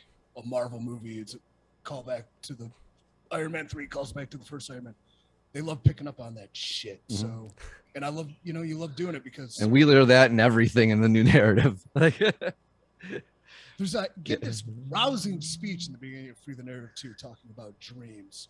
And there's a saying in not only WWE, but also every corporate wrestling locker room I've been in at times. And it's sad and it's hard to hear. And it's something I didn't want to believe, but a lot of people say it. Nothing matters. Yeah. Nothing matters when what you do one week leads to the next week, but was forgotten about. Or why are we tag team when a month ago this guy tried to have me executed? Like, and I think fans pick up the disconnect from that. So they can never fully invest. They're invested, but they're not fully invested because why wouldn't these guys be fighting after he kicked his dad in the head? Why are they friends now? Like, there has to be some sort of aeration of conflict from the past that's unresolved instead of just like, oh, we'll just go do our thing. It doesn't matter. But unfortunately, when you're beaten down long enough, that mentality comes, nothing matters. And I want everything to matter. I agree. So are there any like maybe dream names for the narrative that you would like to see pop up? Like for example, I saw you were booked against JTG a few months ago, and I was like, damn, he'd be a fantastic person for that because a lot of people don't even know that he's out there still grinding and doing some really good work out there on the independent side. Not only is he grinding, but he's better than he's ever been. Yes. You know, and it's unfortunate people don't know that. There's a litany of names. I think at this point, though, seeking the names, I don't want to seek them anymore. Sure. I think after Free the Narrative 2, especially with Adam's involvement, the names are going to seek us. And like we say, if you want to be in the narrative, all you have to do is knock. Yeah, I think once the world sees, especially, I mean, EC3's performance is phenomenal. But once you see what the way Adam Shear performs, the way he lets it all out in the ring, and it's not like it's this isn't like a, you know, we're going to do 100 million falsies and run really fast and all that kind of stuff you see on most television shows. This man breaks down, he cries, he literally kills a former version of himself. I think that once the other wrestlers see that and that opportunity, they're just going to be like that scene in Fight Club where, can I be next? So we have ideas of people we'd like to free, but we're just going to let it kind of just happen organically. Yeah, and I want to free John Cena. Yeah. Steve Blackman's going to give you a call for more of those Easter eggs. I would love to. Offshoot, did I ever tell you the story about when I ran into Steve Blackman in a gym? No. Pennsylvania? Okay, I will. Is he fast. doing that? No, I'm in this, I think it's a random Gold's Gym outside of Hershey or somewhere. Yeah, he lives up in that area. Yeah, I was working out with this dude, and I'm like, holy shit, is that Steve Blackman? He's like, yeah, he works out here all the time. I'm like, first off, starstruck, and I think I'm probably TNA world champion at the time, but I'm starstruck. It's Steve Blackman, and I'm like, I gotta go talk to him. And then I'm gonna go talk to him. I'm like, what if he took the Daniel Bryan NXT jokes in the wrong way, and he's been waiting his whole life since then to beat the shit out of me? Yeah. And I was like, because there's always the story where JBL says, I lost a fight before I even knew I was in one with Steve Blackman because he hit him so many times. So I peel off a little bit, still working out. I'm like, okay, I got to talk to him. I got to say hi to Steve Blackman. I got to at least get a picture for the likes. And I go back into the room he was in, gone, like an apparition of the night, disappeared into the ether. And I'm forever regretting that. It's probably one of my top 7 regrets in my life. So Steve Blackman hit up EC3. Yeah, I mean, I tried to contact him for a Brawl for All story. He was very distant. There was a brief period where he was going to have like a bounty hunter show on the WWE Network, which sounds rad. Yeah, that sounds. You can help out a dog.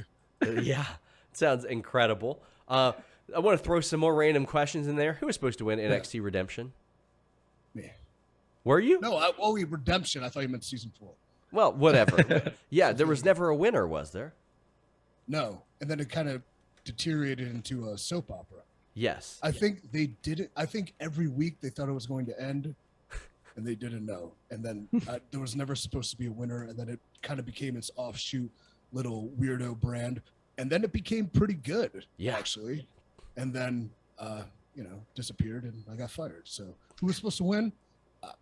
Percy Watson. Percy Watson, who is now at least winning the game of life on Free the Narrative. We're seeing different things out of him that we had ever seen before. Like, you know, he's like a professional actor. Yes. And not only that, he's very good. Yeah, he just did a movie with Tom Holland. Tom Holland, yeah. Yeah, it's on Apple. Yeah. So what will happen with the? Wait, real fast, funny story. Yeah. Percy Watson's filming this movie with Tom Holland in Cleveland, Ohio. So he stayed with my parents for a week, and my niece and nephew started calling him Uncle Percy, and then my dad asked my nephew Mason, "So who's your favorite uncle?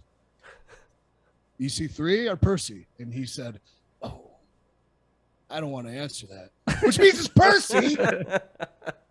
What the unknown hand has given us the opportunity to create opposition to the narrative and our message.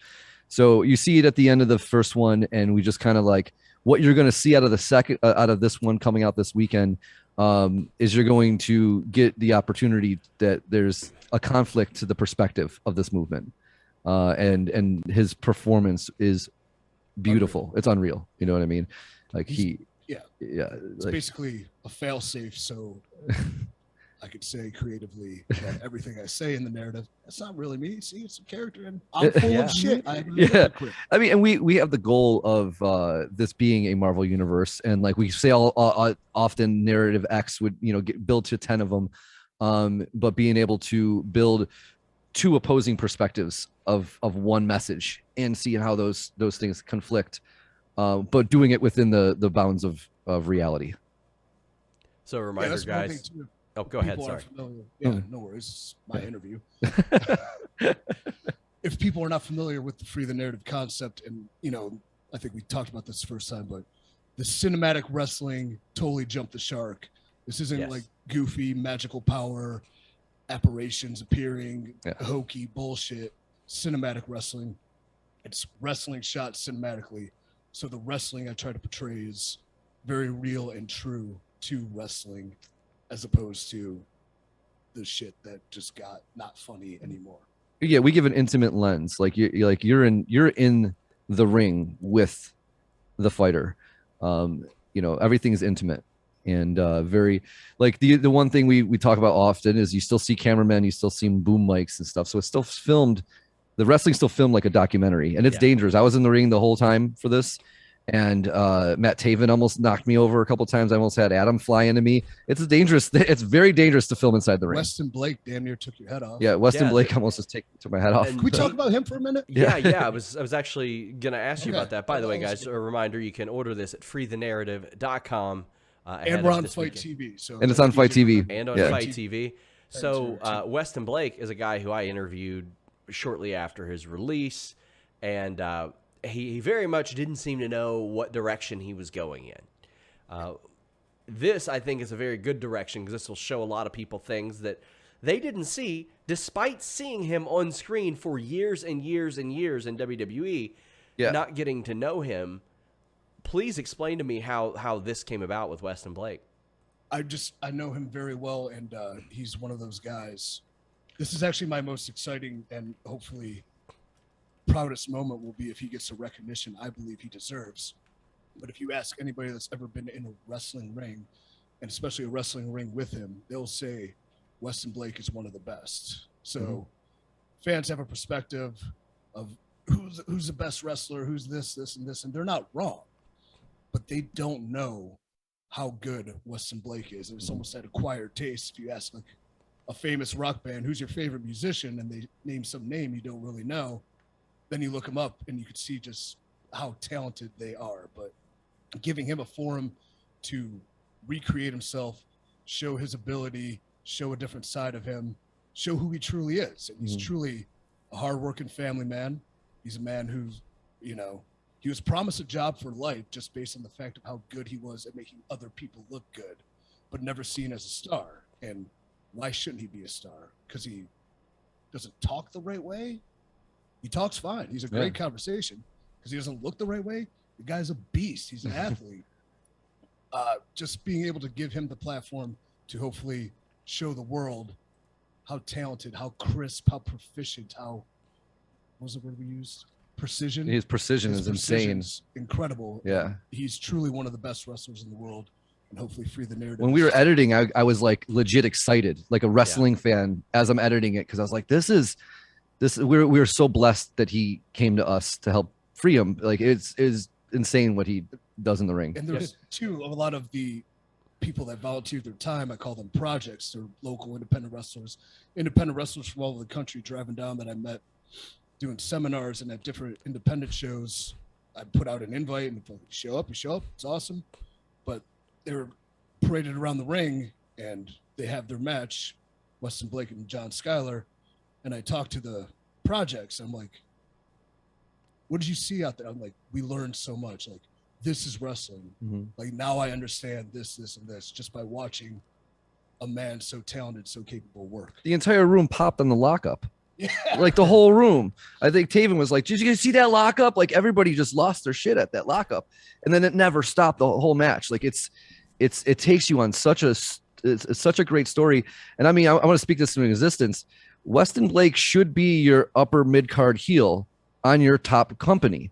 Yeah. He can hold that Intercontinental mid-card title and give you like those classic hard-hitting wrestling matches that you, if you're a wrestling fan, you want. Yeah. You know, and I'm speaking that into existence. He's the shit. I thought there was a lot of opportunity left on the table with he and Macklin. I think they're both like really good workers. They're both really tough guys. Like it would have been very easy for WWE to make a team with like an APA style attitude with those two guys because they're so believable. And I'm really glad to see Weston Blake as a part of this. You mentioned Matt Taven. Now I know last time you had some people from AEW, from Impact. Taven is a fixture in ROH and somebody that they like an awful lot. Did your relationship with ROH kind of help that out? Did you get any pushback from other companies in trying to have people on this? About 45 minutes? No, that took about 45 minutes to seal that deal because the opponent I had in mind for William, also a Ring of Honor talent, but Bill Carr, one of my favorite people in wrestling. And again, another person that if I'm to die on this narrative sword, I want the world to know how good he is, cool and how awesome and how good this guy is. Like he should be big boss. He was great last time. Yeah. It's even better. He's even better, yeah. His opponents kept falling through, and there's a few tricks up our sleeves and a few pretty good names we had in mind. But Taven was just coming to watch because I've grown close to him in Ring of Honor, and he was curious about the whole project. And when he showed up, I'm like, you want to fight Bill? He's like, let me talk to the office real fast. And 45 minutes later, they're scrapping. Yeah. And what's cool about that, too, is, again, the universe speaking it into existence. They have a real story, not only the story that's portrayed in Ring of Honor with Vincent, but they have a real story coming up together. They did kind of split as friends. Friends become foes. Taven's a ghost of Bill's past. Yeah. Arrived into the narrative. It couldn't have worked out more perfect. Yeah. And he's that's our semi-main, and the way that match ends is brutal. Like it's hard to watch. it's on that level. Like, so as we start to wrap up, the narrative isn't the only thing that JC's been doing. I know you had a big hand in the Buddy Murphy. Yes, we freed Buddy Murphy. Yes, he contacted us for some cinema, and what was great about the situation is that he had such a really good idea of what he wanted. And we went back and forth. Like I wrote a treatment and a script. He came back. So it was exactly like doing a full narrative, but it's in his own little universe. And he had such a good, we were able to use the same actor, Josiah, as in Malachi's Black video, and start building a universe here in Orlando of all these different characters. The photographer in it, Mark, is also in Free the Narrative. He is our Mark observer. You know what I mean? He's our observer. Wink, wink. If you can see where we're going to go with that. But it gives us the opportunity to tell all these different stories that, and Buddy Matthews isn't in this upcoming narrative, but we created something with him within the character. The music is insanely good. That if he were to show up, he is now an instant threat that we have everything built already for in our universe. And so, Free the Narrative, all the music is created in-house by our producer, Tom Shafter and JC here. Yeah, so Tommy Tanks. Yeah, we're very, very proud of being able to put scores to things. But yeah, Yeah, he fits right in, especially after what they created together. So I was very happy to watch this. Yeah, and I look forward to doing more with Buddy Matthews down the line. It was a very interesting situation, and I think it was also too like he hit us up. He never even watched the narrative. He just saw all the stuff on his Instagram and hit us up. So it was one of those things where, you know, we had the opportunity to produce with someone who kind of was like blind to how we produce. So it was a lot of like really organic things came out. But to harp on the music and the style, we went where the first narrative was a lot of fun, a lot of blues, a lot of purples because of Matt Cardona and the Ghostbusters. But Free the Narrative 2, we had the opportunity to go really dark. And if you are a fan of the filmmaker David Fincher, you see anything with the girl with the dragon tattoo, and obviously Fight Club, which is our biggest influence, our music is going to go a lot more into the Trent Reznor, Nine Inch Nails level of feelings. You know, we're not interested in, you know, nothing against Downstate or anything like that, but I'm not interested in doing music that is wrestling. We're going to actually take you somewhere with our score. It is definitely, I already put the theme song up on our YouTube. If anybody is new to the narrative, go to our Control Your Narrative YouTube. It is booming with our product. I'm putting uploading things. I'm putting up the full library. You know, throw a link. Yeah, I saw some really good numbers on it last time I checked. Thanks, Adam. So, well, yeah, wait till you hear the theme song. Yeah, the theme song's up there. It's beautiful. Adam, wait till you hear Rise. Yeah. We envisioned that into a sold out arena, how that could play out. What was our friend Jared, who runs the sound bar in No Peace Underground, when I sent him Rise, he's a big metal fan. He goes, I never thought Braun Strowman's theme song could be better, but you guys did it. So if you take the elements of the Fiend's theme song, you take the elements of Braun Strowman's theme song, and you put it together and reimagine it, and now you have Rise. And we'll be available on Spotify, I think, by the weekend. That's awesome. So I always break it, Jerry. I always try to work in a question about her just because it pops me. Has Dixie Carter seen the narrative? I don't know. I don't know. Would you like her to be in the narrative? Absolutely, 100%. Yeah, we got stuff on her. Because I think that would be rad.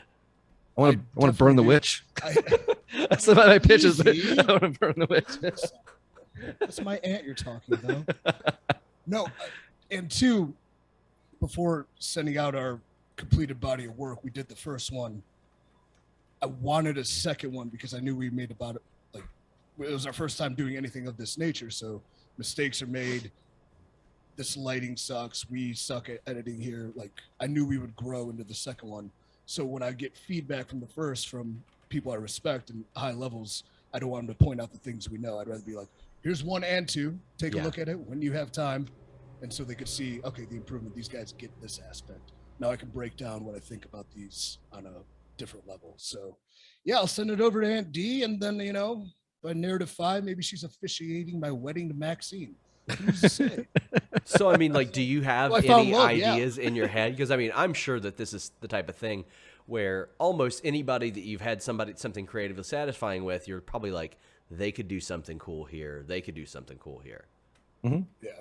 If I had Kurt Angle in black trousers ripping people's ankles off again, I'd be cool with that. Well, reminder, guys, freethenarrative.com. Hold on. I threw an Easter egg in here and didn't mention it. The Solo Cup? Solo Cup. But I went from red to green. Red to green. Yeah. That's evolution. That's becoming who you're supposed to be. Evolution is a mystery. freethenarrative.com. JC, EC3. I love talking to you guys. I feel like I do every month because you guys are doing stuff like every month. So, speaking of doing stuff, starting Wednesday? Yes. You can help us out with this? Yeah. So starting this upcoming Wednesday, we'll be doing Control Your Narrative Weekly, which will be a mixture of a live podcast with myself and EC3. But then I'm also going to sit down with the characters in the narrative. I think my first one will be with Adam Shear, and I'm going to be doing sit down, like half hour, like real deep psychology of what went into the creative process, the emotion. We're also going to be, we filmed 19 weeks of project narrative. So there will be short not high end produced, but just more like wrestling match style stuff where we give the projects an opportunity to kind of see how they would react cinematically with the emotions attached to it. Like, hey, here's not the pressure of going out here and wrestling in the 18th match on an indie show. No, we're going to put the attention on you for 5 minutes and see what comes out of it. And we got some really great content out of that. Yeah, and again, that's a wide open forum. So any aspiring independent wrestler that finds the narrative inspiring to them. So will that be on youtube.com/controlyournarrative, or will that be a different Yes, platform? it'll be YouTube.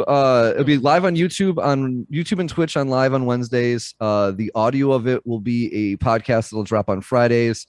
And then the edited version of it will be on Fight on Fridays, I think is what our plan is. So our goal is to get our product as out there as much as possible. I think our biggest issue with the first one was that we don't have a weekly product to compete with. And wrestling is like, you're competing with 18 hours of consistent wrestling being put out every week. How can you stand out above all that stuff? So it's going to be an issue of us having to talk about it a lot more and getting it and really just beating people in the face with it. And that's why I'm dragging my feet getting Adam to do your interview, because we get him first. Tell him that I interviewed him a couple years ago and we talked about his Crocs. Do you want to know a funny story? Yeah. Want to know a real funny story? We're doing the lead up bar scene where I confront him and light a fire under his ass, and we're doing it, and he's looking at his phone and he goes, "Who is this idiot? Like, I'm gonna answer this question. Like, what's his name?" It's like, "Sean Ross Sapp asked me if I'm signing with so and so." I'm like, and this is, I think I talked to you that day. I was like, "Yeah, I'll try to get you hooked up with him." So yeah, we're about to say action, and he says this, and we're just like, "No, he's cool." Let me see specifically what I asked him, because he I did. We filmed the bar scene literally an hour before he was released. So we're filming that, and he says it, and we just couldn't stop laughing. Well, hey, that gives me a timetable of when you filmed it, because I asked him, "Hey, Adam, wanted to reach out and see if you had anything to lend to the news that Observer reported that you'll be heading to Impact." And well, I guess I got my answer there. Shit, Sean, another banger we just put out. Oh my God. And I did interview him. I interviewed him a couple years before, but it was pretty funny because I was like, "Hey, you just re-signed with WWE, but it was very quiet until you re-signed. Were you surprised?" And he's like, "No, I don't like to stooge to the dirt sheets like some of these marks." I was like, "Hey, calm down now." Yeah, you got to give that personality a platform. It's great. I wouldn't be doing my job if I didn't make the effort to reach out. I could have just blindly put it out there.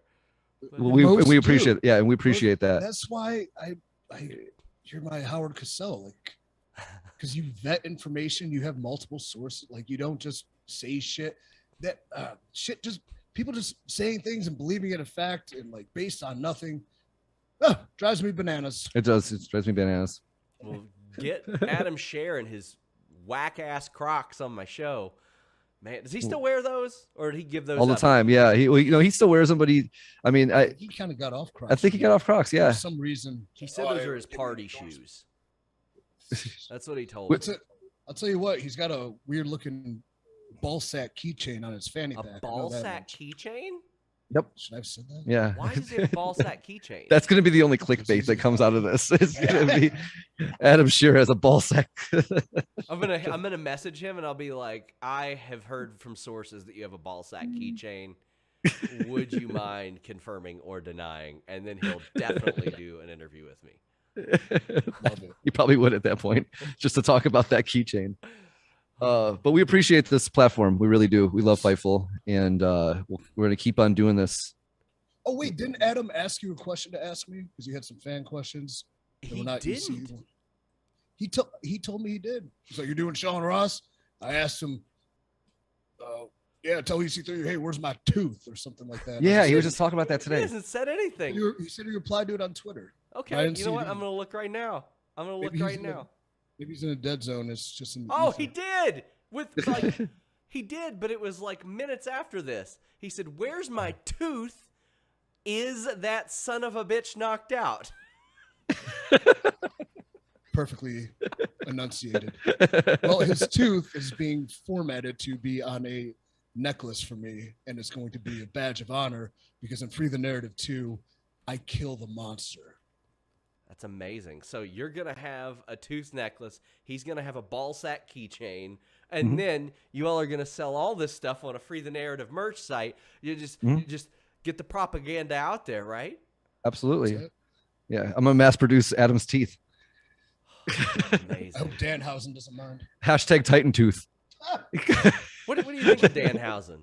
I love him. Love him. And I found a great thing for him in this. Yeah. I'm pointing to the thing you can't see, which says Free the Narrative 2. He's like another one of those guys, no disrespect to anybody else I interview, but like anytime I get an opportunity to interview like you, Thunder Rosa, Danhausen, it's like there's always going to be content there for categorically different reasons. Danhausen, you don't have to talk about wrestling to for any reason. You've always got a project going on. Rosa's always got a project going on. There's always something. So I'll interview you all like 5-6 times a year. Yeah, I'll put him over in Ring of Honor. Like I was familiar with what he's doing and what what makes him different and how he approaches the business. And then we were filming Ring of Honor. We're both in the airport together. He's sitting there alone. And I'm like, I'm going to go engage Danhausen to see if I truly like him because I think I do. Yeah. We talked for like an hour and I was just kind of picking his brain about what makes him tick and stuff like that. And like, he gets it. And he's one of those unique, special people that he understands the broader aspect of what we do. And he's not so concerned with the superficial. And then when I'm doing a show with Ring of Honor and I look out in the audience, there's dozens of people with Danhausen full makeup on. So obviously what he's doing is working. So kudos to him. I do think Gentleman Jervis is a little jealous of Danhausen. I think there's a little animosity. And I think we have Gentleman Jervis and Free the Narrative too. So I hit him up. I hit him up, Gentleman Jervis, and I was like, you ever thought about doing Free the Narrative? And he's like, funny you mentioned that. and you want to talk about some like a character that doesn't fit and what that will like how that contrast will work too. It's a great story in Jervis. And a whole lot of motivation that people have no idea about. That on the surface, either they don't know about, they can't know about. There's so much to Gentleman Jervis as well. And I think this shows the evolution of Free the Narrative as well. So guys, check it out, freethenarrative.com. I wish you guys ever had something to talk about. Thank you. This is a nice release from the huge amount of stress we're under. So if there's anything that everybody likes, it's a nice release. Until next time, guys, freethenarrative.com. Thank you. We fucking kill it. Recording stopped. Oh.